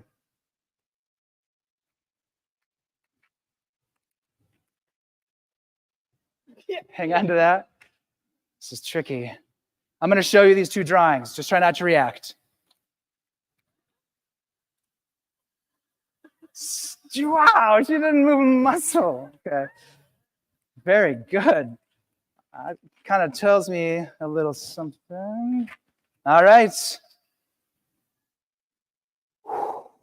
Every interaction we have is a spell we cast on the world. It's a good thing to remember. Artists, open your drawings. Take a look. If I saw the magic that you wove into your drawing and handed your drawing back to you, hold it up in the air and accept your thunderous applause. Ha ha! Give them a round of applause. Remember, we are all magicians in our lives. Embrace that. Let your magic shine. Thank you.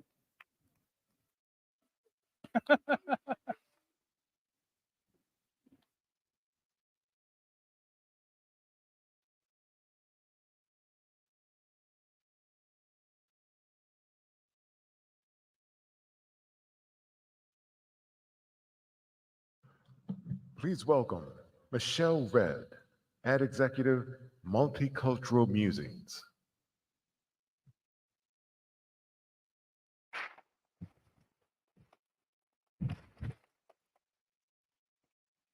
Good afternoon, Detroit. I am delighted to be here with you. Now, we are all guilty of having thoughts that go along the lines of, in Michigan, we do things like this. At my college, we did things like that. All around the world, from Japan to Cameroon to Brazil, people think, in my country, we do things like this. And it's not just geographical, it's also intergenerational. We're all guilty of saying, when I was a child. Now, these thoughts are not very useful, but you can imagine me as a South African mother bringing my children up in Germany. My head was filled with these thoughts constantly, but I realized really soon that this wasn't very helpful because the lives of our children were going to be so different to the lives that my husband and I had had growing up in South Africa. Because the language was different, the school system was different, the hobbies and sports were different, the way of thinking was different. So I really had to try and suppress those thoughts. Now, as a parent, you try and teach your children the way the world works, and then you move on from that to more important subjects. So some of the things we taught our children in Germany were that the new year starts on the 1st of January, that Sunday is a day of rest, and there is nothing open in Germany except petrol stations and restaurants. You wear a jacket in January and a swimsuit or shorts in July. You read from left to right, and you don't spit, slurp, or burp. These are all basics, right? And it was pretty much the same when we would go and visit our family in South Africa, except I'd have to tell the kids, you absolutely cannot wear your swimsuit in July. It's the middle of winter. You'll get pneumonia. So we were happily balancing these two cultures when we turned our noses east and we flew to the Middle East and went and lived in Dubai for a number of years. There I had to tell the children that not only can you read from left to right, you can in fact read from right to left. That Sunday was no longer the day of rest. It was in fact Friday, and you absolutely have to go to school on Sunday. And burping. Yes, burping. That is a way of showing your immense satisfaction with an outstanding meal in some parts of the Middle East. Just don't do it at home. After a number of years, we turned our noses east again. We kept going, until we landed up in the Far East, in Shanghai. There I had to tell the children that not only can you read from left to right and right to left, but you can in fact read from top to bottom. That the new year doesn't only start on the 1st of January, but it can start anytime in January or February. It was then I decided to come clean and tell them that it can start in March in Persia or September, October in the Jewish community. And slurping, yes. Slurping too is a way of showing your immense satisfaction for an outstanding meal, especially noodles, in places like Japan and China. Just don't do it at home. And spitting, some people believe that's a way of purging their bodies of bad spirits, but don't you dare blow your nose in public. It's very bad manners. After a number of years, we turned our noses east again, and we kept going until we landed up in the Midwest, right here in Michigan, where my children told me, you absolutely can wear shorts in January in Arctic temperatures. Everyone does. My children were very quick to ask why they couldn't celebrate Christmas, New Year, Hanukkah, and Eid and have all the gifts that go with those celebrations. They were joking, of course, and as shockingly superficial as it sounds, they're right. Why can't we take the best from every culture and incorporate it into our lives? My love of nature comes from growing up in South Africa. But living in Germany, I became aware how every single daily choice I make in my life has an impact on nature, because the Germans are so highly attuned to how much electricity they use and how much plastic they generate. In Dubai, I saw how people have lived for generations cooling their buildings, not with electricity or air conditioners, but with wise architectural choices like wind towers. And in China, I saw the vast expanses of wind turbines generating green energy more than anywhere else in the world.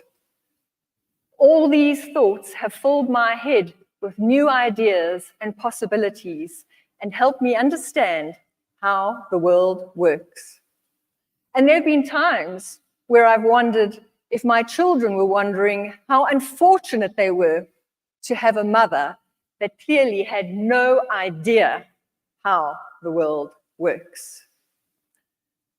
Now, when we put all our norms and habits under the microscope, there's very little that's cast in stone. For the most part, there's no right or wrong, no good or bad. It's just different. And why is it that we're so afraid of different? Why do we think that if we engage with something different, that our whole world's going to come tumbling down? Because different is a gift. And when you're presented with the gift of different, you have 4 choices. 1, you can reject it right away. 2, you can put it on a shelf and tolerate it.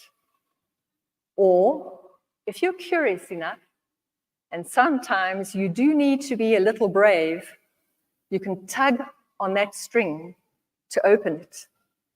And you can 3, peer inside, study it from there, maybe touch it, or you can 4, take it out, study it from all sides, and engage with it. And I assure you that if you go for option 3 or 4, even if you don't like your gift, you'll still be enriched because you'll be wiser. So when you are presented with the gift of different, I urge you to tug on that ribbon and open it. Be curious, explore, because you will be enriched, just like our family has been enriched when it comes to the subject of noodles. For us, the question no longer is to slurp or not to slurp. The question is when to slurp. Thank you.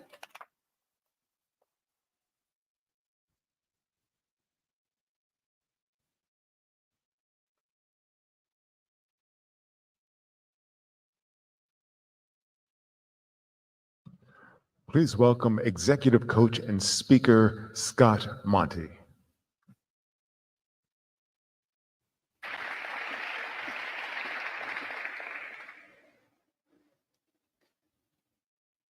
Do you feel like the world is moving too fast? Every day around the world, people spend 6.5 hours on one screen or another. We see approvals given with thumb swipes and emoji, and attention is measured in fractions of a second. Our digital lives are creeping into our analog lives, and it has effects. And it had effects on me.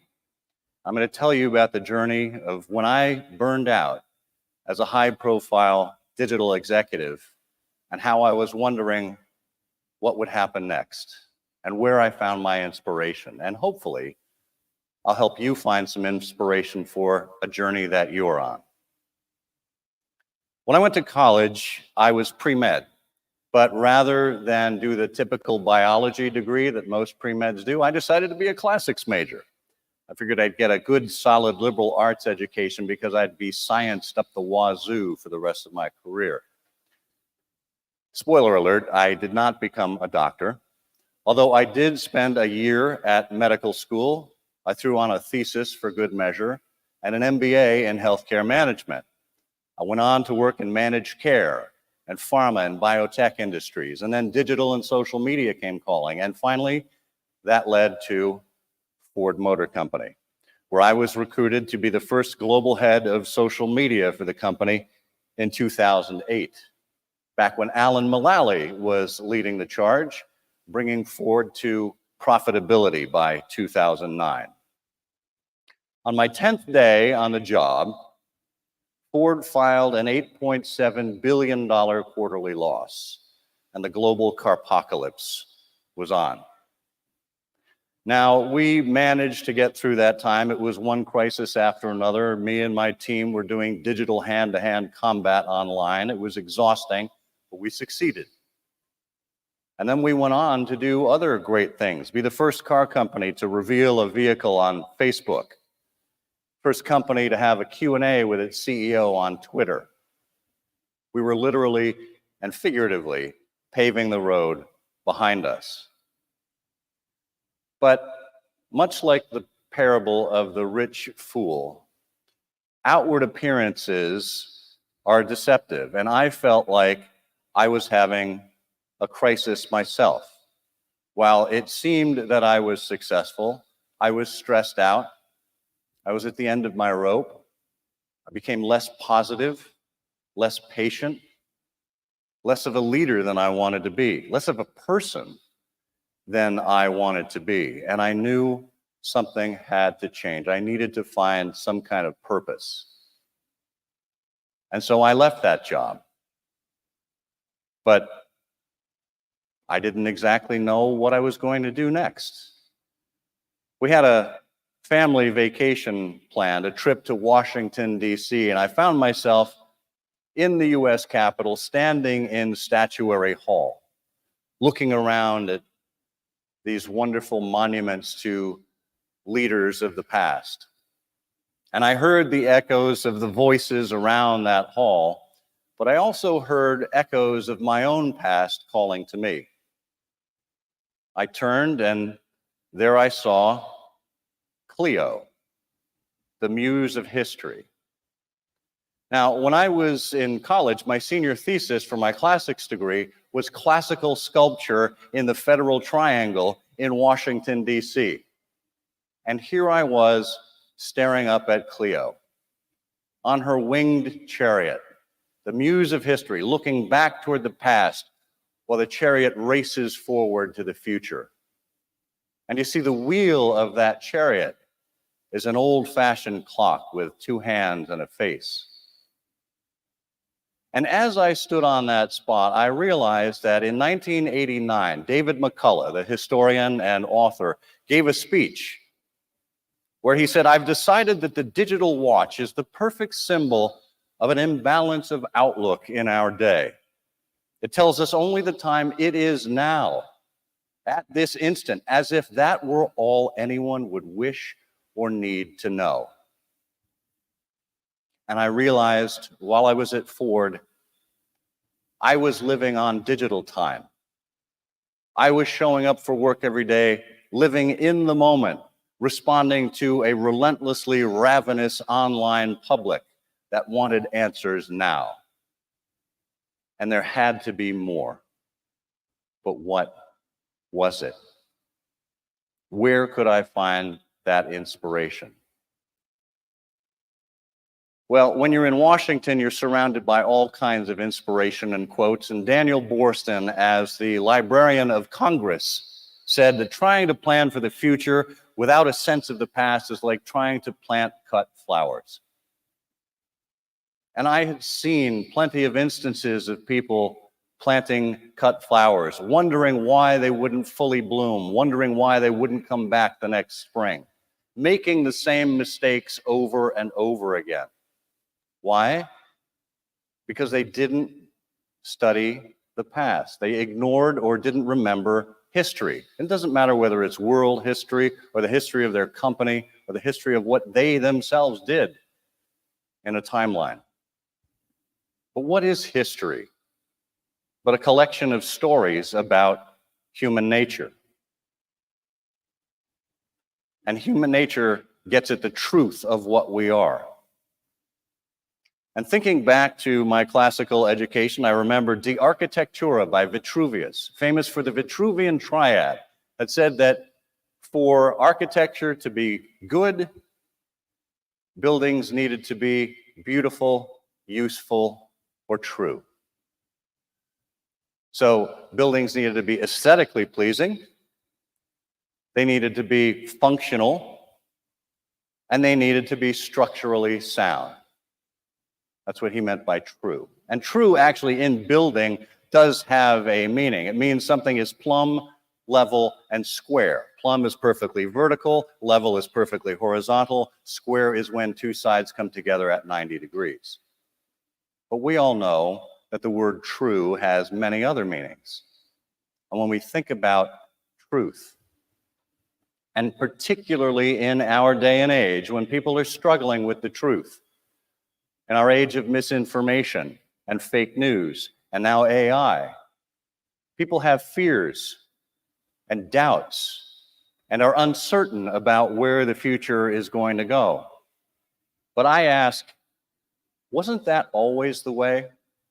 Weren't we always fearful and uncertain about what was coming next? Weren't we always wondering about why is this generation the worst generation ever?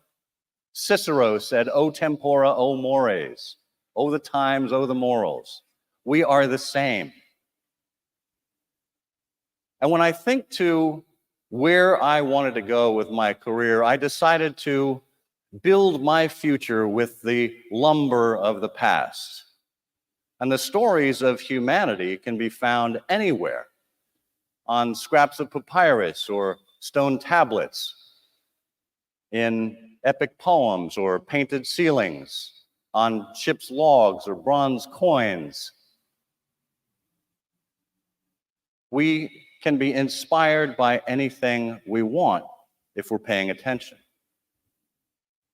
The wisdom of Lincoln, the hubris of Odysseus, the courage of Harriet Tubman, the jealousy of Othello, the righteousness of Atticus Finch, the greed of Ebenezer Scrooge. Their vices and their virtues are the same as ours. here today. 2024 is not humanity's first rodeo. And so I thought, as I explored what I would do with executives and helping them become better leaders and better communicators, why not dip into timeless leadership principles? Principles like empathy and integrity, generosity and vulnerability, teamwork, humility. Principles that are beautiful and useful and true. Principles that are just as relevant in the 21st century as they were in the first century. And if we want to pay attention to what's happening around us, it requires us to dedicate our time to ensuring that we are taking it all in. If we take the time to explore beyond what's right in front of our faces, we can find things to inspire. Maybe it's time that we buy an old-fashioned clock, one with a face and two hands, one that tells us what time it was, what time it will be. Inspiration is wherever you can find it. What's inspiring you to create something that's beautiful or useful or true? Thank you.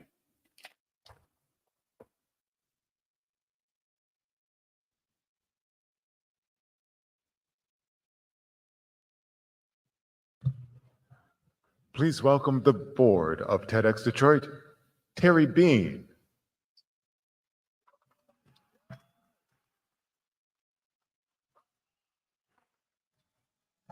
Sean Lee.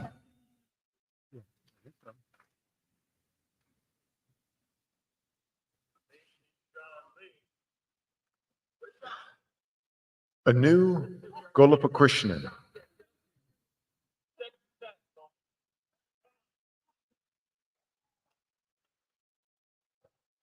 Stephanie Styron Bean.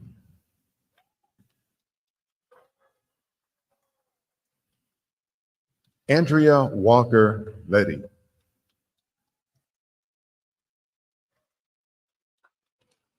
Ciandra Brown.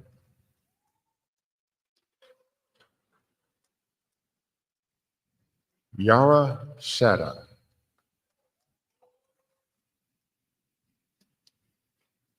Julie Barnes Maurer.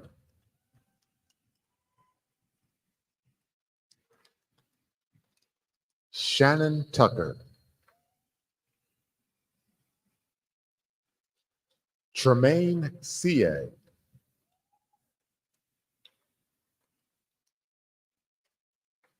And you've met Charlie Wahlberg. Nick, you didn't do Nick, did you? Oh, and Nick Donardis. Okay, you're supposed to go up now. Oh, and me, I'm Christopher Johnson. I was going to announce you when you walked.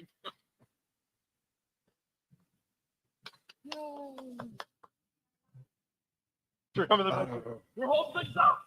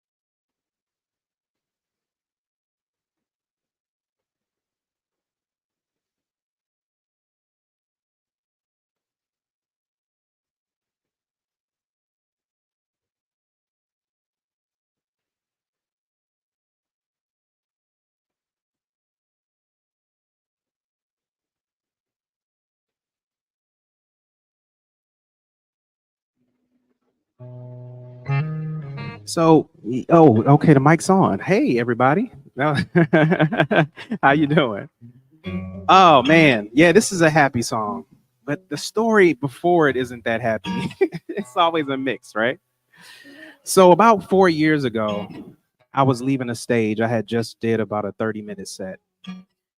And as I was leaving the stage, I had my daughter with me. And we were walking and people were stopping me and they were saying, "Man, you were so good. You were so great." This is them talking, not me, right? They looked at my daughter and they said, "Your dad is so cool.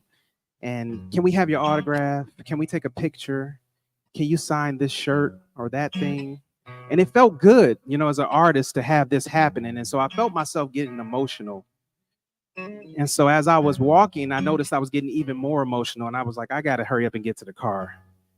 And so I was dragging my daughter by her hand to the car. When we reached it, I sat down and I sat in the back of my car and I just started to cry. And she was looking at me and she was really confused. And I said, "Baby girl, I need you to understand something. All of this feels amazing to me and it's what I want. But it doesn't mean anything if I don't have that person to share my life with." And I was wondering if she understood. I'm not quite sure. But a couple of weeks ago, my daughter was my best man at my wedding. Yeah, I got married. So that's why this is a happy song. This is a song about love, the kind of love that I had been searching for. And I was able to find that thing. And it goes like this.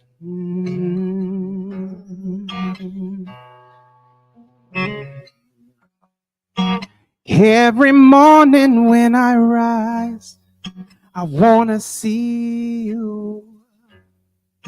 Watch the moon set in your eyes while I lay by your side. Say, I just wanna hold you close, the one that I love the most. And every time I leave you, I only wanna see you again. Hey, I just wanna see you again. Yeah, I just wanna see you again. Hey, I just wanna see you again.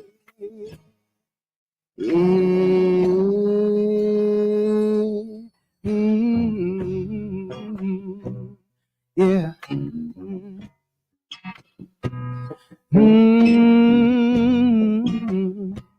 Oh, yeah. So every time I see you smile, I fall so easy. With my head over my heels, the way you're making me feel. Say, I just wanna hold you close, the one that I love the most. And every time I leave you, I only wanna see you again. Hey, I just wanna see you again. Yeah, I just wanna see you again. Hey, I just wanna see you again. Yeah. Said tomorrow's too long to wait. I just wanna see you again. I just wanna see you again. I just wanna see you again. Every time it's like the first day. See you again. I just wanna see you again. I just wanna see you again. So I'm running, running, running. I'm running, running, running. I'm running, running, running to you. So I'm running, running, running. Running, running, running, running home to you. something like that. Thank you guys so much. Thank you, TEDxDetroit. Thank you so much.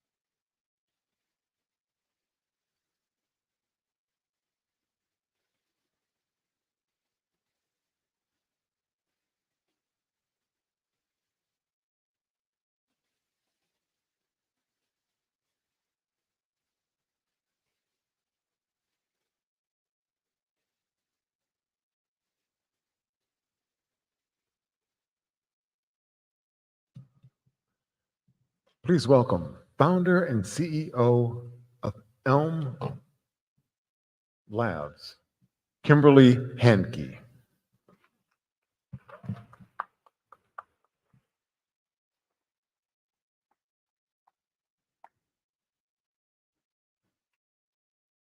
Hello, everybody. I'm Kim Hankey. I'm the founder of Elm Park Labs. I'm hoping today that I can share some inspiration, an inspirational story of something that may happen with immersive technology as we move into the future. I've spent 4 decades in automotive, aerospace, DoD, creating, designing, inventing, and pivoting, right? And now we're very focused on healthcare. So what I want to do is I want to share a story with you about how this looks as we move into the future. And I'm going to tell you a story about, the woman's name is Sarah. She's a fictional person, and she has 68 years old. She's moving through life. She's enjoying her grandchildren. She's going through her daily tasks. She's enjoying everything that she's doing. And she has some conversations with her daughter, and her daughter is asking her questions like, "Mom, is everything okay?" And the daughter starts noticing simple, little, slight things that are changing. Her gait has changed at the grocery store. She's not remembering her favorite coffee. She's having trouble counting change. And the daughter and her start talking about this, and they start thinking about, what are the next steps? Mom, you've gone to the doctor. The doctor at the normal doctor's visit has not noticed anything during your checkup. So it's just a general checkup, doctor, patient, daughter's in there with her, and nothing's coming up. So the daughter Sarah starts getting a little bit more concerned, and she starts looking on the internet. And as she's going through the Google searches and looking for everything that she can find on what this could be, how severe could it be? Could it be Parkinson's? Could it be Alzheimer's? Could it be something that some of us in the audience today have faced with family members or ourselves with a neurodegenerative type disease? And what are the next steps? So she goes into finding some information from a world-leading research hospital here in the Midwest. And there's a study going on. And she just talks her mother into joining this study. So they go and they get into this study. And it is about a VR high-tech intervention where you put on a headset and you walk around on a treadmill and you experience something, and it keeps track of everything that you're doing. Now, what Mary was facing was she was in the grocery store, and she did that her whole life. She'd go to the store, she'd buy the groceries, she'd do her whole thing. And now there's going to be a way to measure this in this study, where it's going to be able to provide comparative information of where Mary is today to where Mary might be tomorrow, or where Mary might be after a drug treatment, or where Mary might be after some sort of clinical intervention. So as we go through this journey, thinking about how we're going to inspire the future and inspire people to look at how we can do this and what we can do, what does this look like when we put Mary physically on the treadmill and have her walk through this environment? And what can I collect as far as data points? What can the doctor collect and then use as we measure this into the future? What happens in the future when I actually have a digital twin of Mary, and maybe even Mary's daughter?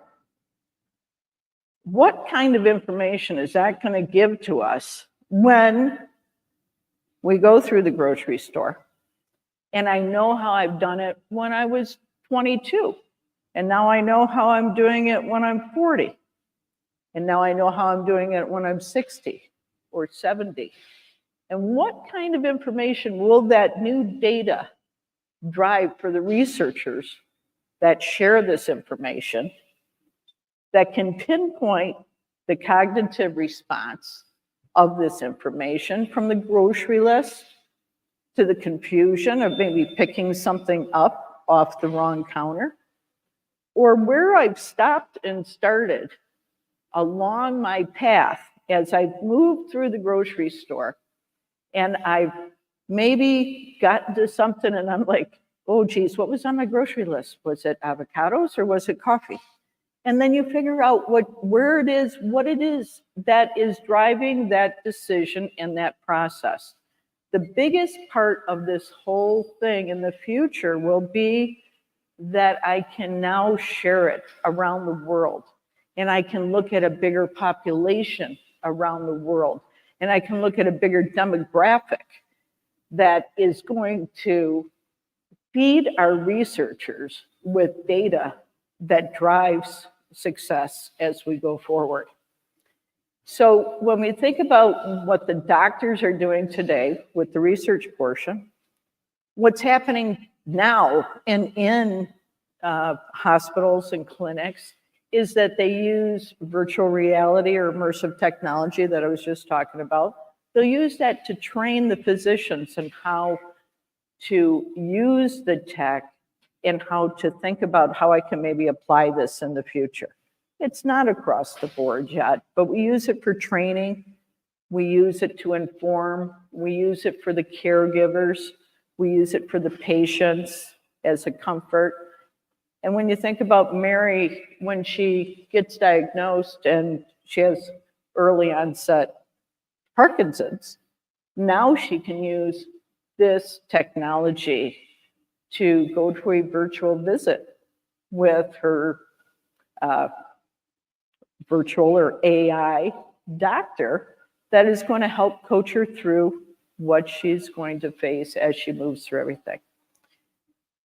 So the next part of this with the AI tech and the digital body, that will be what takes us to the whole new level. So I hope you found this information valuable.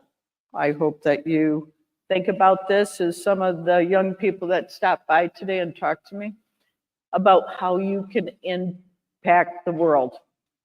Go past what's being done today, go into the future, make some changes, come up with something cool, and implement it.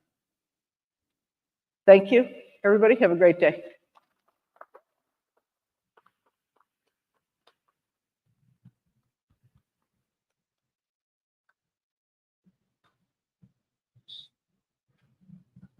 Please welcome poet and author Joe Fluent Green.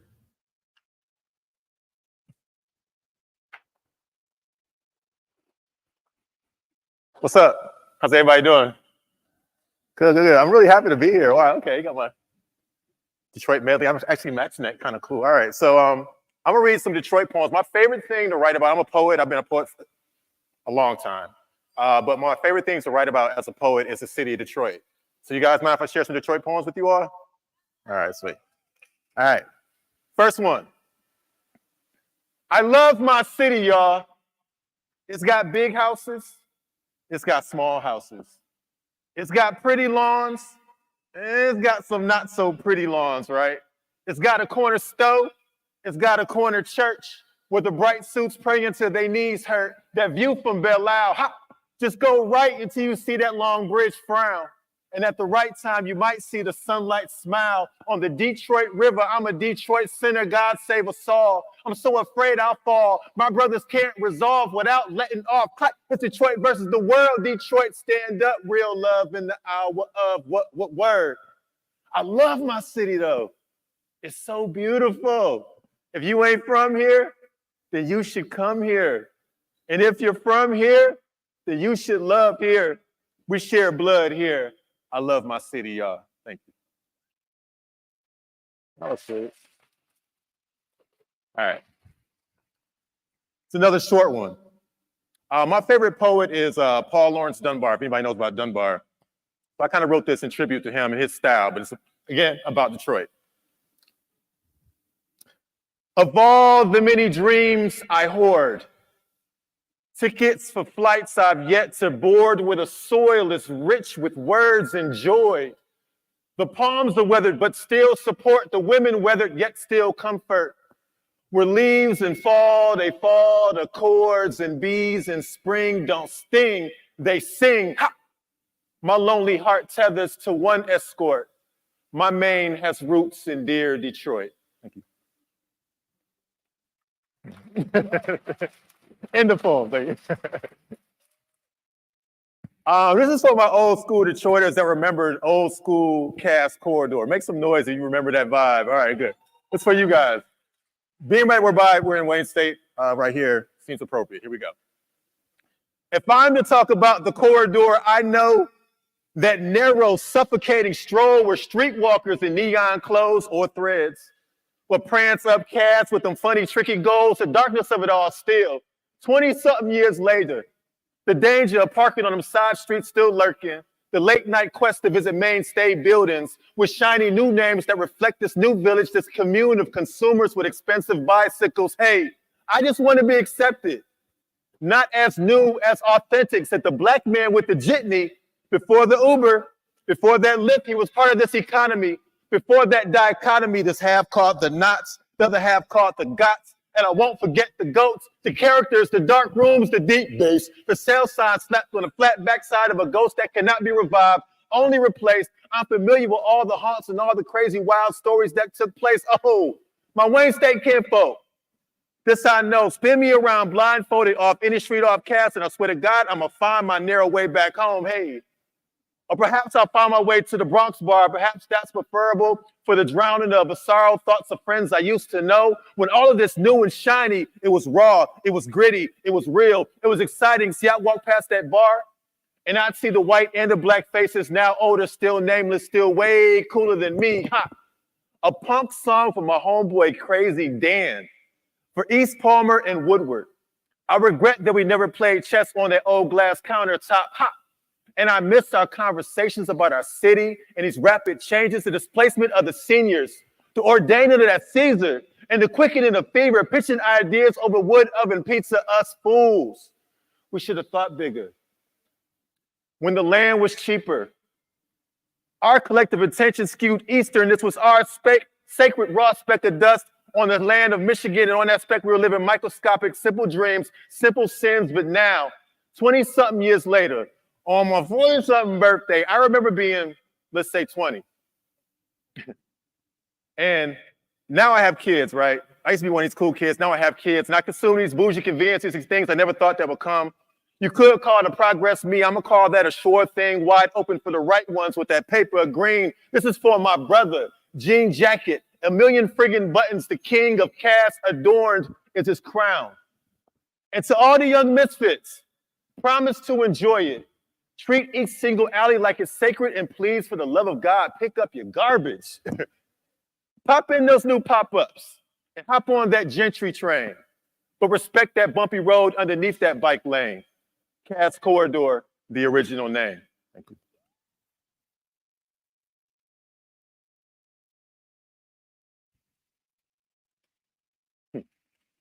About a year ago, I was blessed to actually write a commissioned poem for our Detroit Lions. Make some noise for our Lions, by the way. But Lions, right? And actually, because it's really cool, I actually won 2 Emmys for this poem I'm about to share right now. 2 regional Emmys. I'm happy about that. You gotta stay regional to keep it real, you know what I'm saying? But it was an honor and it's a blessing. And so I'm gonna share this poem with you guys if you want to hear it. Here we go. For our Lions and for the city, really, right? Who knows grit more than us? Dedication more than us. With a sun at dawn, dependable, a sonnet unforgettable, Detroit shows up. We bear the weather, bare bones of rush, second shift workers on that city bus, and we share one pride for family, community, working Monday morn to Saturday eve, saving young Sundays for the unity, communing in living rooms, basement screens, small or large, mama's kitchen, man cave in the garage, sports radio and cars, tailgates at Eastern Market. Rest in peace. A sea of Honolulu blue from near to afar. Our silver shines when the days are dark. And we're from Detroit. Detroit shows up. Tell me, who's more faithful than us? Who works harder than us? We've cheered the wins, decried the calls, we've cried the tears, remotes were tossed together. We've been through it all, and we expect tough, yet and still we show up. We're not a running gag, a punchline, a sad story, depressing headline, an afterthought, a laughing stocks. We fought for every gain we've got. Nothing ever came easy, not for us. We stack the boxes, sweep the dust in steel-toe boots and cleats. We trust. We're from Detroit, and Detroit shows up.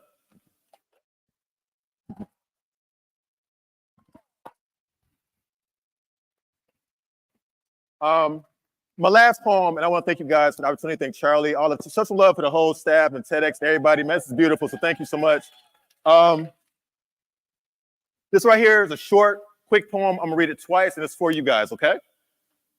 Sometimes it takes a while to really be who you are in life and to really feel comfortable in your own skin. So this is about being who you are, no matter who you are. Here we go. Twice. I threw myself into myself to find myself, and I found myself awaiting me, impatiently with tapping fingers, shaking knees, welcome, finally, us here inside of we. Ha, ha, ha, ha. I threw myself into myself to find myself, and I found myself awaiting me, impatiently with tapping fingers, shaking knees, welcome, finally, us here inside of we. Thank you.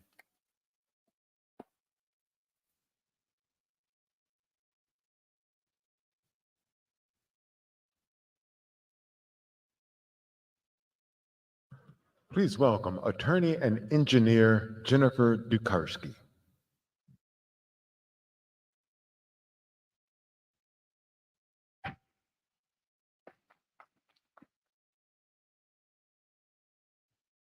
I first found my love of engineering and automotive technology a mere 6 miles down the road. With my engineering degree, I designed steering columns. I launched seating programs. I went back to school again and became a lawyer, where now I work with automotive companies to get technology into the market. It's a fantastic opportunity, but what really set me aflame was driverless cars. The notion of these sensors and these systems, the AI, just fascinating technology. But what really drew me was the vision of a more perfect driving future. Inclusion for the disabled, for the elderly, and for those underserved communities. To me, that was important. And what cemented this was my very first speaking gig on autonomous vehicles. Now, granted, I was there speaking about what happens when these car crashes happen and who's to blame. And everybody wanted to know, who do you blame? But there were people at that conference that really were doing amazing work. I met the delegation from the state of Nevada, and they told me about Sam Schmidt, a race car driver who was rendered paralyzed following an accident. It was Sam's goal to get back behind the proverbial wheel of a vehicle again. And they wanted that inclusive future for him. In 2016, Sam was blessed to be one of the first people in the country with a license to ride. Now, he did have his opportunity and he's there, but what's happened to technology since? The cars keep getting smarter. I mean, they're computers on wheels, but we still have challenges. Let's take a look at an example. The Tesla full self-drive. Now, yes, Tesla full self-drive is not an automated vehicle, not really. But let's look at how it works, because that's really critical to this whole operation of AVs. Drivers collect all of this information, Tesla synthesizes it, they code it, and put it back into the AI engine, and the car learns to drive and improves. But wait a minute, what does your average Tesla driver look like? Well, demographics tell us they have at least an income of $150,000. 75% of them are male. 70% of them don't have children at home. And over 80% are white. Now, LendingTree came out with some recent statistics that show us that there are a couple other things that we may want to think about. According to LendingTree, they are the second most likely to have vehicle incidents and the most likely to have vehicle crashes per 1,000 vehicles. Now, not to be too harsh on Tesla, there are shortcomings in the data sets and the collection of other automakers as well. And when you have shortcomings, when you have limited data sets, unfortunate situations happen. In 2019, Georgia Tech conducted a seminal study on these vision systems and how they detect pedestrians. Georgia Tech found that there was nearly a 10% difference in the ability of these systems to detect dark-skinned people versus light-skinned people. In 2023, this study was redone by King's College in London. Now, what King's College found is things have improved, 7% difference. But King's College also found other issues. These systems are 20% more likely to detect adults when compared to children. Clearly, to get good AV systems on the road, we need an inclusive design. And by inclusive design, I think of my friends in the privacy realm. They wanted to bring privacy to us throughout the chain. They created privacy by design, so privacy wasn't an afterthought. To have an inclusive mobility, we need inclusion by design, not as an afterthought. So how do we get there? I'll give you some tenets of inclusion by design in AI with 3 stories. I'm going to talk about a wheelchair and a duck, honking horns, and a taco truck. So let's start in 2016 with the wheelchair and the duck. Google had this vehicle and it was testing around the town, and what it found was a wheelchair and a duck. They called it the renegade granny on an electric vehicle chasing ducks around. Well, what was fantastic is the vehicle stopped. It did exactly what it was supposed to do. It recognized that the electric wheelchair had a person on it and that the duck was important as well. So it was able to identify all people. Expanding upon that, we need systems, AI, data sets that can identify all people, regardless of their gender, their age, or their race. So let's fast forward to just a few weeks ago. Waymo driverless vehicles in San Francisco. When a driverless vehicle is done, when a Waymo's done, it kind of congregates in a parking lot. And really, it's an elegant dance if you see the videos. The problem is when they do this dance, they get really close to each other and they start to honk all night long, really affecting those neighborhood communities, those apartment buildings that are really adjacent to that parking lot. Look at the bigger picture.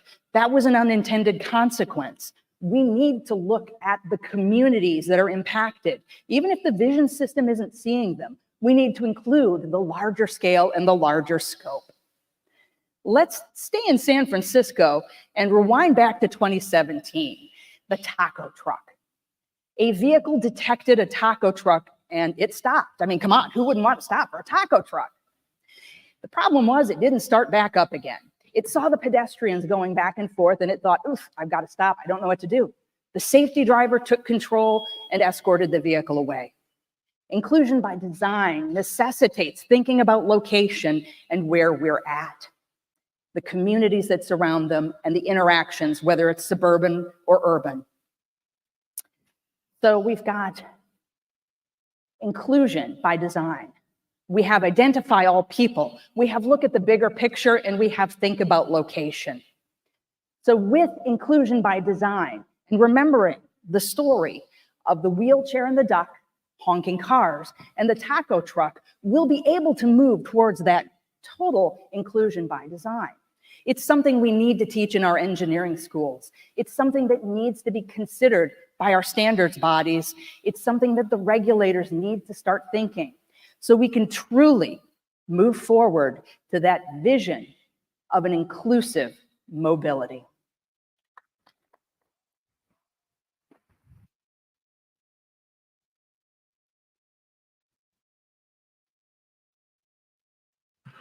Please welcome Chris Lambert.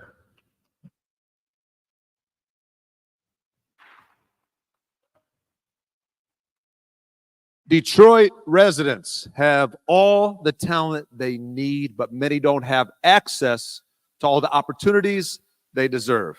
88% of third grade students are currently reading below grade level. 30% of Detroiters cannot access the health care they need. Detroit residents' median household income is half that of suburban residents. Because of these disparities, I founded a nonprofit called Life Remodeled that partners with communities and organizations to create neighborhood revitalization that lasts. We repurpose large vacant school buildings into one-stop hubs of opportunity for community thriving. We then fill these buildings with the best and brightest nonprofits that are providing services directly requested by community members, and we help them collaborate to make far greater impact. Together, we improve academic outcomes, increase access to health and wellness services, and help more Detroiters achieve economic self-sufficiency. The Durfee Innovation Society is 100% occupied with 34 remarkable nonprofits that are serving more than 25,000 children, youth, and adults every year. Check out our totally free arcade, which incentivizes youth to enroll in after-school programs, a old swimming pool that was repurposed into a youth event space, a gorgeous auditorium, a gym that sees a lot of action, and a totally free laundromat, because according to Detroit students, the #1 reason chronic absenteeism is so high is because of lack of access to laundry facilities. When Tony first walked into Durfee, his head was hanging down low. His shoulders were slumped over because he was unemployed.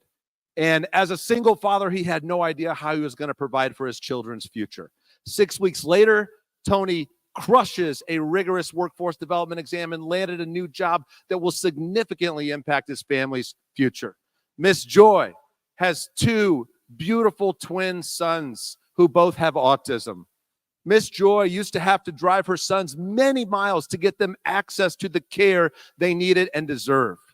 Because of Durfee, she's now only 2 minutes away from some of the best pediatric therapy in the region, and her boys absolutely love it here.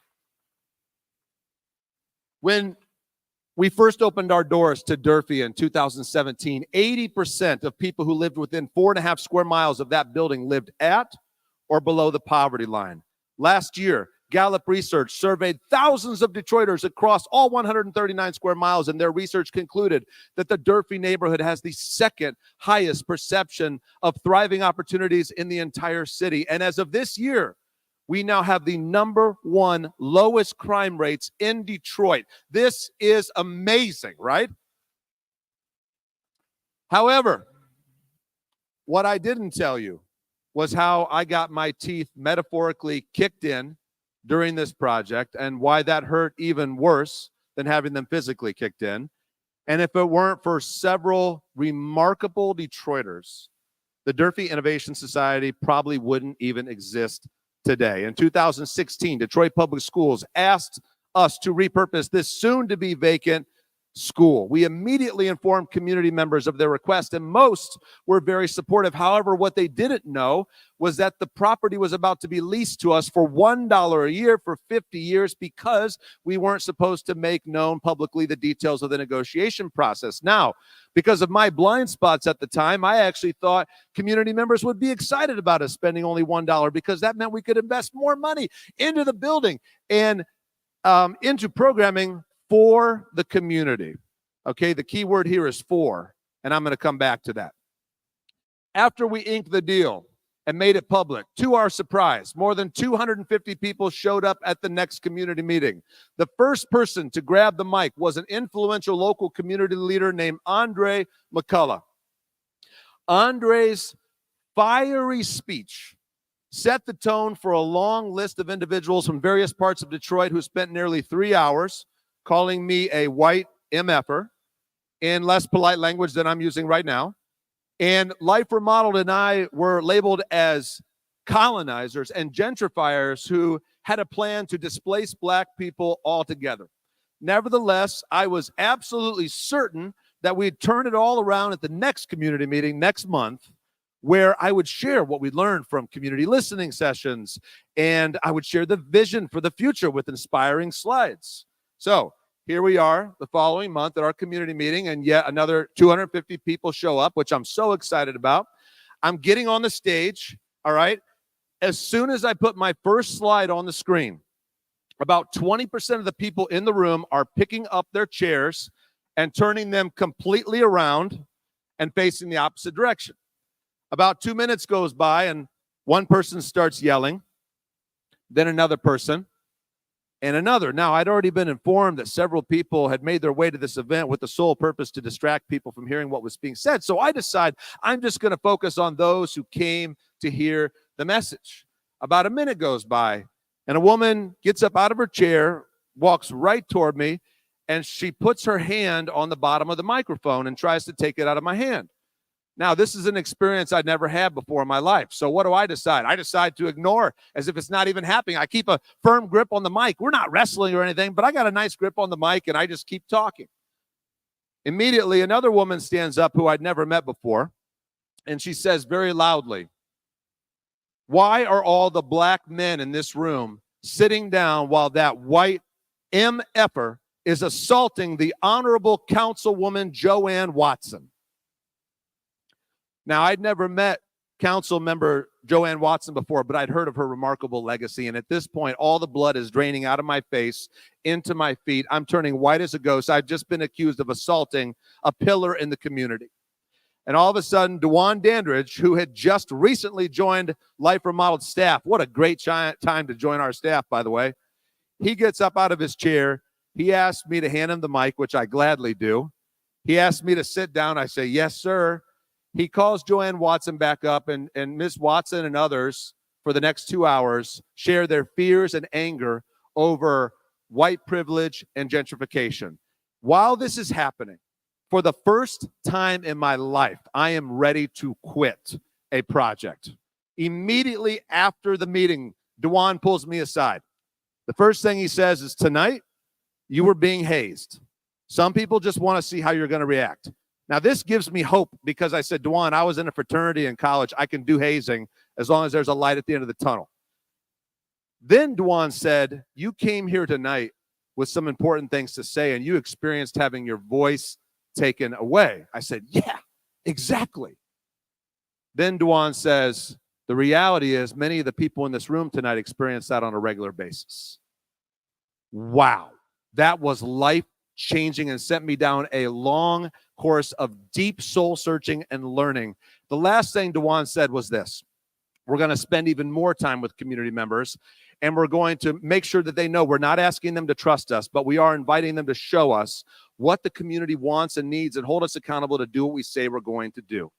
6 months later, we had made significant progress on the project, and it was becoming clear to many in the community that we were not only listening well, but that we were bringing together their visions to life.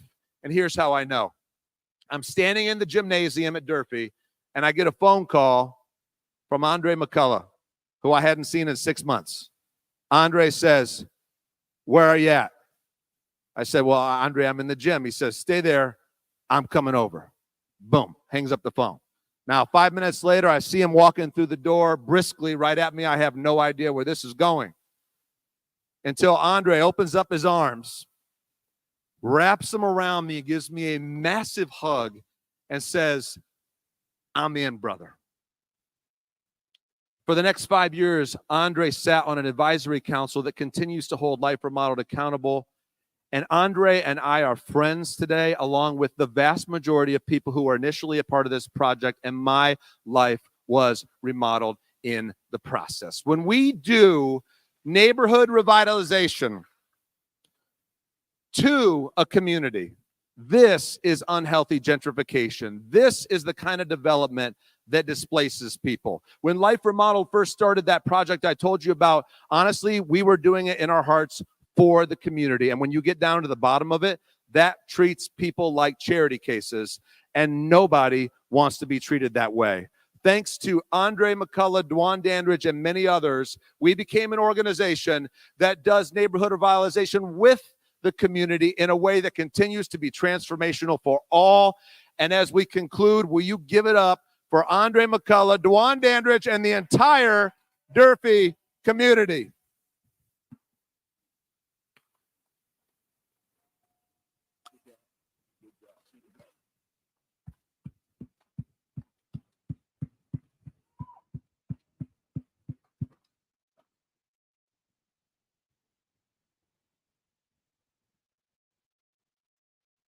I tell you, Chris is my favorite white MFer.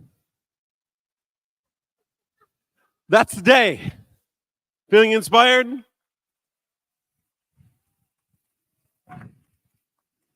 So now the ball is in your hand. You have to move it forward. It doesn't matter if it's at work, at home, in the community, artistically. Take what you felt today and put your ideas into action. The world doesn't change until we do. Thank you for being a part of TEDx. If you even want to be a bigger part of TEDx, we've got to move all these chairs into the back room. If everyone can grab a chair and head down through that exit sign, we'll direct you where to put them, and then come back and grab another chair, because anything worth doing is worth doing twice or maybe 3 times. So thank you. Have a great night.